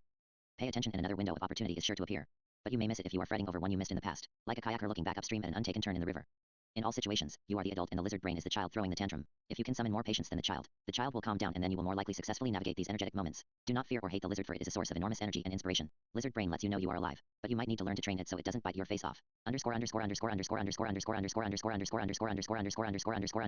Chapter 15. Mindful relationships. Human relationships involve far more than merely communication. Relationships involve experiences, feelings, narratives, attachments, reactions, actions, and more. In this section we shall briefly explore how the skills and aptitudes of mindfulness might be applied to nurture your relationships in powerful and transformative ways in some of these other areas. Letting go. Earlier we discussed the mindful aptitude of letting go. While practicing meditation you will often experience the cycle of becoming aware of things you are attached to, examining those things, seeing you don't need to grasp at them, and then softly letting them go away, leaving you feeling more free and liberated. The more often you skillfully experience this with attachments, the easier it becomes for you to simply let go of things. Just as letting go is a powerful aptitude within your consciousness, it is also an astoundingly powerful skill in social interactions. The key to letting go is to know at your core what you will not let go of, what is truly important in your life. In my mind, I will not let go of my goal of a happy, flourishing life. This doesn't mean that I fear death and will do anything to avoid it, but rather it merely means that as long as I live to flourish, delete dash and add comma, just as the apple tree lives to flourish until the moment of its death. Other than this fundamental purpose to my existence, everything else in life I might drop like a wet rag if it seems like the right thing to do. In social situations, to be mindful is to know your goal for that situation and know how this minor goal relates to your larger goal of living a happy life. Pay attention to any minor attachments or goals that arise in you while socializing, add comma, and be ready at all times to release these minor priorities to the ether. For example, if you are hanging out with friends simply to have fun, catch up, and enjoy one another's company, then do that. Focus on that goal. If your group begins debating doing some activity, like going to a bar or party, playing Trivial Pursuit, or climbing a tree, then, to act mindfully, you might hold very lightly to your immediate reactions and preferences regarding each suggestion made. You may feel a strong impulse to help nitpick and debate the merits of each suggestion. Yet, if you want to be mindful in this situation, then you might restrain yourself from such nitpicking and merely focus on your overall goal, a fun time with your friends. Will it be fun to argue over these activities? If not, then simply don't do it. Sit and wait for the group to choose. Or wait and see if they make space for you to share your opinion. You are always choosing between acting or waiting dash, delete dash and add comma, and both at all times are perfectly acceptable choices. If you are with a group of people with the goal of having a fun, enriching time, and they decide to do some activity that you don't feel attracted to, then you have yet another great opportunity for mindful action. This is where things may get more challenging. Consider your goal in being with these people. Will doing this activity help you or take you away from your overall goal of a happy, flourishing life? If an activity a group you are with chooses to do, if the group you are with chooses an activity that repulses you, what can you say or do that would be a mindful, skillful action? Take a breath and consider your options. You might simply remain still and not go with the group when they move to take action. At some point, one of them will likely say, "Hey, are you coming along?" And then you can gently smile and say, "No, I don't think I want to do that. I'll stay here." On the other hand, if an activity seems okay, just not ideal to you, will it be more fruitful to let go of the idea of changing everyone's mind and instead simply go along? Is your dissent worth a discussion? Sometimes the skillful path is to allow the river of life to drag you a bit off course and wait for the best time to correct the route. The key to mindful navigation of life is gentle, calm attention to what is happening while keeping in mind what you ultimately want, what truly matters. Our social interactions often involve a million little debates and battles over group actions and group opinions. Most of these battles are irrelevant and beyond your control. Keep calm, focus on your actions and your feelings. You don't need to control anyone else. Simply remain the king or queen of your castle, captain of your ship. Actions do indeed speak far louder than words. Allow people to argue around you if they wish to argue. Yet, know that if the group decides something you disagree with, simply and gently decline to go along. Speak with your actions. You will find that a calm act of defiance against the group will mindset. Just a suggestion here. I understand what you mean by group will, but I wonder if others will get it or be confused by what looks like a verb but is really a noun. You can also just leave off any noun and end with the word group. Influences and inspires others as much if not more than any eloquent and impassioned speech. Every choice in life and every path you pursue is but an experiment. We can never fully predict the consequences of our actions, so hold lightly to your assessments of what is right for you or others to do in the moment. You may be far better off paying attention rather than expending energy arguing over your competing predictions of future results. Instead, take the paths that feel good to you and let others do the same. To act mindfully is to let go of any impulse to control others, yet to very thoughtfully and skillfully control your own actions. Learning to let go of minor preferences in your social interactions will help you be more authentic and much more easygoing with your friends. This will make them more at ease and more open to your suggestions, feelings, and desires. People will also learn to respect you for always doing what feels right to you and not being attached to following a crowd or obeying social norms. Social etiquette is just a set of rules, cultural habits, and add comma, some of which may be quite unhealthy or even harmful. To mindfully socialize, you must skillfully choose what you do, regardless of what any people or any societal rules say you should do. To mindfully socialize will mean at times going against the grain of the group will. This may not be easy, but again, the best medicine doesn't always go down easily. Mindfulness is not the easy path. Make this a true dash with space on each side of it. It is the healthy path. Returning to our group of friends, suppose they all decide to go to a bar. Suppose you find that action unattractive and you can think of many more nourishing things to do. Instead of trying to change the minds of people in the group, you can simply say, "I don't want to go to the bar. I think I'll go for a walk instead." You all have fun though. Now your friends may try to change your mind, or they may try to find an alternative group activity that you want to do, too. Again, you can choose to observe and participate in this, or you can call it a day and go on your way. You only need to focus on mindfully controlling your actions. You can't control others and you don't need to try. Simply act in authenticity with your own needs. People who are offended or bothered by you acting mindfully in awareness of your own path to happiness are most likely overly attached to the idea of controlling others. It is also possible such people are jealous of your ability to act independently. Be gentle and compassionate with such people, but know their issues are their issues. Focus on your path, let go of the trivial distractions, and you will find yourself mindfully and happily navigating social situations with a comfort and lightness you may find truly refreshing. 12. Loving, welcoming. Forgiving. In the first section we discussed how learning to love and forgive yourself for whatever happens during meditation is a powerful and transformative skill. I challenged you to not slam the door in the face of anything that happens to arise in your meditation, but rather, to greet everything with as much warmth as you can muster, say hello, and even embrace it with a mental hug. This exact same approach is a very mindful and skillful approach to dealing with your fellow humans, some of whom may be quite difficult. At times you will find some people boring, irritating, or even offensive. These feelings when they arise with other people are no different than those feelings when they arise while you are alone with yourself meditating. You may feel tempted to cut yourself off from the person who is triggering these feelings to arise. You may at times feel tempted to strike back verbally at a person or group of people irritating you in some way. All these temptations are your inner reactions to the events you are experiencing. Yet, to act mindfully is to not allow our reactions to decide our actions. Instead of blindly obeying your reactive instincts to respond to people who trigger unpleasant emotions, the mindful action is to wait. Simply wait. Take a breath. Patiently examine what is happening, what you are feeling, and consider what you want from your current interaction. Make an effort to welcome the unpleasant emotions and the people who seem to be triggering the emotions. Don't slam the door on them. Rather, observe them with gentle open-minded interest. What is happening? What am I feeling? Why is this person doing what they are he is doing? Why do they does she seem to be affecting me this way? What are they is he trying to achieve in this moment? What do they does she want? Just as with the thoughts and emotions that arise during a meditation sit, allowing yourself to gently explore and examine the emotions and events of a social interaction will lead to deeper understanding. The richer your understanding of something, the more nuanced and effective your actions to respond can become. In social situations, we often feel an incredible pressure to respond quickly. It is as if we all agree there is some sort of clock counting off seconds, and you have to speak or act within the allotted time or you are breaking the rule. In fact, when you wait, you are breaking a rule, a social norm and add comma, yet some rules deserve breaking. When a social situation gives rise to a challenging emotion, throw the social norms out the window, and simply stop and wait. Give yourself some time to gain better understanding of where you are and what is happening. You will be amazed by the improvement of your decisions if you simply exercise your power to pause and wait a bit longer before acting in automatic response. Breathe a few breaths. Count to 10. Perhaps even go for a walk. After you wait, when you are ready, then choose a skillful action that helps get you to where you want to go. Waiting doesn't guarantee a perfect choice, but it almost always improves your odds. When someone verbally jabs at you, then consider why you are interacting with the person. Are they a friend, a family member, a coworker, or someone else? What is your goal in your interaction with this person? If you have absolutely no purpose or goal in a social situation, then just leave the situation, and ignore any social rules of etiquette that you think might trap you therein. When it is time to leave a situation, then it is time to leave the situation, so smile gently, and leave. Don't slam the door on your way out, but gently and graciously walk away, if you have a genuine core purpose or goal in a social interaction. Then focus on that goal and ignore all the other potential accomplishments your mind might suggest you try to achieve with the situation. For example, your mind might suggest you can really one-up this person by making this cutting wisecrack. On the other hand, you then need to stop and skillfully consider, will one-upping this person help me live a happier life? Will a cutting verbal retort upset this person and make them defensive and or more hostile to me? Is that really what I want? Simply the fact that you can strike back effectively at someone who has struck at you doesn't mean it is the best thing to do. In fact, doing nothing may surprise and disarm the attacker. To mindfully act socially is to remain focused on your true goal and take actions that you believe help you approach that goal. Sometimes that action is to speak. Sometimes it is to laugh. Sometimes it is to stay silent. Sometimes it is to walk away. Sometimes it may be to start singing and dancing. Next time you are in a challenging social situation, try this approach and pay attention to how your choice of action affects you and the other people present. You might be pleasantly surprised how impactful a skillfully chosen mindful action can be on a situation. A mindful communication example: I once worked in the performance improvement office at a public hospital. It was my job to meet with department directors on a monthly basis to help them improve their departments in any of a variety of ways. Some directors loved the methodology my department used to help them improve, while other directors hated us. Some may have even felt the very existence of my department was a mistake. In any case, I remember one meeting with a hostile director who often missed our monthly check-in. One day, thanks to my relentless gentle invitations to meet, he finally sat down with me and we attempted to talk about improvement in his department. For the purposes of this story we shall say the director's name was George. George took a seat at the table in my office, and I asked him how everything was going. George replied that he was incredibly busy. He then launched into an aggressive rant about things my department had done with other departments over the last 3 years that he felt were mistakes. He described a litany of negative impacts that made his job more difficult and were proof that even just sitting here with me was a waste of his valuable time. His tone was aggressive, his volume was loud, and his eyes were fierce like that of an irritated tiger. Okay, not that last one. In fact, I don't think he made a lot of eye contact with me during his tirade. While George yelled at me, I relaxed into my chair a bit. I released the tension in my shoulders and I listened attentively. I made sure my body language and facial expressions were not challenging or confrontational regarding any particular point he was making. Delete dash and add comma. Although inside I was absolutely seeing a different perspective regarding virtually every specific point he was making. A couple of the declarative statements he made towards me I felt were definitively false or at least highly misinformed regarding the full context. Yet I made sure none of these judgments were communicated non-verbally as my coworker spoke. Instead, I just listened and I waited. Eventually, George ran out of steam and stopped talking. I continued to sit attentively and silently.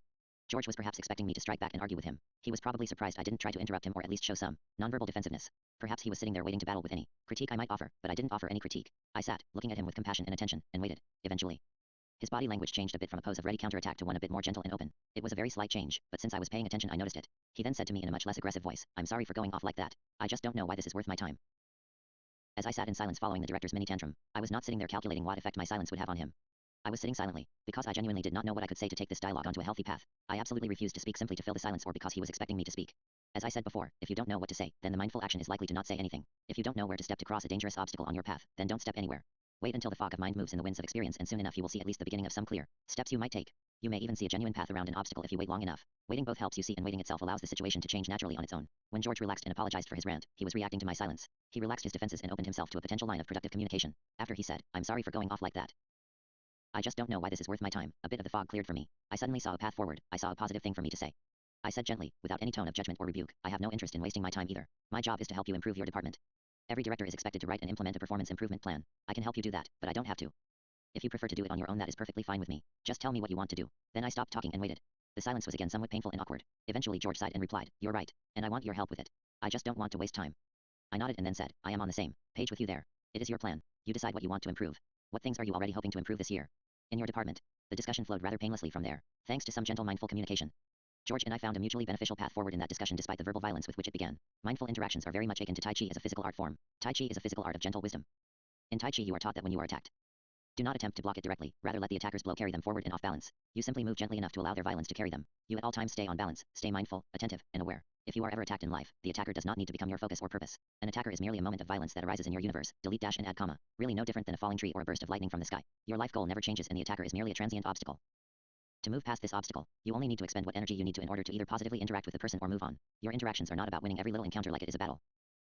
Your interactions are more a brief partner dance you participate in so that you might continue to celebrate life, moving to the rhythm of the most powerful, important, and beautiful melody you can hear. Meditation and mindfulness help you hear this melody at all times in all moments. Rage and heartbreak. No violence is more intense than the violence that can arise from heartbreak.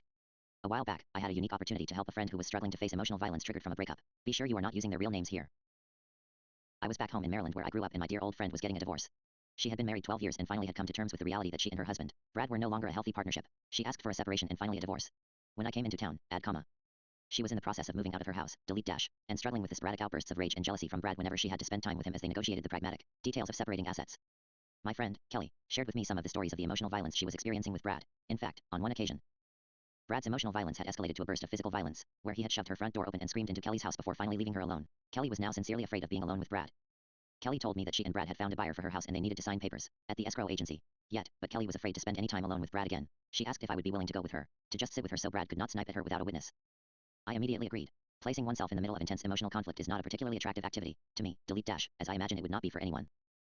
Yet, a request for help is a special thing in this world. Delete dash and add comma. And how often do we have a clear opportunity to help a person who feels threatened in a sour relationship? Stories of emotional and physical abuse so often involve a lone person desperately struggling alone against an out-of-control aggressor. Kelly was giving me a beautiful gift in allowing me to attempt to help her, delete dash, by merely putting myself in the terribly awkward position between her and her estranged husband.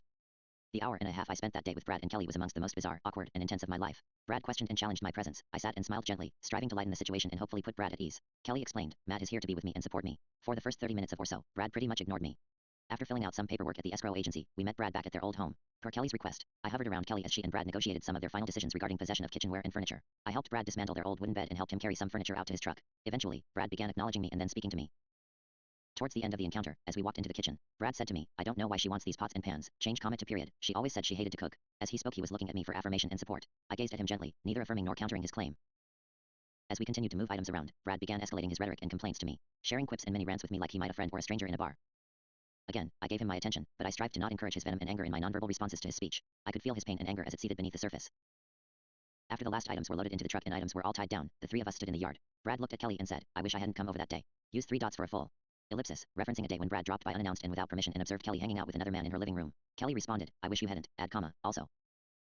Not bothering to, she did not reiterate that Brad knew she was dating and was asked to never drop by without warning in order to respect her privacy. Brad then looked at me, did she tell you about that? His eyes were fiery with heartbreak and jealousy, searching my face to see if I might sympathize and join his displeasure with Kelly's behavior. The volume of this inquiry showed he was ready to burst, finally willing to allow himself to speak more aggressively despite my presence. Kelly stiffened at Brad's escalated volume and said, I'm going inside now. Drive safe. She then turned and escaped into the house. As Kelly walked away, I faced a momentous and immediate decision. What do I do now? Standing with Brad, who had just begun to behave in a verbally aggressive and threatening manner, do I follow Kelly into the house? Brad's tone had clearly escalated and his next action was utterly unpredictable. His last few remarks were clear attacks directed towards Kelly. As I stood there, I wondered what action now on my part was the most skillful, the most mindful to aid in the healing and resolution of all this pain. Not knowing what to do, I did nothing. I simply stood still. I waited. I gazed at Brad. I did not stiffen. I did not rise up aggressively before him. I merely stood there, waiting, patient, and peaceful. Brad again questioned me. Did she tell you about that time I came over? Did she tell you about her new boyfriend? She has gotten laid more often in the last month than I have in the last 3 years. His words were spitting out towards me like a lawyer making a heated final argument in trial. My mind wondered what was going on in Brad's head. Was he thinking he had some right to sex with Kelly and had been betrayed? Yet, though I stood a bit perplexed with the worldview Brad was seeming to speak from, I merely stood quietly and attentively, offering no outward judgment of his words, delete dash and add comma, yet vigilantly attentive of his present actions. As Brad spoke these anger-filled words and I continued to contemplate their meaning, I then noticed an opening in the fog of my indecisiveness for what to do. I saw a clear path potentially worth following, add comma, so I carefully chose some words and spoke. I said, I felt the type of pain you are feeling, Brad. I've had some horrible breakups. There is nothing to do now, but let her go. Just let her go and move on. She is moving on, so now you need to also. Brad continued, I just can't believe I have wasted 10 years with her. Every day she would come home and complain about her day, add comma, and I just sat here, taking it in. I didn't need to do that. What a waste. What a fucking waste. And with that last exclamation, add comma, Brad slammed his fist into the side of his truck. The physical violence caught my attention. But I didn't sense any impending possible further danger, delete dash and add comma, though I did not turn my back on him for a moment. I stood with Brad, facing him, open to him, attentive to anything he wished to say or offer. I did not retreat or come forward towards him. Instead I simply stood there, feeling genuine sympathy for his pain like I might a child weeping over a broken toy. Indeed his outbursts were just as genuine and just as innocent in many ways as that of a child, delete, dash and add comma, although also just as worthy of cautious attention. Both a child and a grown man are capable of acts of unacceptable violence when in such a state, yet, their actions are influenced by the attitudes of the people around them. I wanted my attitude to convey to Brad that he can and will heal from this pain. After he spoke, I again responded honestly, she is moving on, Brad. She is trying to find happiness. You want her to be happy. Your time together is over. You need to let her go. Let her go and look for happiness. You are a good-looking guy, and you will find someone new. It is time to stop looking to the past and begin moving on. Did Brad hear my words? I don't know. Perhaps a part of him did hear. Sometimes the best we can do is say what needs to be said and then hope for the best. Whether or not other people hear our words is not in our control. A moment later, Brad opened the truck driver's side door and got in. I thought he was going to drive away without another word, delete dash and add, comma, and this behavior worried me. But then, to my surprise, he stopped a moment and said, take care, Matt. Brad then started the truck and drove away. Though my interactions with Brad and Kelly that day were gentle and I think skillful, it did not magically heal the wounds that still lay open between them. Brad's pain and rage were not unlike a surge of emotion that might erupt within my own inner world in response to my own life challenges. I met Brad's emotion with the same gentle compassion that I strive to bring to my own emotions when they arise. I met his pain with attention, compassion, understanding, delete dash and add comma, and yet with a firm immutable resolve to find a healthy and reasonable path forward. I don't know if my gentle compassion got through to Brad that day. But again, all we can ever do is try. What happens beyond the realm of our effort is outside our control. Curiosity, the final aptitude of mindfulness I wish to explore in the context of relationships, is one I continue to personally find the most challenging. Curiosity. As we discussed earlier, to sit still for 30 to 45 minutes at a time without extreme boredom, you will need to discover and grow curiosity about your inner world. As you learn to have curiosity in your inner world, you will also benefit from bringing curiosity more alive in your outer world. As you interact with people with a more mindful awareness of your purpose in life, goal, you will naturally become curious about your personal motivations. You may find yourself at work wondering, why am I talking like this? Why did I do that when I knew it would lead to an unpleasant outcome? You may find yourself spending time with family, where you experience childish emotions that you don't experience anywhere else, and then wonder, what am I doing? Why do I allow myself to behave in these immature ways when I am with certain people? What am I getting out of this? Am I getting something I really want? Add comma. Or am I following a rut or an emotional addiction? Let yourself feel and contemplate these questions. This is the type of self-contemplation that will help you grow and evolve. As you learn to understand your motivations and the reasons behind why you talk to the people you talk to, you may eventually begin to feel a curiosity about the motivations of other people. Now that you know why you are spending time with people, you may naturally wonder if others have healthy motivations. You may find yourself in conversations at work, school, or the grocery store and wondering, why is this person really talking to me? Does she want the same thing from this interaction as I do? I encourage you to open yourself to this curiosity. See where it takes you. There are profound things to learn in the landscape of the mundane and the familiar. Why do people do what they do? The more your path and purpose become clear, add comma, the more interesting you might find the choices other people are making. Follow that curiosity where it leads you. When so inspired, ask people questions. A good question is like a glorious work of art. Don't be afraid to throw your paint on the canvas of the moment. Often we pay the least genuine attention to the people we find the most challenging, irritating, or offensive. We notice the things such people do that bother us, but then we ignore much of the other depth and complexity they possess. Next time you are around people who you don't like, allow yourself to look at them. Welcome their existence in the world as you would a strange or unpleasant thought during a meditation sit. See if you can appreciate something about them that you never noticed before. People are complex entities, not the caricatures we often draw of them in our minds. Delete dash and add comma, which is something we are especially prone to do of our adversaries. If you have any discomfort or anxiety in social situations, then you will find that feeding your curiosity about other people will lead you to ask more genuine questions. Let curiosity lead you to authentic conversations. Ask people whatever questions you are genuinely curious about. People are fascinating and unpredictable enigmas in this world. Explore them like you might a good book. Delete dash and add comma, even if you just want to skim the table of contents. You may find that if you honestly pay attention and allow your curiosity to pull you forward, the questions that arise for you may feel inappropriate or risky. That makes sense. Most of our social interactions, like most of our routines, are safe and comfortable. Yet, the stimulating and interesting stuff in our universe is at the edges of safety. And it involves risk and experimentation. If you think of a question or topic that piques your curiosity, even if it is risky, you might see if you can skillfully and gently roll the dice and ask it. You may find risky questions are exactly the type of questions that open up genuine dialogue with others. Risky questions make life interesting. You are not here to play it safe. You are here to live.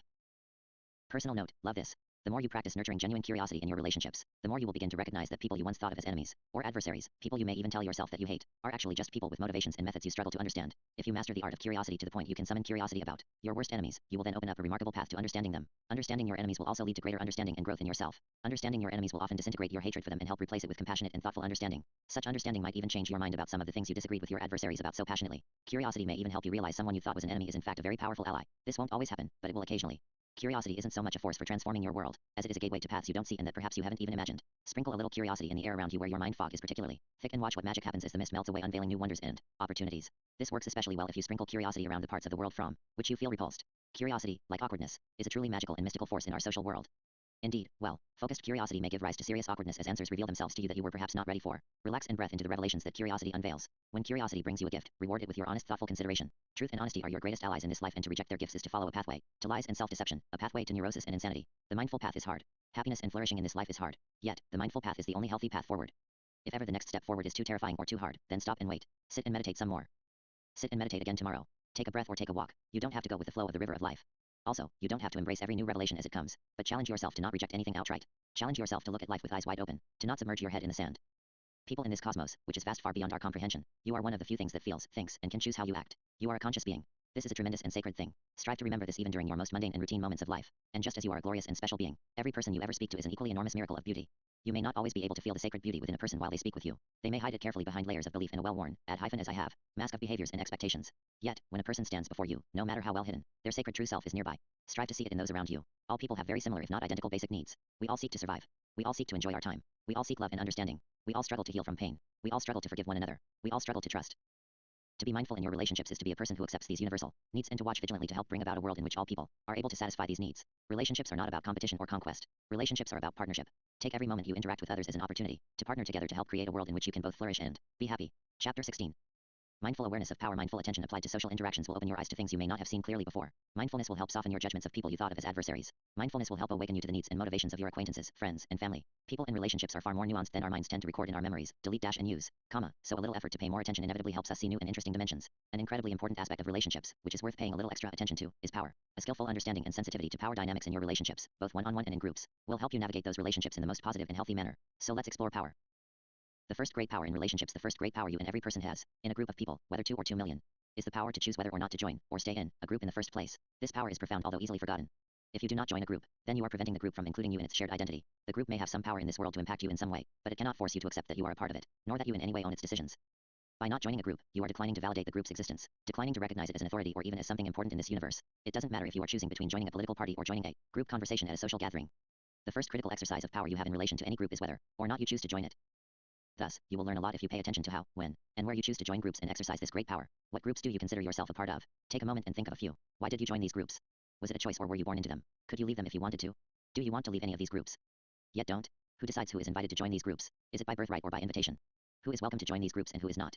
Who is encouraged to actively participate in the groups and who is discouraged? Perhaps more importantly, who decides the answers to all these questions in each of these groups? Is it you or someone else? Are the people who wrote the rules of this group present or even alive today? These questions help discern how power flows through the groups, power that you validate and legitimize by agreeing to be a part of the group. Journal activity. It might help to add a special notation throughout the book for these kinds of journaling activities. I did not do this earlier, but have thought that it would be a good idea. Maybe set it off in a box. Right now, sit down and make a list of some groups you belong to and consider some of the questions above. Just as with any other activity in life, to mindfully act in a group you must deeply understand your place and purpose for being a part of it. If we are to act mindfully in a group, we must be mindful of the reason we are a part of the group. If we remain in a group without any reason, we are not behaving mindfully. Rather, we are behaving randomly or quite possibly obeying the will of someone else, thus surrendering our power. Increasing your awareness of power in groups. Suppose you are part of a group of people eating dinner together. Presumably you have chosen to join this group for dinner, that is, no one has dragged you to the table and handcuffed you to your seat. 13. You are a member of the dinner party at this moment and you could choose at any time to leave. Even at a simple dinner party, power is alive and at work in the room at all times. The power of space. The easiest way to see power at work in groups is to pay attention to space. The simple question to ask yourself is, who is given space in the group? To begin with, who is literally given physical space to participate in the group on an equal, lesser, or greater level than others? If you are at a table, is there a head of the table? If you are standing in a circle, is anyone pushed to the back and less visible to others? Likewise, who is physically the center of group attention? Physical space is a shared group resource that some may have more of and others may have less of. Moreover, space is a physical resource that people in the group may fight or negotiate over. Delete dash and add comma. For the physical space you possess has a big impact on other aspects of power in the group. Whenever you want to better understand power in a group, pay attention to these dynamics over physical space. It will reveal a lot about the group and the people in the group. A more subtle, but perhaps more important resource in a group, whether at a dinner party or in a formal meeting, is verbal space. Who talks the most? Who claims the most airtime for having their voice heard in the group? Are speakers stealing the verbal space like eager children grabbing candy from a recently burst piñata, or are they being given this space freely by others in the group? On the other hand, are you in a group in which some people are actively working to be generous and give space to others to speak? Another question to consider. Is there any mechanism being used in the group that regulates verbal space, perhaps something that ensures everyone has an equal opportunity to speak? Or is there a system that regulates the verbal space that favors a few special people? Or is it a free-for-all, or worse, an all-out war for the verbal space of the group? If there is a group process, such as in a structured meeting, then consider who chose the group process at work. Delete dash and add comma, if any. There is enormous power in defining a group process. Did everyone present help choose and agree to the current rules of the group, or are the rules being forced on everyone? Is the group following rules of order created by people long dead? Again, the answers to these questions will help you better understand the nature of the group you are in and the fundamental mechanisms that control the flow of power in the group. Pay attention to how verbal space is managed in a group, whether the group is formal or informal, and you will begin to see power with crystal clarity. Power is always at play in groups. And remember, power is neither good or bad. It is merely a fact in human relationships. To better begin to see power more easily, consider the rules that govern physical and verbal space in each of the following group settings. *A. Classroom. *A social gathering you attended recently. *A courtroom. *A group of friends in a car with you. *A city council meeting. *A political rally. *A neighborhood meeting. *A religious ceremony. *A workplace meeting you attended recently. Do all people in the groups above hold equal power over the group? What rules govern who gets space to speak in each group? What will happen if someone breaks the group rules about who gets space to speak, and when? If you found yourself in one of the groups, what impact would it have if you left or said you did not recognize the validity of the group? You might be surprised how significant your individual power to simply join or leave a group is in every type of group setting you can imagine. Increasing your understanding of your power to validate or invalidate any group will serve you well when we begin to explore mindful political action in Section 3, but this understanding begins with seeing this power in smaller, more personal groups in your world. In fact, if you don't understand how power works on the personal and social level, you will never understand it or know how to work with it on a larger scale. So pay attention to power because power is continuously shaping the world around you. It might be good to add a box with 1 or 2 journaling activities here based on the questions in this previous section. Influence. If group power begins with space, both physical and verbal, it ends with influence. Who in your group has the most influence over the group's decisions and actions? Note, this is not necessarily power over any individual actions, but rather it is power to influence what the group agrees to. For example, some people may choose to leave a group if they dislike a decision, but the decision was still made by the group. Take a moment to see if you can think of any groups in which someone can choose to surrender all verbal and physical space to others, yet continue to hold ultimate authority or influence. There are many examples. 14. If you are at a dinner party, the group decisions being made are probably not life or death decisions, but more along the lines of, what shall we talk about? What game shall we play after dinner? Who will tell the next anecdote? Yet, even with these decisions, power is at play. The greatest influence in a group is often with the same people who hold the most physical and verbal space, thus the reason power-hungry people will wrestle over these resources. On the other hand, sometimes a person in a group is silent most of the time, yet holds the greatest decision-making power simply because they are well respected. For better or worse, the most influential person in the room may be the most well-liked. Or she may be considered wisest, add comma, or he may just be the boss, or the king, or the owner of the home, or the driver of the car, or the person holding the gun. As you learn to see power more clearly, you may be surprised to discover that the less you fight others for verbal and physical space, the more some people will grow to respect your opinion when you speak. Sometimes gaining power is like one of those Chinese finger traps. The more you fight for it, the less you get. Delete dash and add comma, and the key is simply to relax. The less you try to force feed others what you have to give, the more curious and at least briefly open others become regarding what you hold. Then again, this gentle spell can be broken the moment you choose to speak and share an opinion others can easily judge and discard. Power and influence are fickle phenomena. The best rule of thumb is simply to recognize you have power of yourself, your mind, your attention, your actions. Everything beyond that is part of the ocean of the universe in which you swim. You might catch a wave once in a while and go for an amazing ride, but you need to watch out that you don't get crushed on the rocky shore. Also make sure you have quiet, calm, safe harbors where you can relax and recharge. A regular meditation practice can help you create those sanctuaries. This is a good place for another box journaling activity. Nefarious influence. If you pay attention, you will see deeper, more disturbing, and more impactful layers of group influence. See if you can identify people in any groups who seem to not only strongly influence group decisions, but also genuinely influence or control group opinion. The more out of balance power becomes in a group, the greater the ability for a minority to define such things as values and even truth for the entire group. Beware of any group that claims authority over the truth and asks you to subvert your own judgment, observations, and reasoning to their greater wisdom. Truth, knowledge, and wisdom are three of your greatest allies on your life journey, so do not surrender your right to individually identify them without carefully considered and mindful reflection. In some groups, the depth of control is truly absurd. You will even find situations where certain people are given the power to decide what is funny and what is not, with the less powerful looking first for subtle permission before laughing at a joke or situation. The opportunities for abuse of such unbalanced power are obviously abundant, and so it will serve you very well on your mindful journey to be aware of how it moves in groups in which you participate. Power is a dangerous and intoxicating thing, so be mindful if you are interacting with power addicts, for they often make hasty and unhealthy decisions, and often their first priority is to preserve the power they have acquired. To live a mindful life, we don't grasp at power. We have power over some parts of the universe. We do not have power over others. Power and influence flows all around us, and we are swimming in it like an ocean. We are not here to try and tame the sea. We are here to sail a happy passage. Your relationship with power. As you begin to see power more clearly, you will inevitably begin to appreciate your own personal power in relationships and groups. You may even begin to gain greater control over how you use power. If nothing else, recognizing and embracing your personal power to leave any group at any time might give you an enormous sense of liberation. It is refreshing to realize none of the power mongers around you have final control over you. You have the power to leave any group you are a part of, be it a political party, a family, a religion, or a gang. Power is not good or bad, rather it simply is part of reality. Power is unavoidable. You cannot stick your head in the sand and simply say you want none of it for because you have it whether you want it or not. In fact, power is much like your life. You have it. You may like it or hate it, but your burden as long as you live is to decide what you will do with it, what you want from it.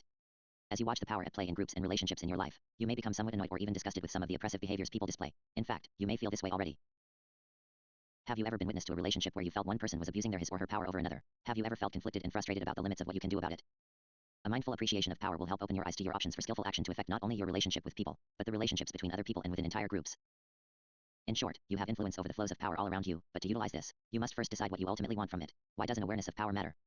Why is an awareness of power important in helping you mindfully navigate life? It is important because you have and are using power whether you are aware of it or not. Moreover, your power is constantly impacting the world around you. Part of mindfully navigating life is to be mindful of your impact on other beings and things around you. Once you can see power in your relationships, you must then decide what your relationship with power will be. How do you want power to work in your relationships with other people? How do you want power to work in the groups in which you participate? Do you want power to be equal and balanced so that all people have a healthy opportunity to participate and thrive? Or do you want yourself and a few select others to have more power and opportunity than others? Only you can answer these fundamental questions. Moreover, only you can monitor whether your behavior matches your answer. Some people genuinely believe the latter option, that a few select people should possess more power than others in this world. Maybe that you believe some people are smarter and wiser than others. Maybe that you simply believe some people are superior to others. Maybe that you just want more of everything for themselves, yourself, and they're your loved ones. In any case, I think that these beliefs are wrong. The more power is imbalanced, then the more tempting abusing power becomes. 15 *. I think it makes a stronger statement to make these assumptions personal to the reader. *. As I mentioned earlier, I like the metaphor of comparing a human life to the life of an apple tree. Just as the apple tree relentlessly seeks for all its branches to flourish and bloom, so too a human being might seek to nourish all aspects of their life so they might to flourish in a balanced, healthy and happy way. If you can think of yourself as a single apple tree, then you might visualize all of humanity like an apple orchard, like a human garden. If the garden of humanity is structured in a manner similar to a well-tended orchard, then every tree would have space to grow, flourish, and produce fruit. If you believe there are enough resources on earth for all people to thrive, then perhaps you will decide that a world in which all people have equal power and equal opportunity is what you crave for humanity. This vision of a garden of humanity is an ideal that appeals to me. I don't want to live in a world where the few hold power over the many, even if I am one of the few. I want a world of equal opportunity where all people have space to grow and flourish, and I believe such a world is possible. Creating a garden of humanity. If you do not want a world in which all people have a balanced opportunity to grow and flourish, if instead you only want some select people to have the best opportunity to flourish, then you want a world with oppression. If you want a world with oppression, I have no further advice for you, because I don't want that world. I won't help you with further advice about how to sustain that world on a small or large scale, for that is the world we currently have, and it is one I am looking for ways to change. Start a new paragraph here. If, on the other hand, you wish to reduce oppression in this world, I have many suggestions for you. I think it would be impactful to have this sentence standing alone. For those of you still with me, let us focus on this as a clear goal, a world in which all people have a balanced opportunity to grow and flourish. Since we know what we want to create in our world, we now know what we want from power. We want to utilize power to help create the world we want. This is a healthy use of power. So now, rather than fearing, craving, or feeling shame towards power, we can recognize it as one of the many tools with which we shape our world. Power is neither evil nor good. Let me repeat this. Power is neither evil nor good. Suggested addition. It is merely a part of our universe, like earth, wind, and fire. We shall utilize it in appropriate and healthy ways to help create the health and happiness we seek for our world and ourselves. And boy do we have some work to do to get there. You might want to have readers to a journal activity to list or write about changes they wish to see in their world and small ways they can use their power to make those changes, i.e., arguments in family, quiet/stillness, etc. Oppression is any condition in which power is abused. Oppression is where one person uses power to forcibly take a greater share of resources such as space, food, money, and opportunity. Oppression takes a vast multitude of forms. It is a subtle and tricky chameleon.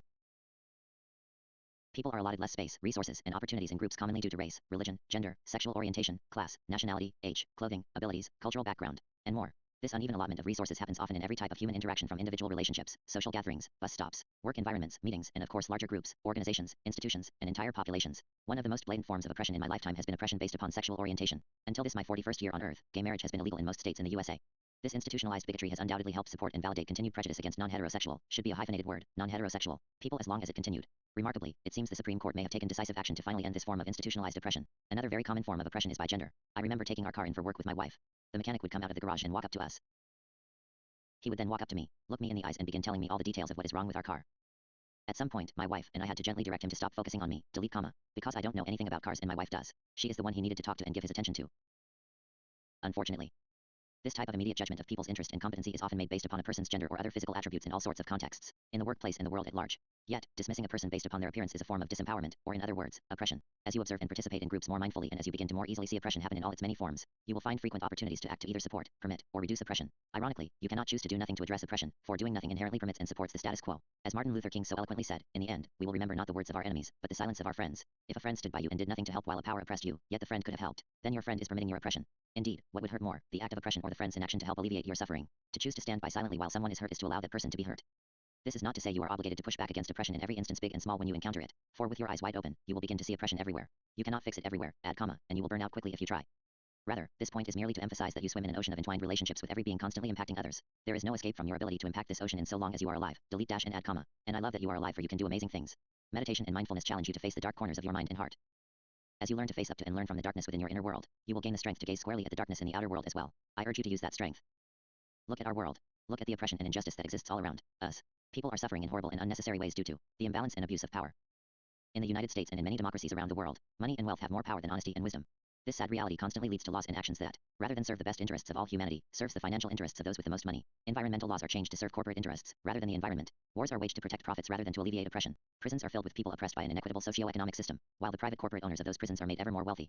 If you walk through this world with a more mindful awareness, with your eyes open, you will see heartbreaking pain and ugliness. Your heart will ache as you recognize that our world is a place of gross oppression and intolerably and unjust suffering. The more clearly you see the darkness in the world around you, the more challenging this knowledge and insight becomes. We have far more influence over the evolution of the dark thoughts in our mind and heart than we do over the horrendous suffering of people around the world. Yet, the solution to our heartache for the suffering of others is not to close our eyes and look away. The solution lay in finding the courage to keep our eyes open, to pay attention, to listen, and to find others who wish to work with us to make things better. Mindfulness is not an easy path, but it is the path that fully embraces honesty and wisdom as allies. Honesty and wisdom do not always lead to pleasure, but they are the only path to truth and that for me is the only route to happiness. An inescapable fact of existence is that you affect others by your actions and your inactions. So your profound and endless challenge in this life is to choose your actions and inactions mindfully. Think again about any groups you identify with. Are you a part of any groups that support oppression in our world? Strive to honestly ask and contemplate that question. It is vitally important. You need to know what your actions and inactions are doing in this world. If you are participating in a group that is systematically oppressing some members of the group, then you have only two choices for how to affect that oppression. You can help sustain the oppression or you can act to reduce oppression. You may oppress or you may liberate. What will you choose? Asterisk good place for a journal spot. When to liberate and when to oppress. Have you practiced seeing power in the groups you belong to? Can you list examples of oppression you have witnessed? Can you remember any specific experiences of oppression you have had? If not, you are either not interacting with many people, not paying attention, or living in a utopic community unlike any I have ever seen. If you found utopia, drop me a line so I can come visit. Delete comma, because in the rest of the world, people are constantly fighting over space, resources, and power. If you haven't observed any forms of oppression big or small in the groups to which you belong, then consider it an assignment for this next week to mindfully bear witness to power in groups, whether formal or informal. Power dynamics are always present. Wherever power falls out of balance, then oppression will occasionally happen. It is always there. We cannot escape it. We can only choose how we respond to it. Even groups with a add article, carefully structured process, designed to preserve equal power for all participants, constantly struggle with an imbalance of power. Consensus is the form of group decision-making designed for exactly this purpose, true equality amongst all members. In a consensus meeting, every participant is defined to have absolutely equal decision-making power. I am a very experienced consensus facilitator. I've facilitated hundreds of meetings while participating in the Occupy movement and within communities in which I have lived. I guarantee, even in consensus meetings, power imbalances happen all the time. In fact, subtle power imbalances are much easier to see in a consensus-based, this should be a hyphenated word, meeting. Just because everyone agrees that every person has equal power doesn't suddenly give each person equal power. For example, one person one vote doesn't change the fact that some people are more articulate than others. One person one vote doesn't change the fact that some people are better known, or more widely respected than others. You can try to equalize some aspects of power, but you can never equalize them all. You can only strive to be mindful of the flow of power, like a kayaker minding the currents in a river. See when power is flowing in a way that oppresses, and then paddle your oars of action accordingly. When you see oppression, do you attempt to impact it? Do you attempt to liberate the oppressed? Do you attempt to equalize the power? Or do you do nothing, implicitly allowing the oppression to continue? Or, even more extreme, do you prefer the current power imbalances in your groups and even act to increase the oppression? These are all valid options on your path and only you can choose which one is the best. When you are in a group and everyone is trying to work together to make a decision, do you pay attention to the people who struggle to be heard? Do you notice the people who remain silent and either refuse or fail to gain any airtime? Do you do anything to help them gain space? If you are a mindful group facilitator, then you watch vigilantly for such events and you take action to change the dynamic in a positive way. A mindful person can also do this in any situation where abuse of power is happening. What relationship does oppression have to your journey toward happiness? How do you want the power relationships to work in the groups you identify with? What is the ideal? It is naive to presume anyone who honestly considers this question will always say equality is the ideal. There are clearly many people alive who enjoy power and probably think the world is a better place when the so-called right people have the most power. Indeed, even in a small social setting, you will see that many people find equal power infuriating and ineffective for decision making. Perhaps this is why Western mainstream cultures have seemed to settle on the election of leaders as the compromise between the ideal of equality and the efficiency of oppression. Change to a period, many people do not even realize, delete comma, there are alternatives to democracy that may better satisfy the desires for equality and effective group action. In later chapters we will explore at least one of these alternatives. In the next section we will explore some examples of how to mindfully act to liberate yourself and others from oppressive power dynamics in groups. Chapter 17, Mindfully Reducing Oppression. Oppression is all around us. Oppression is an ugly and nefarious cause of suffering. Oppression is the abuse of power. Oppression is the actions taken by people in power that directly or indirectly makes life more difficult for others. If you are to live a mindful life, a life in which you are attentive and honest about the world in which you live, then I expect you will feel a desire to alleviate the suffering caused by oppression in our world. I do. Much oppression in the world is created by enormous and entrenched forces that have grown in place over many years. Many of these forces of oppression may appear immune to any possible action you take, personally. Yet, if you pay thoughtful attention, then you will begin to see countless opportunities where you might take meaningful action to lend a hand, delete, dash, and make this world a better place. As we discussed earlier, oppression is everywhere. Do what you can do within the world you live and interact every day. Also keep in mind, you may be surprised how much power you have to influence the broader world. If we return to our metaphor from earlier, the world is like a garden, and every human life is a plant in this garden. We want every plant in this garden to have room and nourishment to grow and flourish, delete dash, and to do so in harmony with all the other life forms. In this view, we can think of ourselves as one of the gardeners. We then see, delete comma, that we can use our gardening skills to keep the garden around our home as healthy as possible, delete dash, and support efforts to help such healthy gardens to thrive the world over. Let's explore how we can act to tend the garden of humanity by helping to address oppression. Reduce oppression by joining or leaving a group. Always remember your first power in groups is to choose whether or not to join. By joining a group, you are validating the group. If a group is built on a system in which you see oppression, then you can choose not to join it or to leave it. You might then join a different group. You might join a group structured in a more egalitarian manner. The simple choice of joining or not joining a group is an enormously powerful act, perhaps even more powerful than any action you might undertake from within a group. Suppose you are a member of a local church or Rotary Club. This church or Rotary Club is considering doing something that you think is unjust, that you think hurts people. Would you be willing to stand up and say so? Would you be willing to leave the organization if they had followed through with the action under consideration? If you were a part of such an organization, you would have deep social ties within it. Change period to question mark. Leaving the group would mean to some extent severing these ties. Every relationship affected by your act of leaving would be a source of intense emotional energy, delete dash, impacting you and the other parties. Leaving a group can be a very big deal in a person's life journey. Yet, if you recognize your continual power to leave any group at any time, you will awaken to your true power and importance in the group. If you pay attention to the oppression in the relationships and groups all around you, you will see simple opportunities like the one above where you could take action to address oppression. Remember, we are only talking about your power to walk away. You don't have to convince anyone of anything. You don't have to stand up and debate people. Simply being mindful of where you choose to stand and who you choose to stand with, delete comma, means that you can awaken to see your most fundamental power to influence the world around you. You have far more power than you probably realize. You just may be afraid to use it. Have you ever been walking down the street and witnessed a fight or conflict of any sort, a situation where power is highly visible? What did you do? Did you look away and avoid it? Did you convince yourself that it has nothing to do with you? Or did you gently observe and see if there was anything you could do to alleviate the suffering of the drama? I remember walking through a parking lot at the hospital where I worked. I was walking with a female coworker. As we passed behind a parked car, add comma, we both noticed yelling inside the car. A young man perhaps 30 years old was screaming violently at an elderly man. You fucked up. You totally fucked up. My companion and I both became silent as we walked by in shock. The violence of the moment was so fast and intense. We were both somewhat overwhelmed. My companion and I did not involve ourselves in that moment of violence. Yet, after debriefing the incident later, we both agreed, we could have, delete dash, and perhaps we should have. We could have calmly walked up to the car and asked if everything was okay. We both realized that elderly man may have needed help. I continue to think of that moment from time to time even years later. I no longer allow myself to be shocked or frightened into inaction when I am faced with such a moment of abuse of power. Instead, I take a breath and I look for a skillful path to help. I don't want to be haunted by such moments of inaction. Moments where I could have helped someone suffering abuse with perhaps nothing more than a few moments of my time. Power in the process. If you look closely at groups, you will see group power clearly revealed in its decision-making process.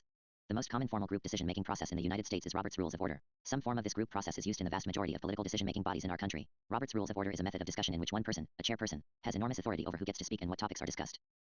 Robert's Rules of Order is not an egalitarian group process since not all people present hold equal power, so you might carefully consider your motives when joining any group that follows such a process. Joining any group using Robert's Rules of Order is to join and validate the existing hierarchy in the group. If the existing hierarchy is corrupt or flawed, you might choose a different path forward other than participation. One formal group process that strives to be egalitarian is consensus.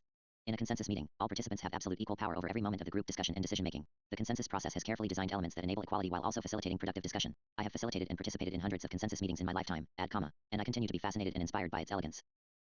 If you have never experienced a robust and effectively facilitated consensus process, then you have an exciting and potentially enriching new experience to explore in your journey. If you are seeking a group structure that is not hierarchical, then you might seek out or create a group that operates using consensus, rather than any variation of Robert's rules. You may be surprised to hear that another very common form of institutionalized oppression is democracy. It may seem counter to everything you have ever been taught, but to have a group vote and make decisions by majority rule, delete dash, is to oppress the minority opinion. The majority opinion is by no means guaranteed to be the wisest opinion, delete dash.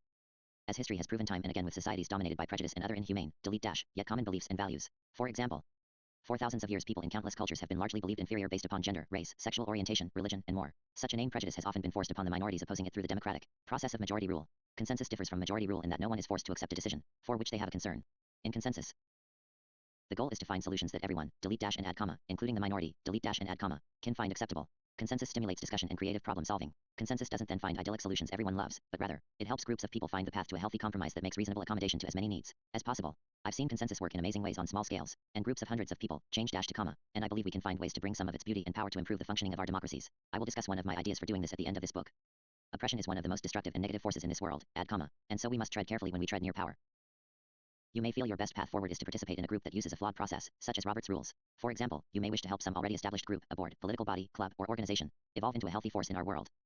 If you do make the choice to join such a group, The key is simply to remain vigilantly mindful of what you are doing and why you are doing it. If you are considering joining a group that uses inherently unbalanced power structures, then consider these questions. Why am I joining this group? What is my goal? Can I achieve my goal within a group with unbalanced power dynamics? Do I want to achieve my goal using unbalanced power dynamics? Can I change the power structure in the group to something more egalitarian? Will I be oppressed if I participate in this group? Will I oppress others if I participate in this group? Could I effectively form a competing group that follows a more egalitarian process? Would such an alternative group better achieve my life goals? Often these questions are neglected as people blaze their path forward joining groups. Yet to move forward mindfully is to patiently and thoughtfully keep your options open, even when you are confident of your current general trajectory. Sometimes joining a structurally flawed group may be a skillful course of action. Yet often people make the mistake of accepting the oppression embedded in the world around us without question, even dismissing or attacking those who call attention to it.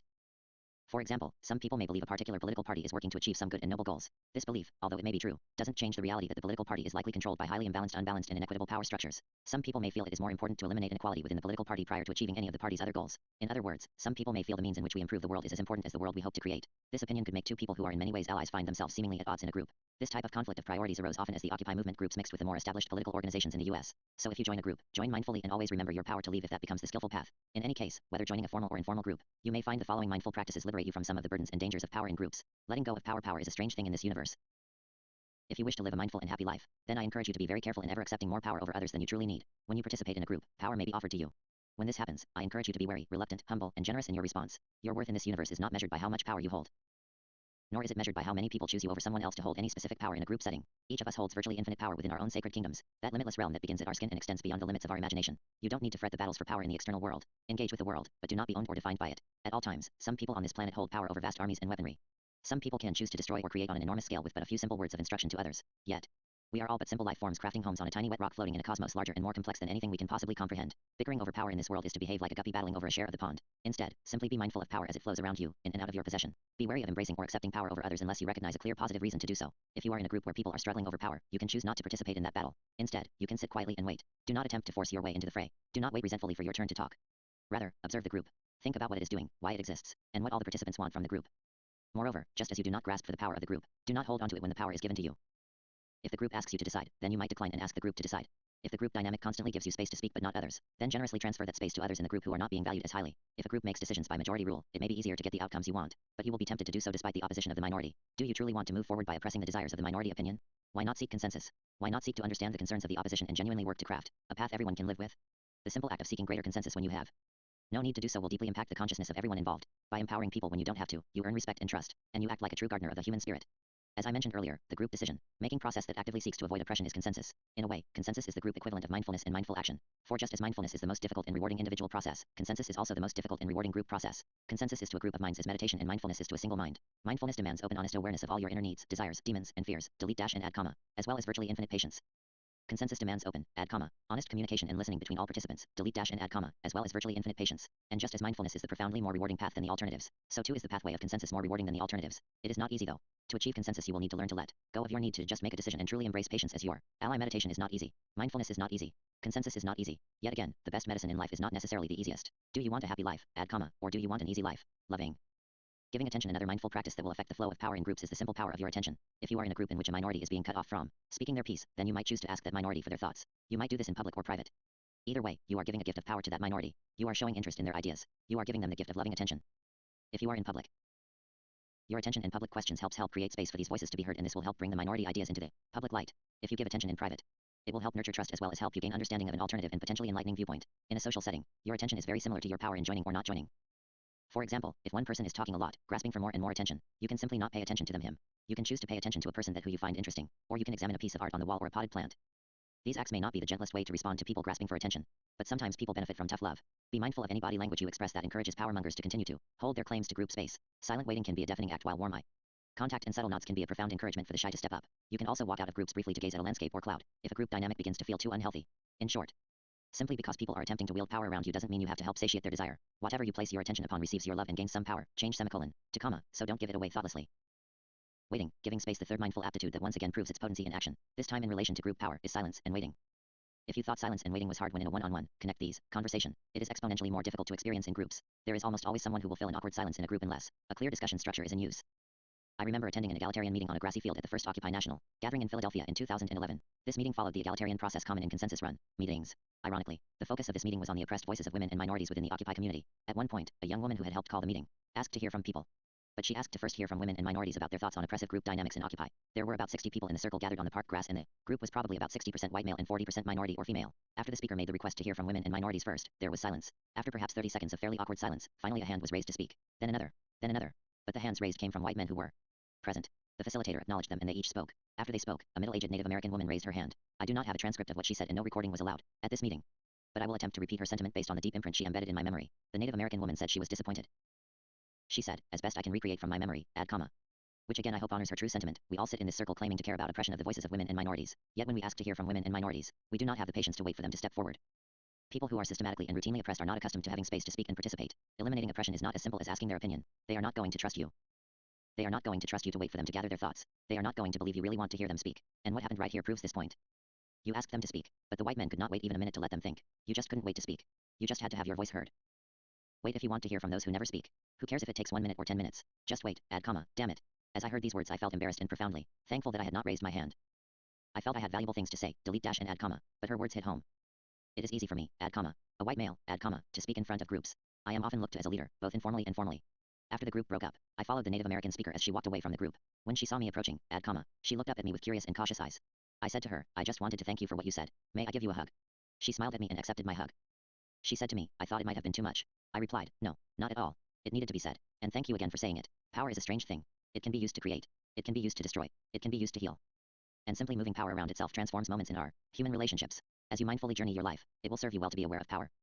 Yet if you practice letting go and do not attempt to grasp at power, you may find it flows to you and away from you at exactly the right moments in the exact right amounts. Pay attention, wait, and strive to act skillfully in relation to power. Delete dash. Just as a kayaker strives to paddle skillfully amongst the currents of the river.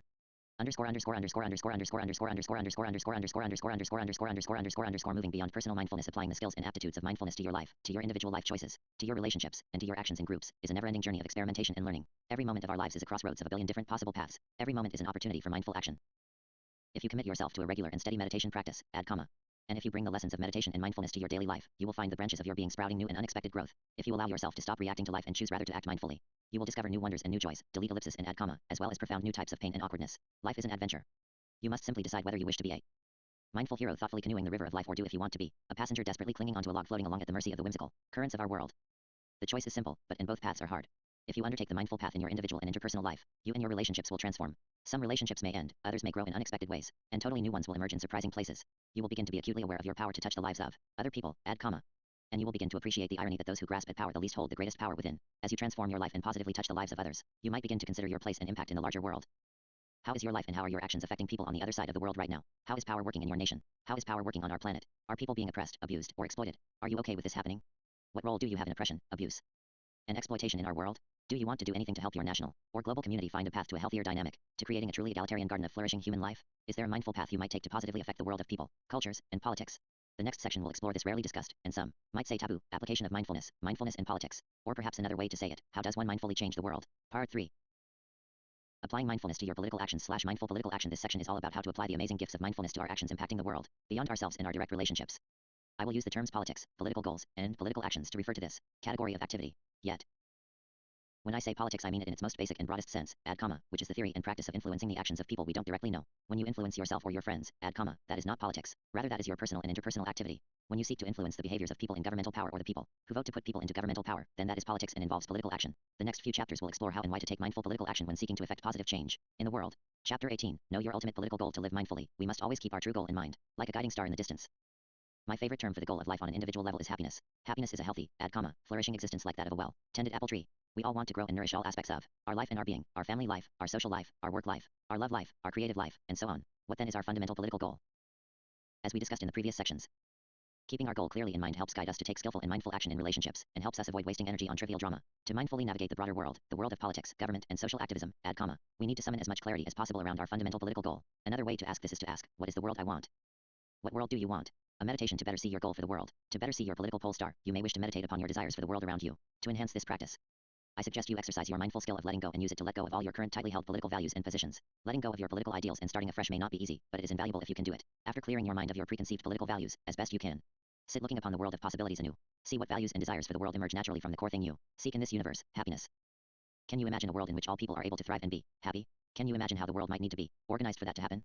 Can you see the beginnings of a path to create such a world? Sit down, close your eyes, and allow yourself to meditate and contemplate this. See then what emerges. The exercise I describe above is not easy. Most likely your political views and values are deeply ingrained. You may be unwilling to sit and re-examine them even for a few minutes. This reaction is quite common. It is hard to question any of our values and beliefs upon which we have built our life. Yet, if we don't do so, we risk building our life on a lie. The path of mindful living is not easy. The path of living an honest life is not easy. Your actions impact the world. Your political values and views impact how you vote and interact with the larger world of politics. Delete dash and add comma. And this larger realm has far-reaching impact on the lives of people all over the world. Your political values and views matter. What can those suffering do if you will not honestly assess whether your political values and views are truly good and wise? Sit. Contemplate the world you want. Contemplate what political values truly will create the world you want. If you are in the USA, is the solution really capitalism and democracy the way the USA is structured today? Are there not things we can learn from other countries? Have you ever looked for yourself what other countries are doing, or do you simply believe what you are told happens in other countries? Who are you listening to?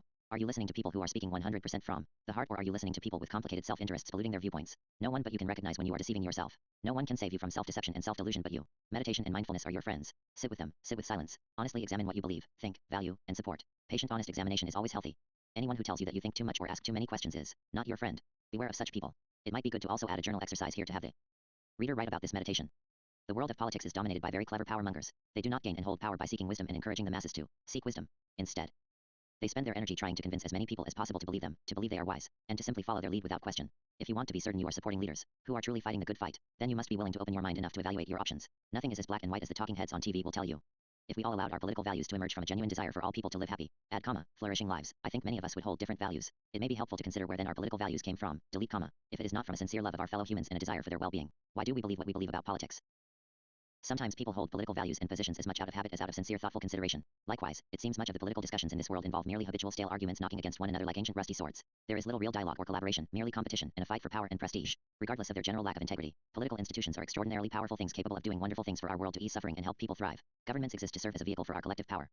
The purpose of government power is to mold our world in positive ways no individual could ever do. We all want these institutions to take wise, add comma, mindful action, but far too often they fail miserably at doing so. Why? Why do our political leaders fail to leverage our collective power to observe, evaluate, and act to improve our world in a healthy, collaborative, and wise manner? Why do political groups seem to battle constantly over power, rather than mindfully seeking the best answers and actions? These are very important questions to meditate upon, to contemplate. The better you see and understand the answer to these questions, the easier you will find your navigation through the political landscape, delete dash, if you choose to engage it. You will likely have to sit for some time in order to clearly answer these questions through your own process. The answers you find will likely be subtly different than myself from me, for we each have a unique perspective on the world around us. Nonetheless, I will share with you some of how my vision of the world has developed as I have made my journey across this mesmerizing landscape we call life. I offer this merely as food for thought, for we each must discern for ourselves what perspectives we will hold as valid or useful. A view of our world: the earth is an island floating in an endless, still, Black Sea. Every life form on our planet begins existence like a seed dropped upon the surface of this island, each individual seed hoping and yearning to take root, grow, and flourish. Every person, all humans, animals, fish, plants, and microbes seek the same simple goal: to live and flourish as best befits their true nature. We can think of every seed of life brought forth into this world as the seed of a tree, delete dash and add comma, and we can easily see not all life is born into the same opportunity to thrive. Some seeds upon their birth awaken to find themselves amidst soft rich soil in which they can sink, extend roots, and then immediately begin to grow into large glorious trees. On the other hand, some seeds do not enjoy such a straightforward life journey. If one sees all life as the seedling of a tree, then one might see much of the island we call home as a broad, add comma, muddy flood plain. The seeds born onto these flood plains are destined for a rough ride. Some seeds born in the mud flats have a brief chance to extend some roots, perhaps even begin a transformation into a young tree. Yet, when the floods inevitably come, the weakest and youngest trees trying to grow are ripped from the ground, rushed fast and furiously far from its brief home, and either deposited upon unfamiliar new ground or utterly drowned and destroyed. The seeds and young trees not destroyed by the floods, the lucky ones that survive, often must start all over with their struggle to take root and continue to grow and survive. Some succeed. Many fail. Such is the world upon which you and I live. It has always been this way and it will always be so to some extent, sometimes a bit better and sometimes far worse, until such a day as a wave arises from the great Black Sea and wipes clean the entire surface of this small island, sinking the island everything beneath the sea for all time and taking all life upon its surface away with it forever. Nothing lasts forever after all. Our sun itself and all suns like it will one day snuff out. Oblivion awaits us all, add comma, eventually. Yet, so long as this island exists, and so long as this island has us seedlings upon its surface, some will be born into rich opportune soil and others will be born into dangerous flood plains. If you are reading this, then you are probably one of the lucky ones, for the truly unlucky rarely have the opportunity to read a book such as this. In any case, if you give it some honest thought, you will likely see that you are far luckier than many born onto this grand planet. In fact, you may have been born into perfect, add comma, protected soil. You may have been nurtured and coddled. Do you really mean to use coddled here? Were you really spoiled and overprotected? It has a negative connotation. Add comma, as I was, add comma. From the moment you first came into existence as I was, you may have been tended and protected by gentle and loving shelter most of your formative years as was I. You may have been fed by the perfect amounts of water and nutrients to stimulate your growth during your youth. You may not know the traumas that hunger or fear are capable of bestowing upon us. Thus, you may be one who is thriving upon our little island called Earth. On the other hand, your path may have been more colorful. Perhaps you are a survivor of an inopportune birth. Perhaps you were born onto the life-destroying floodplains, or perhaps by some stroke of bad fortune, found yourself suddenly immersed in one such flood when the tides of water shifted upon this Earth's crust. Change question mark to period. Do you know what it is like to have your life ripped out of its roots, partially or fully, only then to struggle mightily to find new ground in which to dig in? Do you know pain and suffering? Are you old friends with hunger, add comma, or fear, add comma, or desperation? If you are a survivor of a harsh and torturous path, I honor you for how far you have come to arrive at this moment. Well done, my friend. I pray your life lessons have made you stronger and wiser and not so traumatized that you struggle to move. In either case, born into opportunity or a survivor of harsh events, you are alive and living now at this moment. The struggle for strong roots and flourishing limbs never ends. A lifetime of ease guarantees no one a future of similar comfort. Indeed, trouble waits just around the corner for all of us. After all, life is change and nothing lasts forever. The paths of the floodplains may shift at any moment, tearing you from your home, destroying much that you know in life, vanquishing things and people that who you love and cherish. So the work, the mindful work, of tending the earth beneath our own feet never truly ends so long as we live. We must tend to our homes in order to survive. For this reason, a mindful meditation sit each morning can become an invaluable lifelong ritual to finding our center and strengthening our roots. Yet, your nurturing work need not end at the boundaries of your personal or interpersonal life. Once you feel you can trust your footing and you have some space and energy with which to look around, you might take heed of the fate of your fellow beings, your fellow seed pods upon this vast and glorious planet we all call home. Look out upon the earth and see what you see. Do you see the seeds dropped into the flood plains? Do you see the flood waters approaching? Do you see the forces at work upon this earth that cause the rise and fall of the life-destroying flows of change? What do you learn if you pay attention to the forces at work upon this precious island floating in this vast and seemingly endless Black Sea? If you sit and observe the forces at work in our world with the same gentle, loving attention with which you witness the forces at work within yourself, you will learn amazing things. You will see exciting opportunities to influence change, to do good works, to help others flourish, and in so doing make your world more beautiful. As you grow stronger and your vision becomes more clearer, you might begin to realize that you have real power to affect this world and the causes of life, death, destruction, and growth that seem to rule it. You may discover one morning that you see clearly how your broad branches might be used to shape the flow of water on a portion of these earthly plains. You may find you could allow some fruit and foliage to fall from your flourishing outstretched limbs in such a way that slows the destructive waters of the flash floods, perhaps saving a handful of seeds from misery or certain death. You may even find that if you allow a broad and unneeded branch to break fully off from one of your extended limbs, it might possibly blockade a particular aqua path, improving the lot of an even larger number of your less fortunate neighbors. If and when you see these opportunities, do not dismiss them, but rather patiently consider if you wish to take such skillful action. What do you want of this island in this infinite sea? Do you only want materials necessary for yourself to grow and flourish? Do you feel pride and entitlement to the luck that landed you into healthy, rich soil and blessed you with the time needed to grow strong enough to survive? Do you feel every opportunity you have enjoyed in your life is something you have fully earned through your hard work and decisive actions? Do you feel you have earned all the good luck the universe has brought your way? Do you feel any love and affection for the seeds that struggle, suffer, and die all around you? Does perhaps a part of you feel it is good that some weaker seeds suffer and die in order to strengthen the population remaining? Does a part of you want the seeds around you to suffer and die because you feel threatened by their good health? Do you worry that if too many other seeds take root and grow, it may cut off your own flow of nutrients that feed you and those you love? Look carefully at your feelings as you gaze honestly out upon our world. Only you can honestly assess what you see and what you feel as you gaze upon the suffering all around us, or whether you see the suffering at all. I am a healthy, well-rooted tree.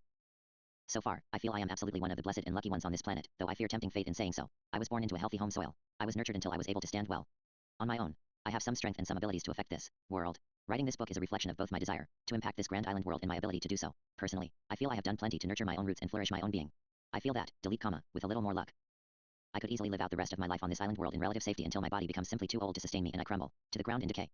Yet, I choose to focus my efforts and energy outward upon this island, to not merely nurture my life, my personal happiness, but to see what I might do to improve the lot of my fellow beings. I study the causes of the destructive floods. I study where they come from and what molds their directions. I wonder if the flows of water that cause such destruction upon this island might be shaped and harnessed by thoughtful action so that more seeds, perhaps all seeds, might never meet such tragic ends. I wonder if it is possible for this island to be not a jungle ruled by jungle laws, but a healthy, glorious garden, tended by wise and mindful action. I wonder if such a world is possible, and when I see action, mindful action, that might help make it so. Delete dash and add comma, sometimes, delete comma. I then carefully, thoughtfully, and gently go for it. Make no mistake. We are all but dust upon the surface of a small rocky slab in an unimaginably vast darkness. Any action one might take to shape the lot of this island can be wiped away in an instant. For this reason, it is wise to not grasp desperately at your goals, whether personal, interpersonal, or political. We will appear powerful at times, especially those who learn to act mindfully. Yet beyond the confines of our minds we are ultimately powerless. Such is the reality, the glory, and the beauty of our existence. And so, I suggest each of us appreciates each moment mindfully, suck deeply the marrow from existence, while mindfully taking action to shape things for the better. That is what I strive to do. What about you? Do you know your goal? I've shared with you how I see the world. It is a world in which I seek to flourish and a world in which I wish others to flourish. I know my goal with calm clarity for myself and for the world. Make this a true dash with space on each side, or at least with more clarity than ever before in my life. Do you know your goal? Can you imagine it in your mind? Can you imagine the world as you ultimately wish for it to be? If you do, then can you begin to take mindful action right now to help make that world a reality? Mindful political action knowing the world you want is one thing. Taking effective action to bring it about is quite another.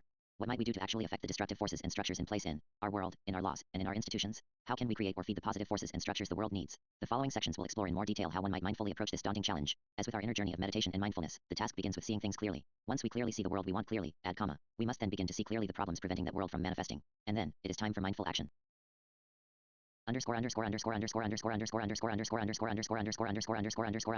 Chapter 18. Act to fulfill your vision for the world. The key to achieving a vision is to solve the problems that prevent the vision from becoming realized. The first step in this process is to first see the problems, the obstacles that prevent the realization of your vision. You need to deeply understand the obstacles in your path. This is as true for the giant boulders we discover in our consciousness that obscure our internal journey as it is for the enormous and complex problems that scourge our external world. As with everything else, a mindful approach to the challenge of understanding problems will serve you brilliantly. Mindful seeing of problems while seeking to understand deeply the things that arise in our consciousness, especially those that seem to block our way. The mindful approach is simply to observe. We gently and patiently bear witness to any problem that blocks our way. We turn it around. We approach it from all angles. Eventually, with this gentle yet relentless approach, we can begin to see any problem clearly enough that it either melts away or we begin to see actions we might take to resolve it. This exact same approach can work elegantly for large external world problems as well. If you sense a craving to address a large-scale obstacle or problem in the world, then it is a wonderful idea to allow yourself to examine it gently during meditation. In fact, any problem or issue in your life, big or small, will benefit from this type of gentle mindful contemplation. Often you will indeed find the problems either melt away to non-issues, add comma, or you will see clear specific actions emerge for you to take to begin to address the problem. This mindful examination process is your core tool for learning to take mindful action rather than often less effective unconscious reactive actions. Observe, reflect, examine, and wait patiently until a clear path emerges for you to follow. Then act. Observe the result.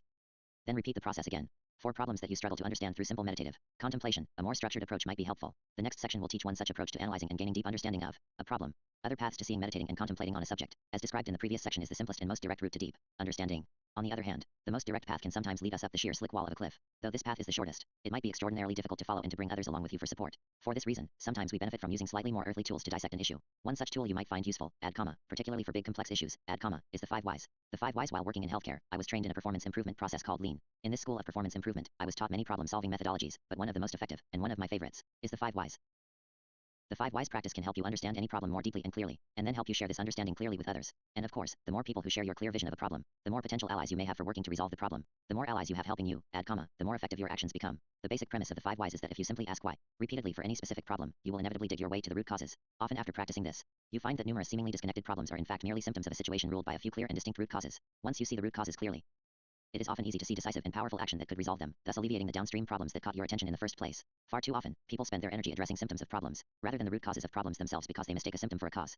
Let's imagine using the 5 whys to analyze a problem where a friend seems to be constantly picking fights with us. This will give us a chance to practice the 5 whys. The 5 whys example for this exercise: let's imagine we have a friend with whom we realize we are arguing with a lot. We want to understand this better because it is causing us stress and anxiety. To do this, we are going to use the 5 whys. The first step in the 5 whys process is to name the problem as accurately as you can. For our example scenario, we shall thus name the problem as follows. 1. The problem: my friend and I are getting into a lot of fights and arguments lately. Now, the first critical lesson you must understand to benefit from a tool like the 5 whys to analyze any major problem in your world, delete comma, is that you will make far more progress in your investigations if you analyze specific incidents. So for example, when our problem is interpersonal conflict, don't try to analyze the relationship as a whole, but instead, delete comma, choose a specific incident of conflict to focus on. You might choose one specific incident that was particularly poignant. Then, focus 100% of your analysis upon that one specific incident until you fully and deeply understand it. After that, you can move on to another specific incident if necessary and keep repeating this process until you have achieved full understanding. Often when it comes to analyzing problems, whether personal, interpersonal, or societal, we focus our attention and our dialogue around abstract generalities.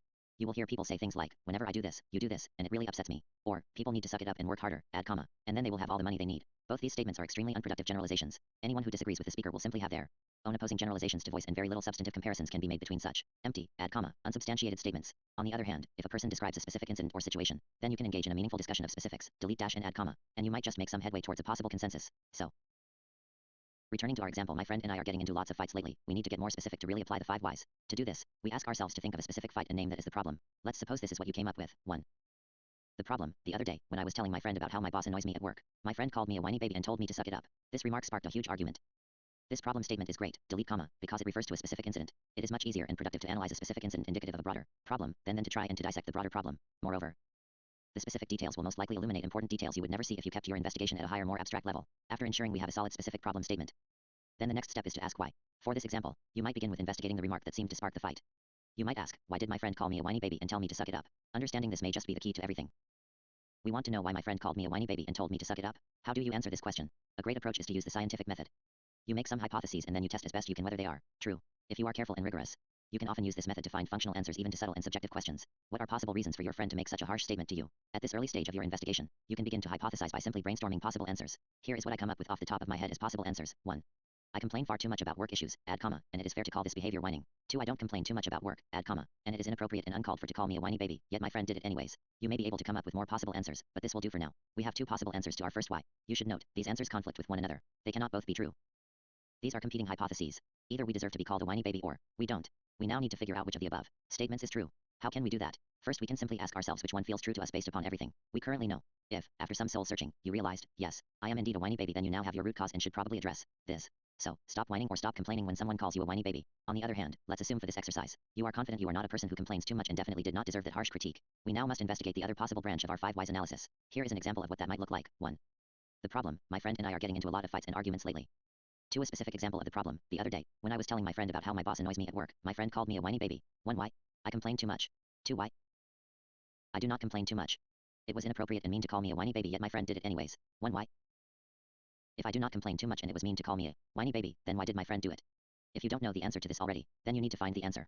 How? A great method is to simply ask your friend.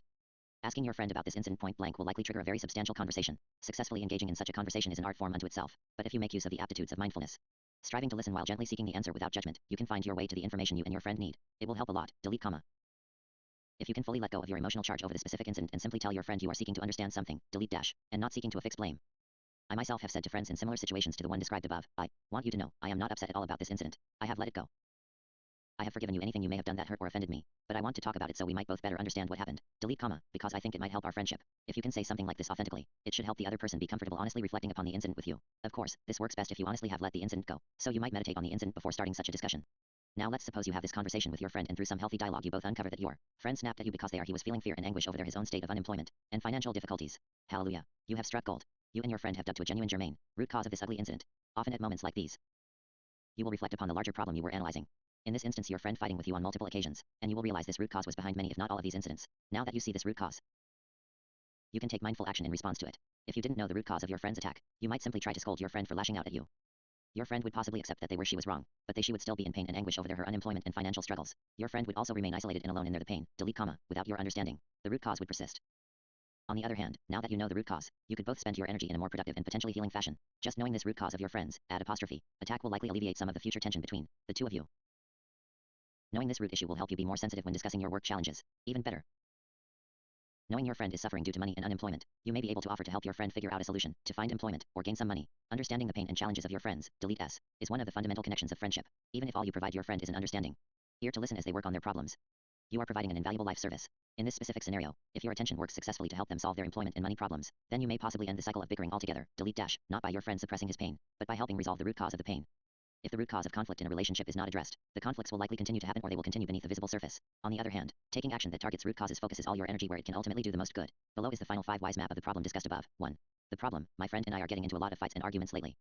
2. A specific example of the problem: the other day, when I was telling my friend about how my boss annoys me at work, my friend called me a whiny baby. 1. Why? I complain too much. 2. Why? I do not complain too much and it was inappropriate and mean to call me a whiny baby, yet my friend did it anyways. 1. Why? My complaints about work reminded my friend of his suffering due to being unemployed and struggling financially. 1. Stop. This is a potential root cause. The mindful action to address this is to investigate if this is true and take appropriate action. Applying the 5 whys in the interpersonal example above may be overkill, add comma, but we did it just so you could see the tool in action. You may be able to find your path to resolution for many problems without rigorously mapping out a 5 whys analysis. On the other hand, it's great to have the 5 whys in your toolset in case you need it. It is also noteworthy that we didn't ask why 5 times in the previous example. Sometimes 3 or 4 times is enough. Sometimes you need to ask it 10 times to get to a root cause. Now, although the 5 whys may be overkill for some small problems, big problems are a different story. For big or complex problems involving many people, such as societal and political problems, you will want to remember how to do the 5 whys analysis in the same structured and rigorous manner I did in our first example. In the next section, we are going to take on a much bigger and more complex issue in the world of politics, add comma, and we will use the 5 whys to help us systematically analyze the problem. Chapter 19, Bridging Mindfulness and Societal Problems. If you integrate a regular meditation practice into your life, you may also integrate meditation groups and retreats into your life, for these can be enormously enriching and rewarding. As you learn about and struggle with the challenges of being mindful in your personal and interpersonal actions, you will find it extraordinarily helpful to have people in your life to discuss these struggles with. After all, if you appreciate mindfulness and mindful actions, you will definitely appreciate mindful friends, delete dash, for they will help you and support you in your practice. They will also strive to treat you with the same loving, wise attention that you strive to treat them, which leads to wonderful, enriching relationships. Now, with that said, even though meditation groups are a wonderful support system for practicing personal mindfulness, I haven't found such groups to be very useful for nurturing mindful political solutions. In fact, although meditation groups often engage in listening to talks and group discussions, I find any topics resembling large-scale societal problems or political issues are seemingly taboo. A part of me understands this, yet a part of me feels this is unfortunate, for the gentle wisdom of mindfulness is desperately needed in the political realm. Think about this: who dominates the conversations regarding how we might address our large-scale societal, international, and global problems? Who runs for office? Who do you see on TV debating the issues? Do you see people who practice meditation and mindfulness? Do you see people who clearly strive to be compassionate and understanding of others? Do you see people who listen first before speaking? I don't. If you have a random group of people in a room, you will naturally have a wide variety of personality types present. As we discussed earlier, whenever people are together, power is at play. Some personality types will always grab at and fight over the power in the room. They will seek center stage. They will dominate the conversation. When a question is asked, they will make sure their opinion is heard. Just as certain types of people dominate group conversations, so too do these same types of people dominate political discussions in groups small and large and in the media. Yet, the people who speak the loudest and who want most to be heard, often do not have the most wisdom to share.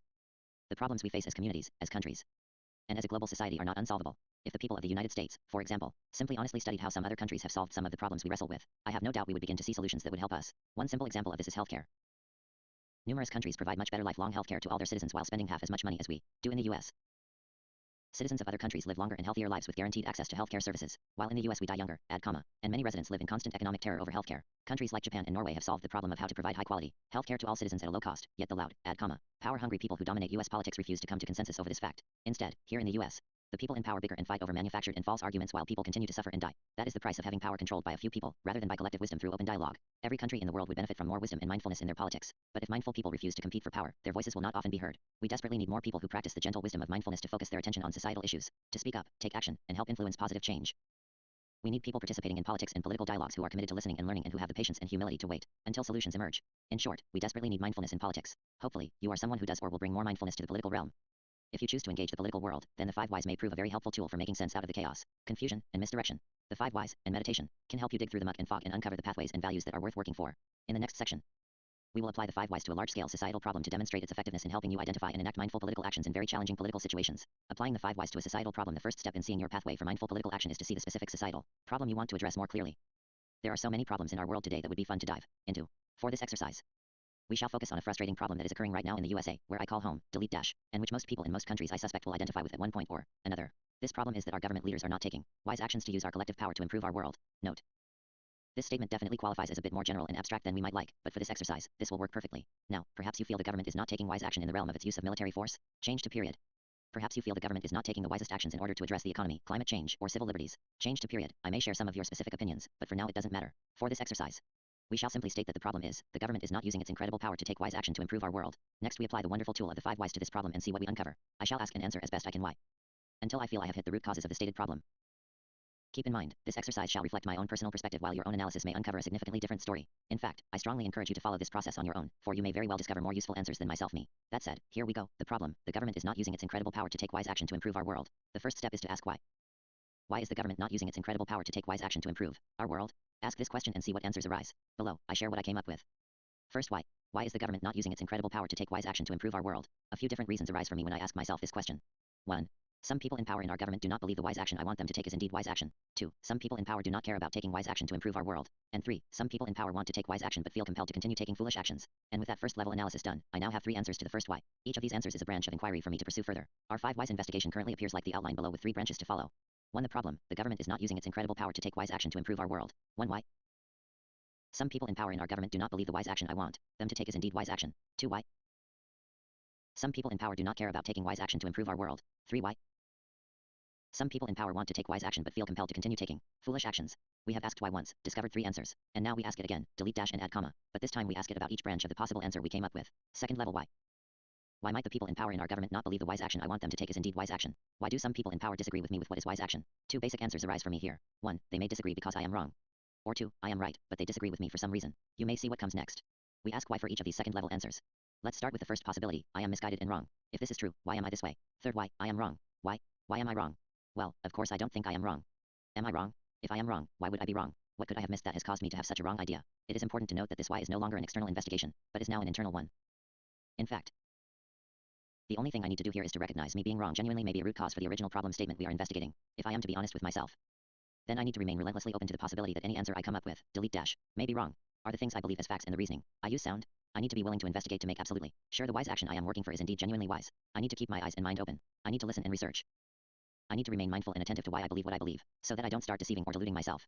As I do this, I can also address any other root causes this process uncovers. Relentless, thoughtful, honest self-examination, make this hyphenated, of one's, add apostrophe, feelings, reasoning, and beliefs is the foundation of the incredible, delete dash and add comma, virtually infinite, delete dash and add comma, power one can discover through a path of mindfulness. The power with which you can stand up to difficulties and challenges on your path is proportional to the strength of your footing. You cannot raise a heavy stone, much less a boulder or a mountain, if you are standing in soft mud. On the other hand, if you plant your feet in the bedrock of honest self-examination, you might just discover your power has astounding reach. A single individual can change the world when they plant there he plants his feet in the truth and refuses to back down. There is a difference between who has the most power and who controls the most force. Just consider the picture below. Who has power and why? Who had greater impact on the world? The man driving the tanks or the man standing before the tanks holding his shopping bag? Description: Tank man China Web as you can see from the outline below. This third why answer marks the end of one single branch of investigation. You can also see there are other branches on inquiry ready for further investigation. When using the 5 whys, you want to write out your process in the manner below, delete dash, for yourself and for others who wish to understand your reasoning. 1. The problem: the government is not using its incredible power to take wise action to improve our world. 1. Why? Some people in power in our government do not believe the wise action I want them to take is indeed wise action. 1. Why? They disagree because I am wrong. 1. Stop. This is a potential root cause. The mindful action to address this is to investigate if this is true and take appropriate action. If you are wrong, then stop pursuing this. If you are right, then this is not a valid root cause, so move on to another branch of your 5 whys investigation. 2. Why? I am right, but they disagree with me. 1. Why? Needs further investigation. 2. Why? Some people in power do not care about taking wise action to improve our world. 1. Why? Needs further investigation. 3. Why? Some people in power want to take wise action but feel compelled to continue taking foolish actions. 1. Why? Needs further investigation. You know a branch is at an end when it lends itself to crystal clear action to address it. Yet, we must remember we have multiple branches leading to multiple actions. Continuing our investigation, next we must jump to an alternative branch and dig for an answer. We are not done until we have dug deeply down every meaningful branch of this examination. Let us now examine the potential answer. I am right about the wisest course of action, but leaders seeking wise action disagree with me. Why? As I consider the question, why would a leader disagree with me if I am right? I realize the question needs to be rephrased. I am not so much concerned that the leader disagrees with me, as with the fact they are not clearly or accurately recognizing wise action. I rephrase the next question to be, why do some leaders seeking wise action fail to recognize it? You should feel free to make similar adjustments to your phrasing as you engage in your own 5 whys analysis. Sometimes how we phrase a question is 90% of the work needed to find the answer we are looking for. Fourth, why do some leaders seeking wise action fail to recognize it? A common reason someone seeking wisdom fails to see wisdom is that they or she is not seeing clearly. When it comes to societal level problem solving, seeing clearly means seeing all the essential facts and relationships between the facts accurately. If a leader seeking wise action is failing to recognize the wisest path of action that you clearly see, then something is significantly different about that leader and you. There are a few possibilities here. 1. The leader may simply be poorly informed regarding all the relevant information. 2. The leader may want a different outcome than you, a different world. 3. The leader sees the validity of the path of action you prefer, but still prefers a different path for some reason. Each of the 3 possibilities uncovered above deserves some reflection. Delete dash and add comma, especially if you are trying to understand a specific person. Yet, for the sake of time and space, we shall merely dig into the one of these that is the most actionable. The first one. Let us ask why one final time for this exercise. Why might a leader be poorly informed regarding an issue? Fifth, why are some leaders poorly informed? Why might some leaders who genuinely seek wise actions be poorly informed regarding any specific issue? If you think about it, this is a pretty straightforward question. Why does someone not have certain information? 1.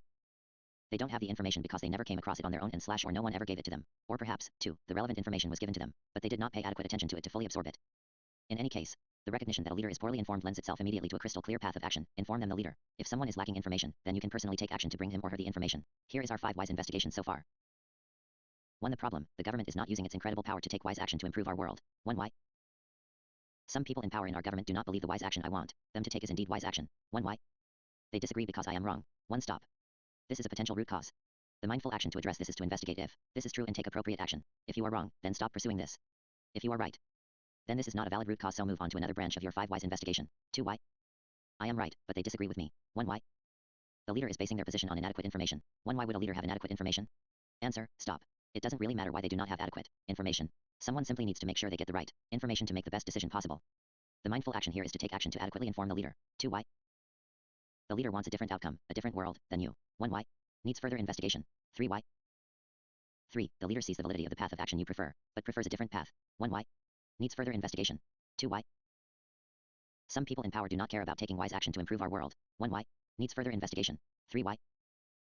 Some people in power want to take wise action but feel compelled to continue taking foolish actions. 1. Why?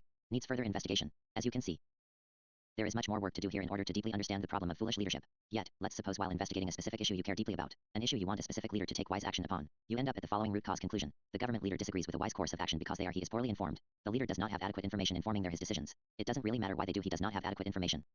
Someone simply needs to make sure he gets the right information to make the best decision possible. The mindful action here is to take action to adequately inform the leader. What do you think about that?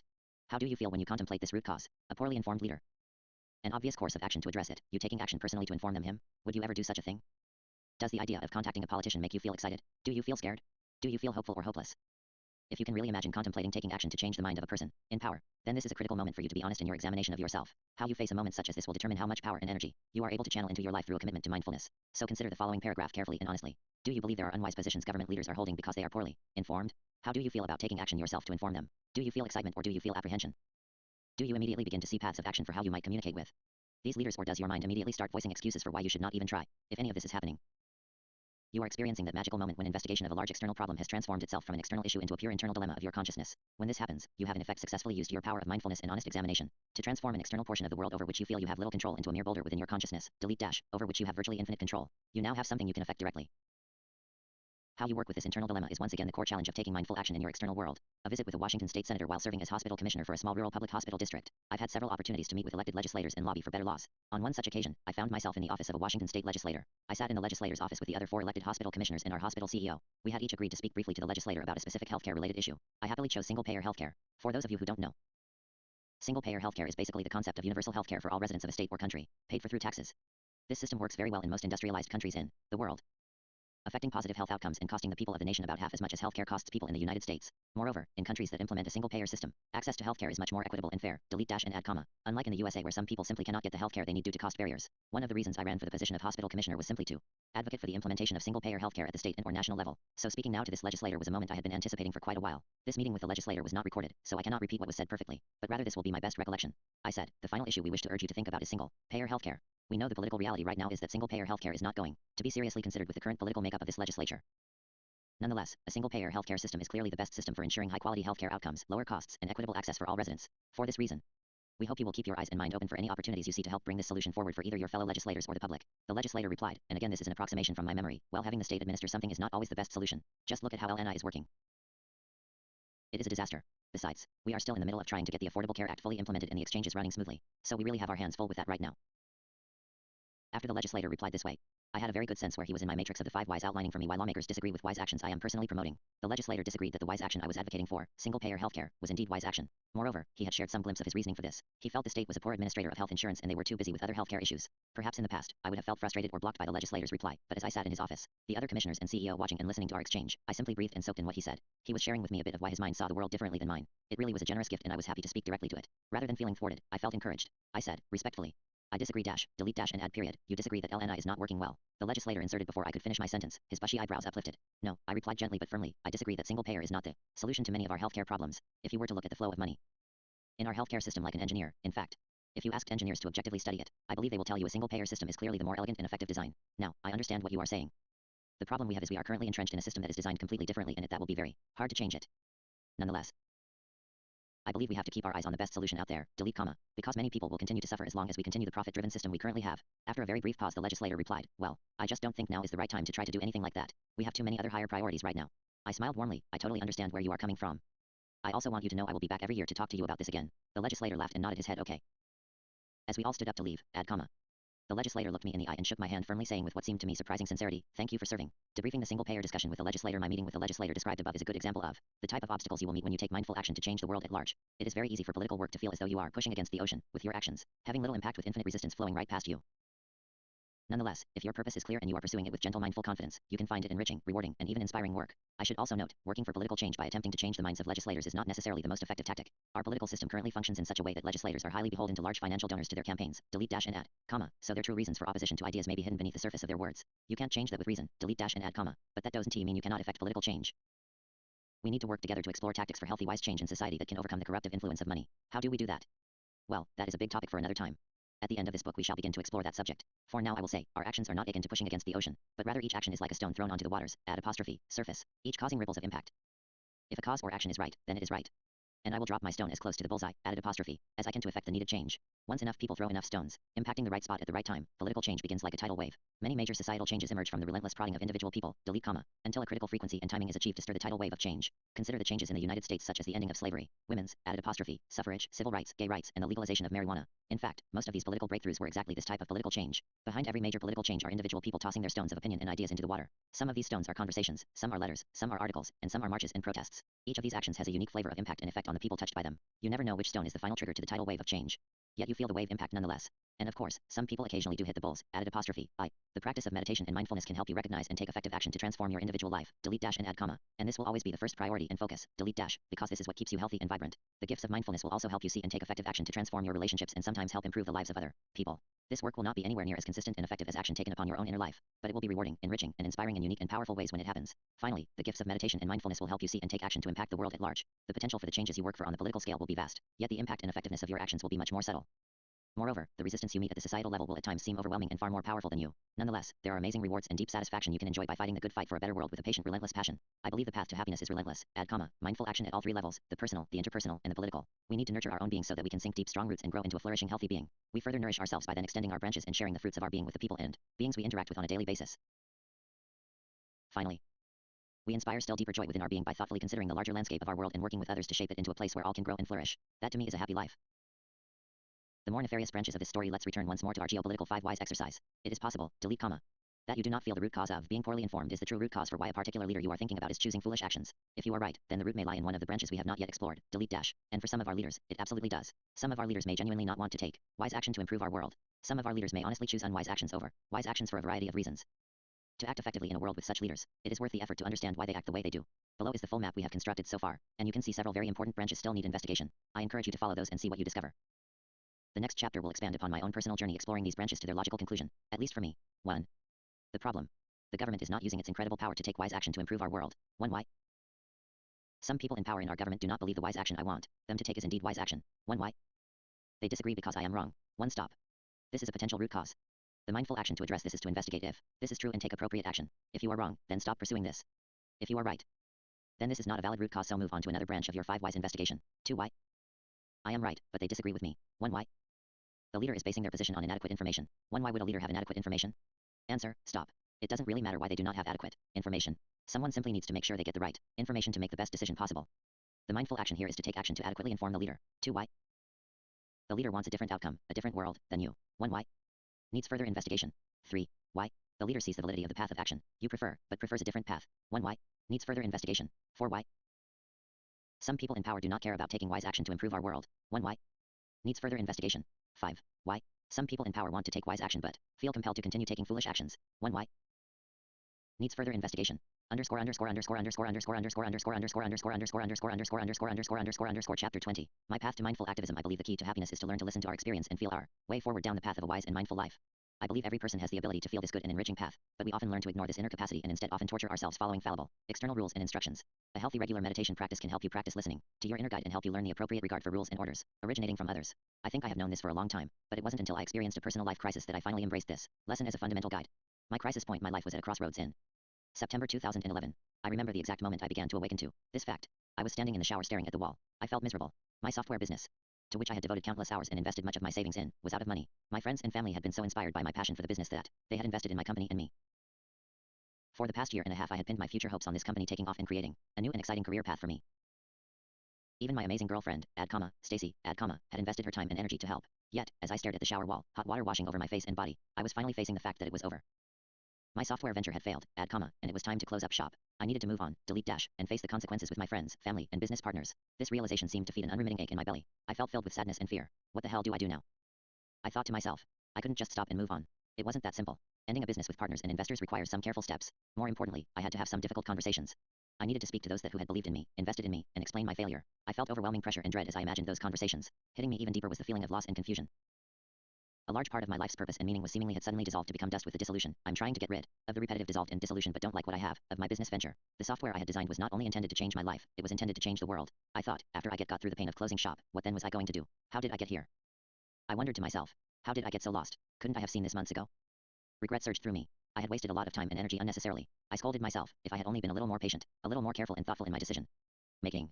I slapped the shower wall with my hand as the water rushed over me, which was for me a rare and physically violent expression of inner turmoil. I hadn't attacked an innocent wall since 5th grade, when I was heartbroken over my desire for a girl named Nikki. Even then, as I punched the bathroom wall before returning to class, the action felt forced and contrived, more an experiment than an authentic act. I had long since abandoned such macho manifestations as silly, yet, now as an adult, again in a bathroom, my strike against the shower wall felt sincere. The frustration and despair in my body was desperately searching for ways to escape. Breathing deeply, I then realized something. Not only was I not happy, I suddenly realized that the software business wasn't going to make me happy even if it had succeeded. It had never been the right path for me. A part of me had known this for a long time. I shouldn't be standing here mourning the end of this path. I had been following the wrong path all along. This is an opportunity to get back on a true track to happiness. I felt crushed and embarrassed with myself. Why had I pinned my dreams on this software company? This is not the life I wanted. This is not the life I dreamed about when I was in college. Memories of the happiest moments of my life flashed briefly through my vision, each one like a slap in the face. Art, writing, hiking, laughing, dancing. Why was I living a life that wasn't exploring the activities that had proven to bring me the most satisfaction and happiness? I found myself weeping a few bursts of tears. I urgently wanted to get myself back on track. Back on the path of happiness and wisdom. What did I need to do to find my way, and never ever allow myself to get so lost again? I left the shower, by now thoroughly clean, and got dressed. I walked into my living room and sat on my futon couch. It was Saturday morning, and I had the day all to myself. I asked myself, what now? Do I go for a walk? Do I read a book? Do I watch TV and simply escape from my sorrow for hours? Perhaps if I had not felt quite so miserable. If I had only felt my normal level of unsatisfied malaise, I would have turned on the TV and simply sloughed my way on in life. But there is something extra motivating about hitting a crisis point, a uniquely miserable state, an especially low low. Perhaps it is simply the extraordinariness of peak misery that can help get your attention. To wake up. Change ? To period. I didn't want to bury my head in the sand. I wanted to turn around and go decidedly in the right direction. I didn't want to wander forward aimlessly. I wanted to move forward in life towards happiness and fulfillment. I wanted to move with thoughtful, attentive purpose. I picked up a piece of paper and began making a list. I told myself, I am going to list every possible thing I could do with the next several hours, and I'm not going to do one until I know it is absolutely the right thing to do. I began listing out options. Go for a walk, do art, which I hadn't done in years, call someone, write something, go to a movie, eat, exercise. After a few minutes, a few items on the list seemed to call to me, but nothing seemed the perfect next step. Then after about 10 minutes of sitting still, the answer finally emerged out of the fog of my mind. I needed to meditate. I needed to meditate. This revelation was like a neon sign that had been blinking in the back of my consciousness for the previous 5 years. 5 years is how long it had been since I last had sat in regular, daily meditation. For 5 years I had been paddling downstream without stopping to truly reconsider my path. As I sat on the futon gazing out my sun-filled, added Hive window, I remembered how meditation always helped me find my way. When I did manage to practice it, I needed to practice it now. I needed to make it a permanent part of my life. Yet, I also remembered, I never managed to keep up the practice. I always started it up, got to a certain point, began to flounder, and then stopped. I thought to myself, I want to meditate and learn how to not flounder. I realized, that I needed not just practice as I always did, but I needed to learn more about it from people who have had more experience. Another clear path of action crystallized in my consciousness. I needed to take a meditation class. I had never taken a meditation class before. All my knowledge and experience came from a handful of readings and a lot of self-exploration. In fact, a part of me had taken pride in my independence, and but now, in this moment of crisis, I was finally willing to admit that I needed outside help to understand meditation better. I sat on the futon and considered this new goal of attending a meditation class. How can I go to a class? I thought there was a local group that taught a class once in a while. I grabbed my computer and did some quick research. I learned that they did a class once a month. I didn't want to wait. I wanted to take a class immediately. I didn't want to wait anymore. And then for the third time, an answer lit up my mind. I thought, I might be able to take a class right now. If I use the internet, maybe I could find a meditation class video right now. On the internet? Change from question mark to exclamation mark. I returned to my computer and after a little searching, I quickly found some free meditation classes online.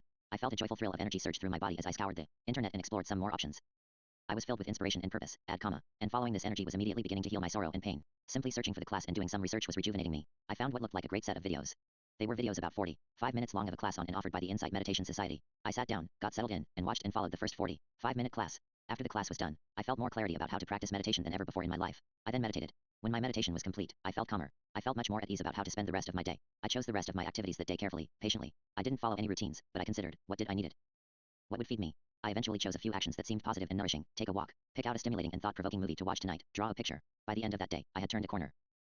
I didn't know exactly what lay ahead, but I had begun to feel my inner barometer of happiness once again. I began meditating every day. I went to more meditation workshops. I read more books about meditation. I spoke to many more people about their experience with meditation. I continued to work my day job and follow my normal routines, but I began to be more mindful, more thoughtful, and more attentive. I began to question my routines and question whether or not they were what I really wanted to do with my time. And add period. What else could I do? Was I missing opportunities? Were these activities stimulating growth or sustaining stagnation? As it turns out, my mindful awakening coincided with a political awakening here in the USA and around the world. The Occupy movement. Once this movement caught my attention, then I felt my inner guide inspired and energized by the movements, added apostrophe, activities and spirit. I didn't, second apostrophe, realize it at the time, but the Occupy movement represented yet another critical crossroad in my journey. The Occupy movement. I was only tangentially aware of the Occupy movement as it began to sweep across the United States in September and October of 2011. Yet, this seed of awareness slowly grew in my consciousness as more news tidbits caught my attention. The openness of mind nurtured during my daily meditation helped this seed of awareness blossom into an interest, then a fascination, and then a profound appreciation. I began learning everything I could about what the Occupy activists were doing all over the United States. The movement attracted activists from every issue and perspective, yet in my eyes it clearly coalesced around a few fundamental issues that deeply resonated with me, particularly the influence of money over our political institutions. Occupy groups around the country berated the power of the 1% of people who controlled a grossly disproportionate amount of wealth and boldly criticized the role of money in our political system. Get the money out of politics was a common rallying cry. I couldn't afford to buy a politician, so I made this sign was one of the more catchy, funny, and ironic protest signs being marched through the streets. I felt deeply inspired by the people of the Occupy movement, and I felt called to action. If I had not been meditating regularly, I doubt I would have been so open to the energy and passion of the Occupy movement. For when I sat to meditate, images and thoughts of the Occupy movement often arose and swirled within my consciousness. I allowed my mind to turn the images and impressions over. I allowed my mind to wonder, what could I do to participate and support these efforts? Soon, my mind began to see clear paths of possible action. I let these possibilities percolate and grow until one day I arose from a meditation sit and knew exactly what I would do. That same day, I got in my car and drove 2.5 hours to visit the Occupy Seattle camp. Over the course of the next few weeks, I attended a few Occupy Seattle meetings. I then reached out to the handful of Occupy activists standing vigil in Port Townsend, Washington. I suggested we work together and call for an Occupy Port Townsend General Assembly. Everyone loved the idea and, so we were soon off and running. Over the course of several months, I participated in and facilitated perhaps 100 Occupy Port Townsend meetings. I helped organize and participated in several amazing and exciting direct action protests, including one in which I sat with other protesters for 3 hours, in a tent blocking the entrance to the Bank of America. Through Occupy I met extraordinary people from my local community and region as well as all over the United States. I could feel every intense experience in the Occupy movement stimulating change and growth within myself and within the people and communities it touched. There are many stories I could share from my experiences in the Occupy movement, but those details will have to wait for another time, perhaps another book. For now, I simply wanted to share with you, that my choice to immerse myself into the world of activism and Occupy was one that would not have happened, or would have happened very differently, if I had not had meditation to help keep me centered, attentive, and mindful. Occupy was like a seething ocean of energy and activity. Meditation and mindfulness were essential for me to see a healthy, productive path through that maelstrom of energy, emotions, ideas, and conflict I encountered in the world of activism. A brief Occupy debrief. Whenever the Occupy movement subject is raised, it seems there is inevitably a conversation about what did it achieve. This is a perfect illustration of the power of attention. For whoever controls the wording of the question being discussed, controls how we focus our attention on the subject under consideration. What did the Occupy movement achieve? Is not the most important question you might ask. Instead, why not ask, how can we change and fix all the problems that the Occupy movement called attention to? Isn't that more important? Before Martin Luther King and the Civil Rights Movement, there were many people who suffered through fighting to end racism and segregation in the United States. Would it have been useful to spend energy critiquing them for failing to make a significant dent in the scourge of racism in our country? Should we criticize the people who died in Tiananmen Square, in China in 1989 because they failed to establish a democracy in China? No. We should appreciate the efforts of everyone all who dares dare to leave their houses, devote time and energy to fight the good fight, and then the only question is, what next? How do we work together to continue to push for the changes our society and world need? Some people deride the use of protests, marches, direct action, and civil disobedience in the fight for change. I do not. Nothing inspires me more than a person willing to physically stand somewhere and call for positive change. Putting your body directly in front of forces you are trying to correct is an act of extraordinary courage. If you are an advocate for change, especially change that disrupts the corrupt and unfair distribution of power, then I believe you are wise to be open-minded to all forms of nonviolent efforts to push for change. Power is rarely surrendered easily. So, let's not be afraid to use the power of physically standing up for the world we want to live in. Life after Occupy. Most Occupy encampments in U.S. cities were forcibly removed by police within days of one another in November 2011. Many of these police crackdowns were coordinated by the Department of Homeland Security, the FBI, police, as well as, ironically, representatives of the U.S. banking sector. By the summer of 2012, many activists of the movement were beginning to shift their energies to new tactics to push for change. I too began shifting my activist energy. I didn't realize it at the time, but there was a new concern with the world at large festering inside me, exactly like a boulder hidden in the dark waters of my consciousness. When this concern fully came to light in my consciousness, it would scare the hell out of me and, once again, my life would change dramatically. To share this portion of my story, we need to begin a bit further back in time. I began working at Jefferson Healthcare, a public hospital in Jefferson County, Washington, back in 1998. I worked in the computer department for about 7 years, and I was then recruited into the performance improvement department where I worked about another 8 years. I was working at Jefferson Healthcare throughout my sojourn into activism and the Occupy movement. It was a bit surreal working in such a mainstream, respectable, middle-class career during the day and working with die-hard activists during my free time. Yet, the two worlds seemed to stay comfortably isolated from one another for a long time. Over my career at Jefferson Healthcare, I enjoyed some amazing working relationships, learned a tremendous amount about systematic problem solving, and made excellent money. My final year at Jefferson Healthcare, I made over $50,000 while working only about 30 hours a week. For the small, rural town in which I lived, I was making fantastic money. My life was going great. I had a satisfying, high-paying job in an amazing community on a picturesque peninsula jutting out into the Puget Sound. I had plenty of money, tons of friends, and an amazing girlfriend. Then one day, a few months after the Occupy movement had started to settle down, this nice, tranquil equilibrium was disrupted. The disturbance emerged while meditating. I found myself meditating and thinking about a friend. You see, my friend was suffering incredibly painful health issues, yet she was refusing to seek medical attention because of costs. For weeks I had been trying to figure out a way for my friend to get health insurance but to no avail. My friend's struggle struck me even more deeply because she was avoiding seeking care from the very hospital where I worked and where I personally enjoyed fantastic medical benefits. My friend, in fact, had been sent to collections several times for healthcare bills and was genuinely traumatized by the experience. My friend's healthcare problem had pestered my mind for several weeks. As with any seemingly intractable problem, I felt a strong urge to push it away and bury it from my conscious attention. Yet, in my daily meditation practice, I made a relentless, gentle effort to look at my worries and frustrations, to not push them aside, no matter how upsetting and impossible they appeared. As a result of my attention to my friend's problem, often during meditation sits, I found myself inspired to make several efforts to try and to see what resources were available to help her. Unfortunately, all my efforts discovered was a virtual black hole of healthcare costs that many of the working poor fall into. You see, if you are very poor, you can often get free care. If you are working at a job that has great insurance, or if you are merely wealthy, you can afford whatever care you need. Yet, however, if you are working at a job without great, or any, medical benefits, you often cannot afford either insurance or the copays and deductibles required to get care. Therefore, the working poor and much of the middle class are often, like my friend, left out in the cold, utterly failed by the structure of our US healthcare system. Of course, I thought to myself, our country should have universal health care like other countries, but this knowledge was not going to help my friend right now, today, when she needed help. I knew our politicians are guided by the interests of those who contribute money to their campaigns, and clearly those contributors don't want universal health care in the US. In any case, even if I became an activist for universal health care, that wouldn't help my friend today. I wanted to find an action that I could take right now. The more I faced this quagmire, the more I wanted to help my friend and others like her immediately. One of the inevitable consequences of a commitment to mindfulness is that problems that you previously might have been able to push aside and shove under the rug of your conscious mind previously refuse to go away while walking the mindful path of life. This is one of the reasons the path of mindfulness is so damn difficult. My friend's horrible suffering, lack of care, and lack of options simply hovered in my mind like a dark seething monster. My friend's pain haunted me like a ghost, arising often when I sat to meditate, but I refused to bury it and simply move on. Then one day, I finally saw something I might do about it. I remember sitting still. My eyes were closed. I was quiet and calm in the dark waters of my being. The boulder of my friend's problem was again hanging over me. I gazed at the problem. I looked at my friend's pain. I looked at my job. I looked at the institution where I worked. What could I do? What could the hospital do? I thought, the hospital could do something, but it already does as much as it can. But then I paused. I noticed something, an important gap in my thinking. I noticed that I was making an assumption that I had made countless times before. When I told myself, the hospital helps those in need as much as it can, I noticed that this belief about the resources and actions of the hospital was perhaps the weak point in the problem haunting my mind. Maybe the hospital could do more. Maybe it could do a lot more. Delete question mark and add period or exclamation point, I realized, with an emotional sense of revelation. The hospital might be able to create a program to help people like my friend, delete dash and add comma, and more importantly, add comma. I could help make that happen. My consciousness breathed a sigh of relief and excitement as it embraced a new question, a question that might lead down a more fruitful path. I asked, does the hospital do all that it can for people in our community who fall into the healthcare gap? The emergence of this question was like the boulder of my friend's problem turning on its side. I allowed the light of my attention to investigate this. I quickly realized that perhaps there were things the hospital could do. Perhaps there are solutions that are good for the hospital and good for people in our community like my friend. Change to period. Perhaps other communities had solved this problem. Change to period. I arose from that meditation sit with a clear path of action. I needed to study how healthcare systems across the US were working. Were there any cities, towns, or counties that have solved the healthcare gap problems in their communities? Or were there any places that have figured out how to make sure everyone could afford the healthcare they needed? I went to my computer and began to research. Again, I felt inspired and energized by my sense of purpose in my search for answers. Over the course of the following weeks, I discovered many amazing things. I learned about Healthy San Francisco and Healthy Howard County, Maryland, two programs that attempted to guarantee affordable healthcare to all their residents. My mind was opened and new avenues of possibility awakened within me. I began to see that the public hospital where I worked, the healthcare provider for the vast majority of my community, could possibly try to follow some of the cutting-edge models of care that San Francisco and Howard County had pursued. I was excited and energized to finally have a path of action that might actually help my friend and people like her. And then, a new question emerged in my mind one day as I sat and meditated. The new question was, what do I do now to encourage the hospital where I work to consider some new programs to help people like my friend? This question began to make me nervous. Did I really want to bring up such political topics in my workplace, in my nice comfortable job? A few days later, the answer arose during a meditation sit once again. I wanted my workplace, Jefferson Healthcare, to actively take on the challenge of the healthcare gaps in our community. I realized I could use my current job to advocate for such action, but was I willing to do that? Was I willing to ask for leadership change policies from my current position within the institution? What would be the reaction? Would I get a negative response? Would I endanger my relationship with my superiors or my very job? The questions flooded my being, and the answers quickly followed like a river of water through a dam. I arose from that meditation sit with the following two conclusions, which though they caused me trepidation, I knew they paved the path of wise action. The first conclusion was, yes, I might receive a negative response from my superiors if I attempt to convince them to take this path of action. The second conclusion was I don't care about the consequences at work, because this is the right thing to do. And so I began campaigning through the channels open to me in my job at Jefferson Healthcare for a new approach to healthcare access, perhaps modeled after San Francisco and Howard County. My personal workplace campaign had mixed results. At times I felt inspired by the enthusiasm and support I felt from some coworkers and members of leadership, and in fact felt we might begin truly to break new ground. Eventually though, I recognized there were tremendous forces at odds with my efforts, and those forces were in much more powerful positions in the institution than me. I was making progress, but it was painfully slow, and in my opinion far from adequate. The boulder of this problem turned once again in my mind and invited me to again shine my attention upon it. For several days I again wrestled with the problem, with it often arising and swimming in my mind while I meditated. In fact, I remember the exact moment when my mind revealed to me, the only way this institution would really embrace a new approach to making healthcare affordable is if the leadership at the very top made it happen. I then thought to myself, well that means the CEO. But then I stopped. Again I noticed my mind was leaping too quickly to an answer. I realized, again my mind was making an assumption, and it was wrong. This is not about the CEO. The CEO is not the top of a public hospital district. The CEO is not the one who needs to change his mind to make affordable healthcare for every person a priority of our hospital district. I, like many public hospital employees often do, was forgetting the fact that the top, the ultimate authority of the public hospital where I worked, was the board of 5 hospital commissioners.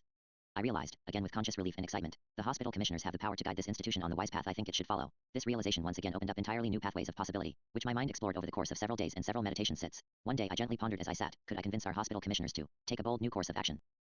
More importantly, I thought, could I convince them to direct the CEO to pursue this course, and add comma, who I knew from my campaign was resistant to these ideas? My mind explored the question.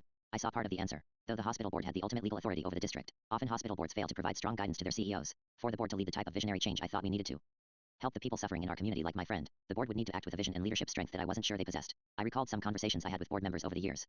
Different statements and attitudes displayed by our hospital board members cascaded through my mind, and I realized, that changing the minds and actions of the people currently serving on the board would be a daunting and possibly insurmountable task. My mind recoiled at the prospect of campaigning to convince those leaders to change. I felt frustration and again the temptation to bury the problem called to me, but I persisted. I had made so much progress, there must be a solution, and indeed there was. A new thought emerged from the waters of my mind like a bright yellow fish suddenly swimming into view. The thought was so simple, powerful, elegant, and clear that it was like a drink of cool, clear water for a man dying of thirst. My mind stated with joyous excitement, someone new needs to run for hospital commissioner. Brilliant. I thought to myself. What an exciting idea. My mind continued, and that person needs to make his entire campaign about a renewed commitment to affordable healthcare. I surged with excitement over this idea. My body literally began to shake as my heart began beating so forcefully. I thought to myself, a visionary hospital commissioner running for office would absolutely blow the socks off this issue and really might get the commission to change course. Then my mind finished off its revelation with, and the person who should run for commissioner should be me. Oh shit. My ego immediately grabbed that yellow fish of an idea and shoved it back into the mud from which it emerged. I felt genuine panic at the idea of me running for hospital commissioner, because it was both brilliant and utterly terrifying to consider. If I ran for hospital commissioner, I would be publicly challenging the positions of all my bosses. If I somehow won the election, I would have to resign from my well-paying job and only have a commissioner's mere $5,000 to $10,000 a year stipend for income. On top of that, I hated politics, I hated campaigns, I hated speeches, and I hated the idea of being a public figure. All these clear feelings surged through me, pushing me to muzzle that damn yellow fish. For a few days following that revelation, I attempted to mold the idea into something I could more easily stomach. Perhaps, I could find someone else to run for hospital commissioner, and I could merely feed them ideas and help their campaign. In fact, I tried recruiting candidates by reaching out to a few people to see if anyone was interested. Yet, doing so just made it more clear that I was the best person I knew to take this on. The mental and emotional growth I experienced over the weeks and months following that first revelation of the possibility that I should run for hospital commissioner was astounding. I had to learn many new things to fully understand this possible new path. I had to learn about how to run a campaign. I had to learn all the logistics of running for this specific office. I had to choose who I would run against, as 2 commissioners were up for election. I reached out to people I knew, friends, activists, and others in the community to see if I could muster support and to see if I had any chance at being successful. I had to decide if I was running to merely raise issues or if I truly was running to win. Over weeks of exciting, scary, and transformative learning, with lots and lots of meditation, and my path of action eventually became absolutely, indubitably clear. I was going to run for hospital commissioner.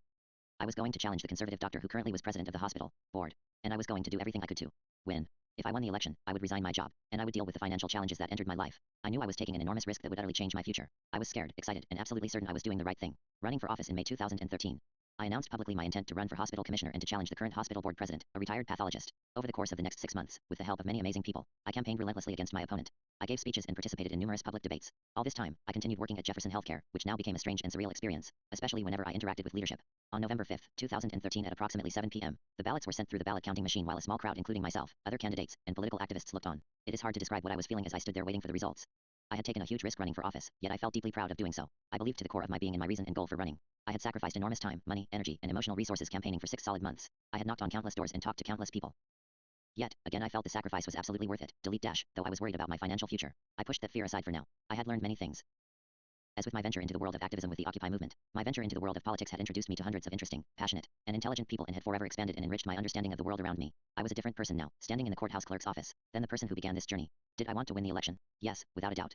I knew if I became hospital commissioner, I could apply my skills and mind to help improve things for many people. Did I think I would win? I thought I had experienced a campaign that could hardly have gone better. I thought I had a hell of a lot of people pulling for me. I thought I definitely had a chance. Then again, the doctor I opposed had won about 70% of the vote when he first ran for his seat. Delete ellipsis and just use period. Would I be upset if I lost? This is an important question, especially for anyone else considering running for office or simply anyone taking enormous chances trying to achieve a goal. If I had lost, that meant that the majority of people in my district did not agree with my ideas and views expressed during the campaign. If the majority of people didn't like my ideas, then why would I want to be their elected leader? A political campaign is really just a long drawn out way for a person to raise their hand and volunteer, to do a job, delete dash and add comma, but it is a job. It is work. In many ways, being an elected politician is about as fun as mowing several acres of lawn while having an allergy attack. In other words, I can think of a hell of a lot of more enjoyable things to do. If you volunteer to lead, add comma, and the majority of people don't want you to do it, then so be it. You offered, add comma, and they declined. Time to move on, and if I had lost, that is exactly what I would have done. Nonetheless, as I stood in the courthouse waiting for the results, my entire being was floating in a strange sea of excitement, exhaustion, and wonder. What the hell was going to happen? The next moment was about to reveal whether or not my life was about to careen off onto a strange, add comma, unknown alien world one way or another, delete dash and add comma, and the choice was at this moment, delete comma, utterly out of my control. Finally, the results were printed out and read aloud. The female courthouse clerk started reading results and finally reached the result that interested me. Hospital Commissioner for East Jefferson County Hospital District Number 2. Matt Reddy, 51%. The room erupted into cheers, drowning out the exact vote count. Hands were extended to me in congratulations. Pats on the back and hugs engulfed me briefly as the room's attention moved on to other results. Had I won? No. Not yet. I pushed my way forward to read a printout of the current vote count. I was ahead 202 votes with about 2,000 ballots expected to still be counted when all the mail arrived. My torturous stay in this world of limbo was to be extended at least another 3 days and possibly longer if the margin narrowed and a recount was needed. I don't think there is any stress as challenging as the stress of waiting for an event you have no control over, yet will utterly change your life. I have felt that stress while waiting for a loved one who lay suffering in a hospital bed, delete comma, where it is deeply painful and even traumatizing. I felt such angst in a more pleasant, excited, and yet surreal and disorienting way in the days following that first vote count. Yet, despite the stress, I breathed into the state of unknowing. I accepted the reality of the moment that I was simply still in the air. Between the land from which I leapt and the land where I will land would place my feet. What will be will be. I may land safely, add comma. Or I may land with a crash. I waited, midair for several more days, until finally the results were determined. A few days later the final results were in. Description, leap for it 4 on November 8, 2013. After mail-in ballots were counted, they announced that my lead had extended to 402 votes, far beyond the need for any doubt or recount. I had won the election. An entirely new chapter of my life began, delete dash and add comma, and it all started with a seed planted and sown through my personal meditation practice. As I write this, it is December 8, 2014. I have nearly completed my first full year in office. If you have come to appreciate that meditation and mindful action are useful when navigating your life when you only have power over yourself, it should be no surprise that the value of the tools of mindfulness rise to a whole new plane of existence when you wield real power over others. This is especially true when you wield power over people in a formal capacity, add comma, and your exercise of this power is done in public, under scrutiny, and potentially even covered in the media. My life has shifted from being one that would simply be less happy without mindfulness to one that would potentially be a widely visible public disaster without mindfulness. I cherish and revel in this new exotic form of pressure that has entered my life. There continues to be so much to learn. Holding public office, it is surreal to be someone who abhors power imbalance while holding a position of legally accepted power over other people. I cannot imagine the stress politicians must carry who command power over a police or military force, that which is a force wielding violence as a tool. I think I might be genuinely traumatized by the weight of my every decision if I held such a position. Of course, a hospital commissioner does not wield the power of violent force. Rather, hospital commissioners wield power over a hospital district, which you would think is, generally speaking, a pretty nice, add comma, friendly, add comma, positive force in our world. Having power over healthcare is like being a superhero whose only power is to heal people, right? You would think there wouldn't be a lot of controversy and anger over a superhero's use of the power to heal, add comma, right? Wrong. There are all sorts of forces at work that prevent a hospital district from simply working to heal everyone in its community, but the basic limitation is a limitation of resources, that is money. We cannot simply throw around our superhero healing rays willy-nilly because we can run out of power like a wizard running out of mana. A public hospital district will literally die, go bankrupt, if we just heal everyone without regard to the rules of the healthcare system. So, we must follow the rules, add comma, and unfortunately, add comma, the rules are unfair and largely written by the corporations and other wealthy interests who fund political campaigns. In other words, the rules of our healthcare system are not written to protect and heal all people, but largely are designed to protect and increase profits of a few people. In short, I have power over healthcare in a world where the rules governing the use of healthcare are bad, unfair, and sometimes just evil. Yes, add comma, evil seems the appropriate word, add comma, sometimes. There are people in this world who literally do not care if people others die just so long as they get their profits for their drugs, or their services, or their medical equipment. There are people in political office who do not care if others suffer and die due to lack of healthcare access, just so long as they continue to be rich, get to play golf, get to ride in first class, and get to wine and dine at the fanciest restaurants on earth. People, corporations, And government agencies who are so heartless with regards to the healthcare needs of people others might as well be called evil, delete comma, because they are so lacking in compassion for the suffering their values enable. Yet, people are usually not truly evil. Usually a person who does terrible things or upholds terrible values is just ignorant. He may be poorly informed regarding the consequences of the opinions they hold held. She may be working from the assumptions of a flawed worldview. He may be afraid that if they help, he helps change the system too dramatically, add comma, it will lead to pain and suffering for themselves, himself, or the people they care he cares most about. She may also be afraid that if they change their minds, she changes her mind. It will be humiliating to admit she was wrong about a position she spent so much time defending. Holding and wielding power over others takes all the pressures every ordinary person feels regarding his or her own views and values and amplifies them exponentially.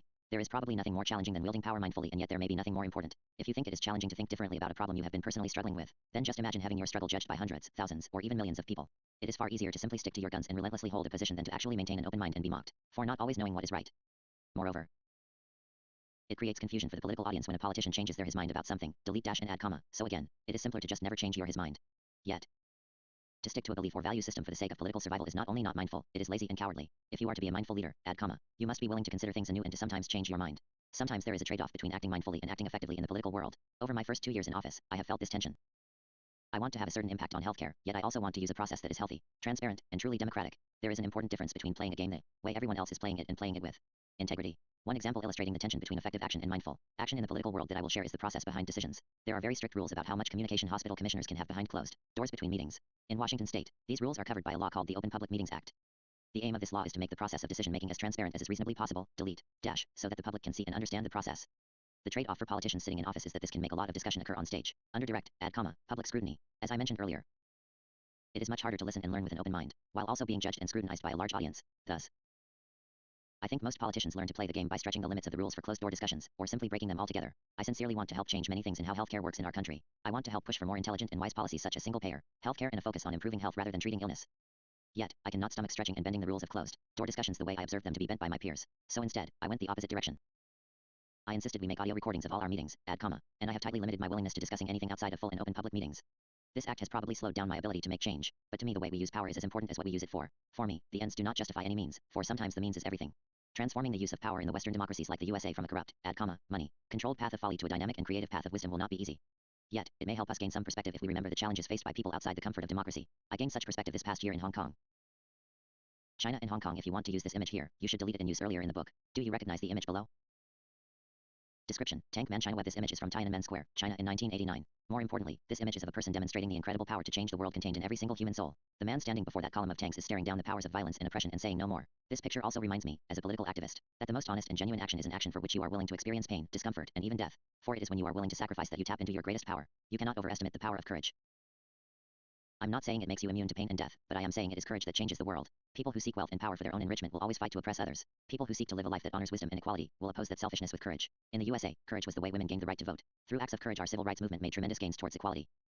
Throughout history we find that it is through acts of courage that good people find themselves standing up to oppression and folly and becoming heroes for positive change. I was 16 when the 1989 protests for democracy erupted in China, culminating the day before the above picture was taken, and resulting in an estimated 2,000 civilian deaths upon the orders of the brutal and chicken shit authoritarian Chinese leadership. I was not a child when mass democracy protests erupted in Hong Kong in 2014 though. The enormous 2014 Hong Kong democracy protest began on September 26, 2014 when the Hong Kong Federation of Students and another student group called Scholarism started protesting outside government headquarters. The demand of the students was simple. They demanded the right to democratic elections of their leaders instead of leaders appointed by authority. The force they were up against was the puppet government of Hong Kong under the barely masked control of the authoritarian Chinese central government, the same government that brutally murdered thousands of similarly bold protesters 35 years earlier in Tiananmen Square. Watching and reading about the Hong Kong protests inspired and terrified me as I sat in my safe, comfortable and reasonably democratic home country, the USA. The USA certainly has flaws in its democratic process, but at least we have a fairly robust common commitment to try and to be democratic. The public in the USA do not tolerate blatant abuse of power, too much. At the very least, our elections are mostly counted fairly. Almost anyone can try to run for office, and you can challenge any idea with your speech. In the US, if a person manages to gain enough popularity, he will be elected to office, delete dash, even if that popularity comes mainly from sports or acting. In Hong Kong, they have no democracy. In Hong Kong, the democracy protesters look at our flawed and money-controlled US democracy with salivating jealousy. And in Hong Kong, I witnessed through the open powers of the internet, students who were standing up en masse and telling China, do your worst. We are not afraid of your police, your tear gas, or your tanks. We want democracy. At least, they were saying that for now. The question in my mind as I followed the protest day to day was, when will the tanks come as they did in 1989? I sat in my comfy home and watched and wondered. When police and pepper spray was not enough to end the protests on September 28, the police fired tear gas into the crowds of peaceful students camped in the streets. The tear gas caused the students to scatter briefly, but only briefly. The next day tens of thousands of students, many apparently as young as 13, came out to join the protests. As sometimes happens, the use of violence did not intimidate, but instead it awakened people. If you use violence to defend folly, it can help awaken the defenders of wisdom to courageous action. Of course, this may depend upon the level of violence used. 4 days following the tear gas incident, the Hong Kong police were seemingly mystified as to what action to take. The Chinese central government was apparently equally paralyzed. Tear gas and police batons were not working. The students were not backing down. Instead, Students were standing there with umbrellas and raincoats to face the shower of tear gas and pepper spray. The forces of oppression in China were cowering in their throne rooms like Golem holding his precious ring of power in his cave. As the Chinese oppressors sat wondering what to do to preserve their precious power and support their self-righteous, delusional belief that the people of China want our supreme leadership, I sat and wondered what I could do. I didn't want to simply sit idly by and witness another Tiananmen Square massacre if there was anything I could do to prevent it. Once again, an answer arose in my consciousness while I sat meditating, and once again, the idea scared me. I thought to myself, I don't have to sit here helplessly waiting for the Chinese tanks to roll into Hong Kong. I don't have to sit here helplessly watching the murder of courageous students fighting for freedom. Instead, I could go there. I could go to Hong Kong and put my body in the middle of the fray. The idea quickly evolved from an idea into a decision. I decided I would not wait in my comfortable home to find out what happened. I was going to Hong Kong.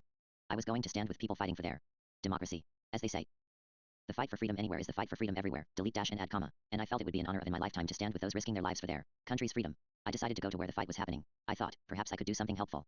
If nothing else, I believed my presence, support, and my mindful attention would be a positive presence. On October 4, 2014 I flew to Hong Kong, and I joined the protests for 7 amazing days. During those days I sat in silent observation at each of the major protest sites, Mongkok, Admiralty, and Causeway Bay. Over those 7 days I spoke with many protesters and Hong Kong residents who happened by. I heard their stories. I listened to them speak from their hearts. I felt their inspired courage to call for the world they deserved. I recorded what I witnessed and learned and shared it with everyone I knew on my Facebook page and personal blog, http://mattreddy.net. As I stood with the protesters, I waited and wondered, will the tanks come? Will it happen while I am here? Will it happen after I leave? How is this going to end? Only time would tell. Another thought struck me while I walked the streets of Hong Kong. I was standing amidst the chaos of Mongkok, a busy and claustrophobic shopping district severely blocked off by student protesters, when I realized I may be the highest-ranking elected U.S. politician to visit these Hong Kong political protests. I found the thought sad, amusing, and ironic all at once. Somehow the news outlets failed to take notice. After 7 amazing days, I returned home. The tanks never took the streets of Hong Kong. Delete dash and add comma. Not while I was there and not after I left. The Chinese central government decided, reluctantly I am sure, to allow the city to be held hostage by the brave students for months. Highways were blocked. Roads were blocked. Inspired banners and protest art blanketed the city. The Chinese central government golems apparently decided they were content to wait for winter. And then finally, months after it began, long after I had returned home, the students finally retreated. The student-led protest had blocked major streets for 70 days, but finally as winter descended, they pulled back. The police reclaimed the city. The student barricades were dismantled. The protest art destroyed. In the end, much like the US Occupy movement, nothing substantive had changed in Hong Kong or China, yet. But the fight goes on. And though the protest has retreated, I believe the protest has changed the people of Hong Kong. The courage of those fighting for freedom and democracy in Hong Kong and China had not been crushed, but it was merely regrouping. It still waits for the next moment to push for the desperately needed changes. Can China change? Can Hong Kong change? Can either change without bloodshed? I don't know. I don't believe institutionalized oppression is a stable state. Some of those oppressed will always find the courage to fight for freedom and equality. I sincerely hope Hong Kong and China can find a peaceful path to freedom and democracy, and I continue to sit and wonder if there is anything I can do to help the future of democracy in the USA. People I spoke to on the streets of Hong Kong shared with me profound jealousy of our freedoms and rights here in the USA. This feedback was a refreshing reminder for me of how far we have come. Non-ethless, I always responded to such sentiment by remarking that democracy is a long, unending journey. In the USA we still have deep flaws in our democracy. We have the right to vote, but we do not yet have a right to elections untainted by the imbalance of wealth. I told the democratic activists in Hong Kong the same thing I am telling you. The current challenge of the US democratic experiment is to get the power of money out of politics. The millionaires, billionaires, and multi-billion-dollar corporations of our world should not be the modern kingmakers of any true democracy. Do we delude ourselves into thinking the rich have great wealth because they have lived lives devoted to the pursuit of wisdom? You gain what you pursue and the wealthy have gained money. Whether or not wisdom fills the coffers of a wealthy person's mind is a question left unanswered until you hear them speak and glimpse their inner truth. Yet, those with the most money in this country do not try to win elections through the power of their ideas, but instead they attempt to buy power and influence through the sheer size of their political donations and their control of the public narrative. Wisdom is not political power. Wisdom is not wealth. Wisdom is not fame. If you want to identify people who hold wisdom in this world, you need to stop looking only at people who hold great amounts of such worldly things. Would we even recognize someone who spoke wisdom if they were he or she was standing right in front of us? Do people of wisdom get selected to speak on the screens of our mass media? Not often. We need to realize that the people and corporations, who profit off our media, are driven by a desire for viewers and profits, not by the desire to find and promote wisdom. So we must learn to look at media with a far more critical eye, and we must often look elsewhere if we are to find voices of wisdom. In fact, we really need to design some different types of mass media, media less susceptible to manipulation. See Global Consensus Project, not done yet. Can the USA democracy transform into something more equal, wiser, and less corrupt and dysfunctional? I believe the answer is yes. I believe those of us who value wisdom more than power and wealth need to continue to figure out how to bring our collective energies together. Such work could help not only our fight for freedom, at home, but also the struggle of people across the globe. At the end of this book I will share some of my ideas how we might do more of this important work, not done yet. Patriotism is a compelling and intoxicating phenomena. But let us not allow our love of our country to outweigh our love of humanity in general. In the USA, many of us take deep pride in the initial revolution and the lives lost that allowed us to form this country. Yet, we must not ignore our ongoing struggle for freedom and equality. The American Revolution was a breakthrough for wisdom in our world. It demonstrated to all nations that it was possible to break free from the control of an oppressive regime and found a democratic nation. The American Revolution was the overthrow of inherited power and the substitution of power to the people, although it took a while for people to include all people and not just white men. Yet, we now need to recognize that the new oppressor is not inherited power, but rather it is monetary power. We are not a true democracy if power is inherited or owned. Our continuous goal must be that power is shared equally amongst all citizens for the ideal of democracy to be realized. Observe how power works in the world around you. If you are in a group in which a few individuals have unquestioned power over others in the group, what happens? Do you see these groups functioning well? Do you see them following the wisest and noblest path forward? Are you comfortable trusting the owners of power to wield that absolute power forever, by handing it down to those they choose? To live a mindful life, one we must nurture mindfulness in oneself and ourselves. To live a life aware of what is happening in the world around us, one we must work to keep our eyes open. To hear and see what others are saying to us, we must continuously work to improve our ability to open our hearts and minds. Mindfulness is not the path to the greatest wealth. Mindfulness is the path to the greatest beauty, joy, love, wisdom, and happiness. If you wish to follow a mindful leader, then don't look for those who do what it takes to win political games at all costs. Rather, see who plays the games of life with integrity. No matter whether their behavior is seen or unseen. Look for people who live with good and noble values even when no one is watching. The political world desperately needs mindful people to attend and participate. We need mindfulness to be present in our discourse. Mindful people need to share our attention, our patience, our compassion, and our open minds. At times, we need to step forward, speak up, and share what is in our hearts with those around us. At times, we need to allow the pain and uncertainty of the political world to become part of our inner world and our personal journeys. Only then can we bring the transformative powers of mindfulness into the political and cultural realm to help bring about positive change. We can change our lives and change our world for the better if we mindfully work together.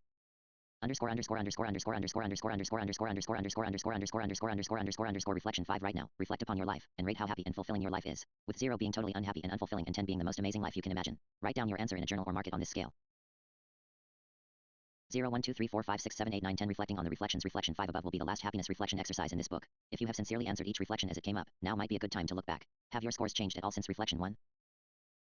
Did you feel yourself a little more personally challenged to take positive action in your life simply due to the fact you were assessing your personal happiness on a periodic basis? I found the first time I simply began measuring my happiness in this simple, subjective, yet systematic manner, the exercise impacted me in surprising ways. In business they say, delete comma, you improve what you measure. It seems the same principle works for something as personal as happiness, add comma, too. If this exercise helped you, feel free to keep doing it once a week to help keep your energies focused. Chapter 21, What's next? Let's mindfully change the world together. Rewrite notes, might be a little too long. It's passionate and inspired, but long. Also the invitation might be worked into the inspirational tirade. How do you live a mindful life? This question is profound and expansive. As we've explored, this question has subtly distinct answers for our personal lives, our interpersonal lives, and our political lives. Yet, in many ways the answer is the same within all these frameworks. One interesting way to see this is to allow yourself to see your relationship with violence in all of these realms. If your mind was surging with violent emotions and thoughts, then what would be the mindful action? It would be to gently and patiently give these emotions and thoughts the attention they need. It is through attention, exploration, and learning from all the emotions and thoughts that arise within us that we find our peace and see our healthy path forward. The healthy mindful path is not to ignore or repress emotions and thoughts and hope they simply fade away. If you have interpersonal relationships that contain intense conflict, whether verbal or physical, what is the mindful path forward? Is it to run away? Is it to avoid the people who are part of the conflict? No, or at least, that is not always the skillful action. Giving violent people space is certainly a part of being gentle with them. But if we merely run away from all those who generate conflict with us, then we are surrendering the world to violence and to those intoxicated with violence. Moreover, others may not have the same luxury of escape that you have. Running away from violence and conflict may leave others in its path. The mindful path with interpersonal conflict is to use skillful interpersonal action.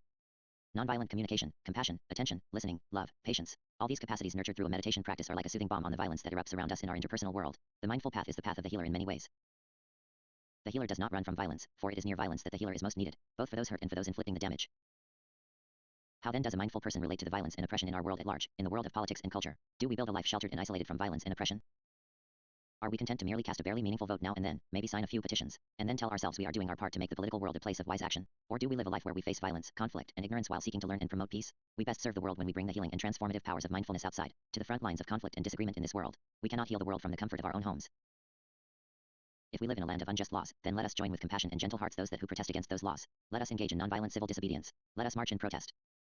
Let us stand between the forces of the state and the people hurt by unjust laws. Let us be meaningful allies to those who are oppressed. Stand with wisdom and compassion in your heart, add comma, and let it speak to the hearts of those who do not understand their own folly. There is a mindful path through the quagmire of power in our world. Look for it. Find it. And don't be afraid to stumble a bit in the dark as you find your way forward. I believe many good people drawn to mindful and healthy living, stay away from the world of politics, observing it only from afar, avoiding engaging or participating in any but the most minor ways because much political dialogue and activity is violent and unmindful. Who wants to participate in a discussion where there is no patience, no compassion, and little to no open-mindedness? Who wants to participate in a discussion where you can be surrounded by people with firmly entrenched political agendas?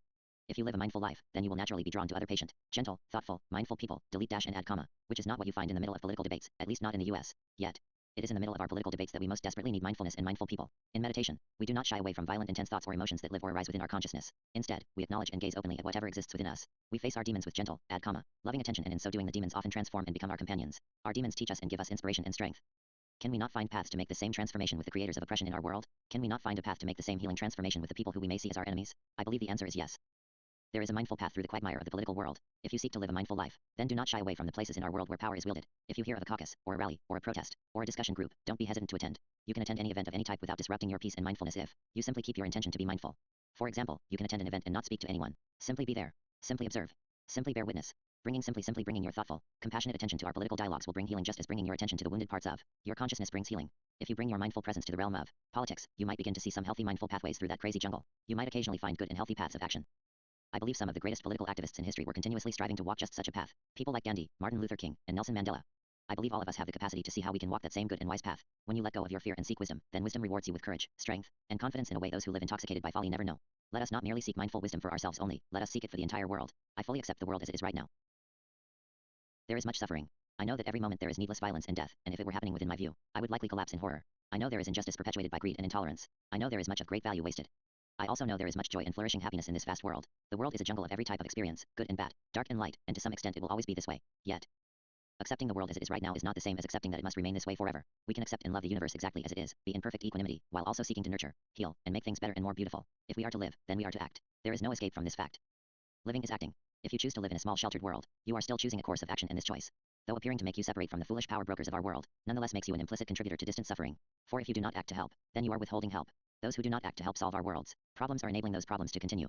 Perhaps practitioners of meditation seem to shy away from facing the entrenched and disturbing corruption that dominates the world of power and politics because they seek peace and equanimity. Bearing full, honest witness to the reality of the suffering and injustice in our world may seem like a searing detriment to that personal effort for peace and letting go. Indeed, my odyssey into politics has deeply disrupted my quest for personal peace and happiness. Yet, I believe, like the demons and pains that might haunt our consciousness, the only desirable path is one of honest, open attention even to those things that horrify, hurt, and disturb us. In the fall of 2011, I finally broke out of my personal political isolation. The brave and relentless idealism of those fighting for freedom in the Arab Spring and the international Occupy movement sparked a powerful inspiration in my heart of hearts.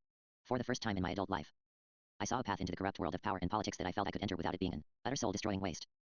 For a variety of reasons, the U.S. Occupy movement faded away, yet those of us who camped, marched, assembled, and strategized remain at large. 16. We are bringing our desire for a better and more just world to politics, to more activist efforts, to the internet, and to everything we touch. There is a seething desire beneath the surface of the business-as-usual political system in the USA to dramatically change things, to create a system that is fair, effective, and that serves the interests of all people. Those of us who marched singing with relentless idealism through the streets of our cities, a better world is possible, continue to actively search for the pathway to that world.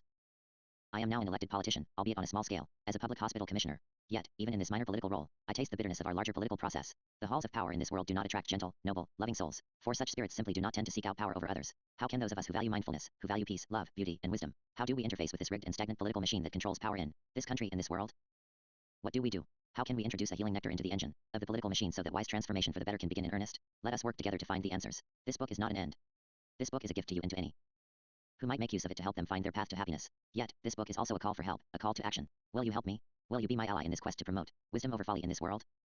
Will you join me and gaze honestly at the institutions and systems that have evolved to control our world, and join the effort to change things positively, thoughtfully, and mindfully? Until the day humanity finally steps off into the reaches of space for good, we all live upon this precious planet together. We have what resources we have. We have what knowledge and technology we have. We have many people with good hearts, and we have some people with hearts clouded by greed and fear. How can we all live together in greater harmony? How can we find healthy ways to share our resources and collaborate to make decisions that are truly guided by and relentlessly striving for wisdom? This book is not a singular event. This is not a pebble I am dropping into the ocean of humanity and hoping the ripples eventually help form waves of change. This book is a call to action. I challenge you to seek wisdom. I challenge you to live mindfully. I challenge you to seek true personal happiness, and I dare you to find it without also realizing you want the same happiness for everyone. Bring your mindfulness to your life, your relationships, but then also bring it to the world of power and politics. Go to political events. Go to caucuses. Participate in discussions. Ignore the common wisdom that politics is a forbidden topic in social circles, but rather find mindful pathways to help stimulate healthy, positive dialogue. If those who seek peace and wisdom shy away from the world of politics, then it leaves the world of politics to the wolves. I want a world led by gentle, mindful wisdom. If you want that too, then move your attention to where it might do the most good. Living mindfully is not about finding the easiest or most peaceful path. Living mindfully is about being brave and daring, doing what is hard because it is the right thing to do. Face your fears and seek wisdom and mindfulness above all else, and you will find it feeds you with joy, energy, laughter, and life. Travel well, my friend.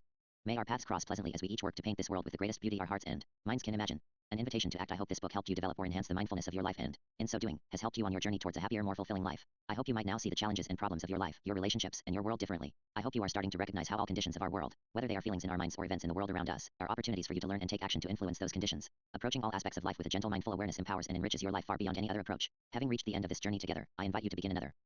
My days of mindful action for a better world are far from over, and I am actively seeking friends, allies, and partners. If our world is to change in wise and mindful ways, then it will only do so if all of us who understand and appreciate mindful action work together, combining our gentle mindful energies into powerful transformative action. You, whoever you are, young or old, rich or poor, you hold within yourself power to influence this world in ways you may not imagine. I invite you to consider sharing your power, your insight, your attention, and your awareness in creative active ways to help us build a better world. I have created a central nexus where I will be inviting people like you and I to come together and work for positive mindful change in the world. It is called the Northwest Center for Mindful Action, http://northwestmindfulaction.org. The purpose of this new institution is to facilitate mindful change for a better world. Through this organization I will be continuing to teach meditation and mindfulness, help groups and communities mindfully work together using non-hierarchical methodologies, and mindfully facilitate effective action for positive social change. The first targeted social change we will be working for will be the establishment of universal healthcare in the United States. As we grow in resources, I hope to expand to include other vital issues such as eliminating the power of money in politics and creating better ways for the voice of the people to be known and shared. If you want to know more about what I am up to, I hope you will drop by for a visit at http://northwestmindfulaction.org. You can also follow me on Twitter at mindfulaction, and of course, I would love to hear what you thought of this book. Feel free to email me at lkj@lkj.com_lkj_lkj.com_1. Later we will discuss the paradox in meditation of putting effort into ceasing to try to achieve anything with meditation, but don't worry too much about that right now. 2. If only we spent time teaching our children some of these internal exercises at school like we do external exercises during physical education classes. 3. There is a great meditation timer app on the iPhone called Insight Timer. It has lots of nice bells, but more importantly it tracks your meditation sessions. You can also send messages to other people who meditate such as myself. Feel free to look me up and send me a little note. I am not connected to this app in any way, I just like it. 4. If they don't, then there is definitely something wrong with you and you need professional help, just kidding. 5. Feel free to email me feedback on those exercises. I'd love to know if they helped you get a sense for mindfulness. 6. Or it may feel like discovering a long forgotten dead rat in your attic. Discoveries are not always pleasant. 7. As we shall explore later. Mindful action is simply being patient and gentle with whatever arises during life. 8 meditation retreats that I highly recommend are listed at http://skillfulmeditation.org. 9. In my experience, a healthy meditation practice is guaranteed to help you overcome obstacles in life. A part of me feels that is too extreme a promise to make, yet, that is what I firmly believe, based upon my experience. 10. If you sign a contract while under duress, you have legal cause to argue the contract is invalid. So even in the real world, we recognize that actions we take under duress are not fully owned by us. If you wish to own your actions in your life, you must begin choosing how to live your life, rather than obeying the instructions forces beyond your control. 11. These 12 life dimensions and their definitions are provided courtesy of http://stevepavlina.com. 12. A gentle word of warning regarding mindful socializing. If your social group is not used to you being silent, patient, and mindful in your social life, then some people may notice you are behaving differently. Some people may even accuse you of not acting like yourself. Know that you don't have to tell people you are practicing mindfulness, unless you are comfortable sharing that. If you don't wish to discuss your mindfulness practice, then simply tell people, nothing is wrong. They will get used to you having a different social behavior pattern if you just wait patiently. Just consider this another opportunity to practice mindful waiting. 13. Or perhaps you feel you are at a dinner against your will, having been forced by social obligation or the desires of your spouse. Nonetheless, even in this case, you are presumably choosing to sustain the social relationship that is pressuring you to attend the dinner. You are free to choose to not attend the dinner. There simply are consequences that will accompany that choice that you are choosing to not trigger. 14. A car, a courtroom, a party in a person's home, a group of people where one person is armed, etc. In each of these situations there is one person who will make the final decision on certain topics regardless of how much verbal space is grabbed by others present. The driver will decide where the car goes. The judge will decide the case, and so on. 15. I will not tell you what to believe. It is your burden to choose what you believe and then honestly assess whether or not you are living a life that embodies that belief. If you are not, then your belief and your actions are in conflict. You are saying one thing yet doing another, which is dishonest to yourself. Dishonesty with oneself is not healthy, it is self-deception. Dishonesty with oneself is the pathway to neurosis, misery, and insanity. If you can lie to yourself about one thing, then how do you know you are not deceiving yourself about everything? For this reason, we must watch for signs of self-deception vigilantly, and if we sense we are indulging in it, then we must take mindful action to eliminate it whenever possible. If your belief and actions are in discord, then one of them needs to change. And again, only you can decide which. 16. For unlike China and other oppressive regimes, the USA does not often imprison dissenters.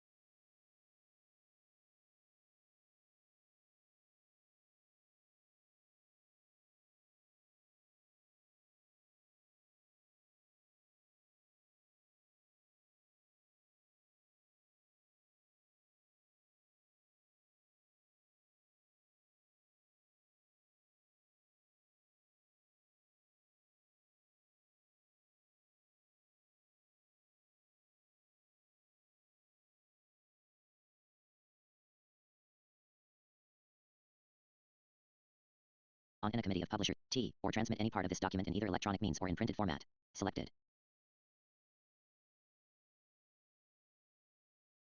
OBS Studio 27.0.1, 64-bit, Windows, Profile, Untitled, Scenes, Untitled Window, Audio Mixer, Volume Slider for Desktop Audio: slider at -14.4 dB.